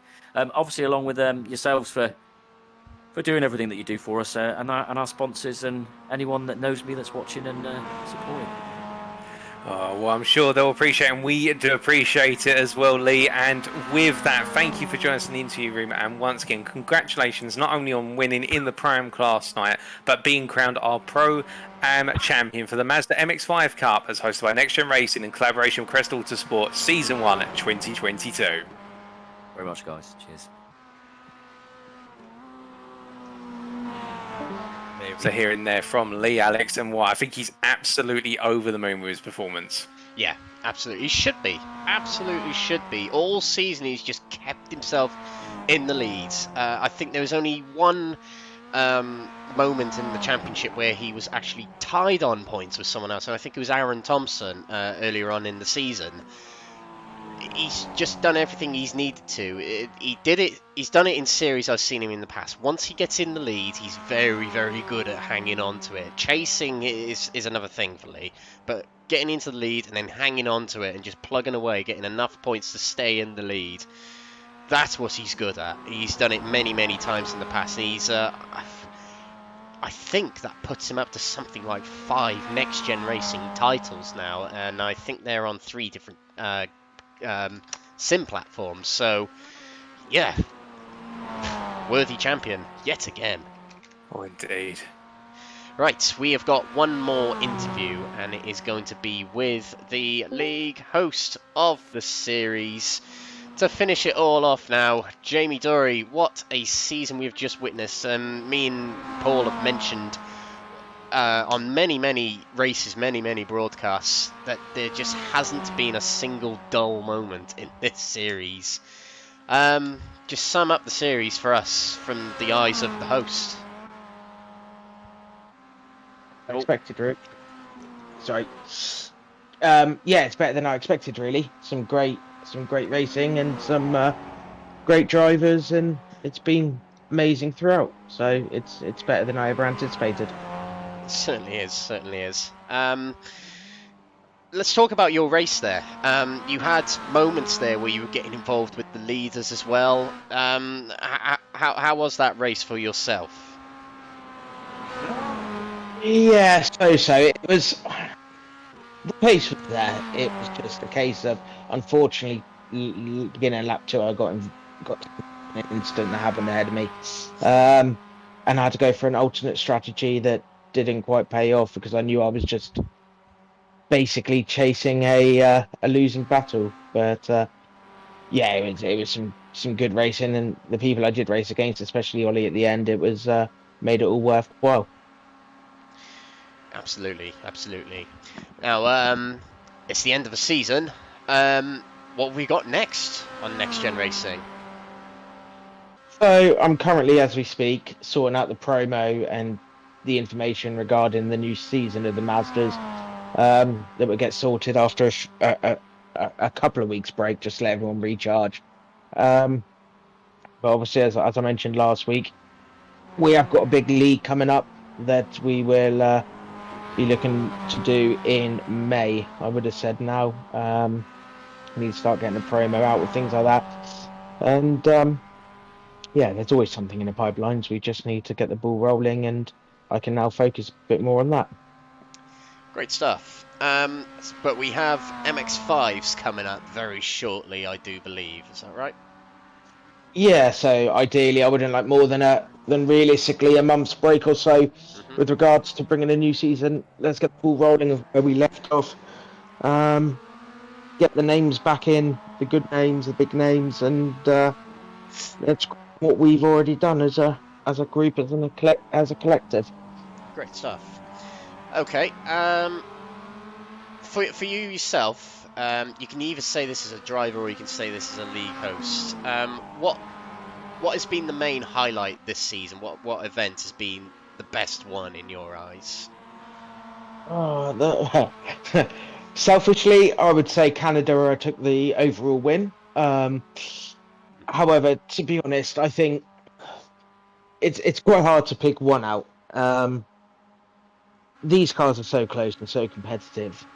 They all kind of mold into one because you're always battling, and it's just hectic. But it's great fun as well. You know, you've got some of the guys who you've spoken to earlier who are going, "Oh yeah, it was an amazing race." I mean, 2 hours at Nurburgring, and you got top four. I think it was within 3 attempts. Yeah. It just says a lot about the cars, really. Yeah, it's very exciting indeed. Can't wait to see another season in these. But we are running out of time here on the broadcast, Jamie. So yeah, the floor is yours. Last chance to give a shout out to anyone, fans, friends, family, sponsors, etc. Anyone to thank for the series itself. Well, firstly, I'll thank you two both, for putting up with our shenanigans and having to commentate on it. You know, everyone who's participated, it wouldn't be here without them. All of our sponsors who keep us going, and everyone who's behind the scenes at NXTGEN, everyone who's involved with the racing, commentary, and everything. Without any of you guys, it wouldn't be here. So all we are is just an organizer, but the rest, it all goes down to the people involved, really. Great stuff. Now, if you want to get involved in the NXTGEN Racing series or any other series they have to host, including other iRacing leagues, Excesso Corsa, Competizione, Race Room, Gran Turismo, Formula 1, Dirt Rally, etc., etc., the list goes on, you can get involved by giving NXTGEN Racing, as it's spelled in the top left there, a like on Facebook, as well as joining the Facebook group. From there, you can find the league hosts for whichever league you want to get involved in, and you can contact them that way to get involved in the league that you want to get involved in. So that's what you need to do if you want to get involved in NXTGEN Racing. Other than that, you can keep tuning in to Crest Autosport TV on YouTube and Twitch, and NXTGEN Racing on Facebook to continue watching the broadcast of these MX-5 Cups as it carries on going into next season, as Jamie mentioned a moment ago.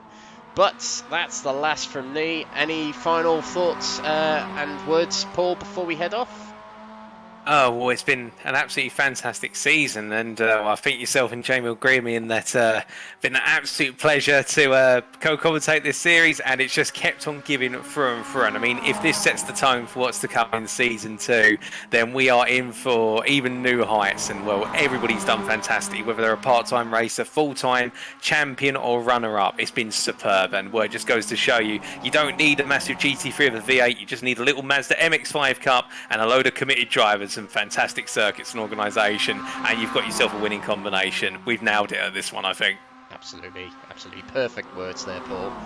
But there we go, ladies and gentlemen. This has been the NXTGEN Racing MX-5 Cup, the final round here at the Nurburgring Nordschleife. I've been Alex Everett, alongside me Paul Walsh, and our league host still here with us, Jamie Dury. Join us back here in a couple of months' time, presumably, for the next season of MX-5s. Thank you for watching all the way through the season, and thank you very much for watching tonight. Your champions were Mikey Doble, Lee Horn, and for the time being, Paul Scott. We'll see you next time. Thank you for watching. Good night.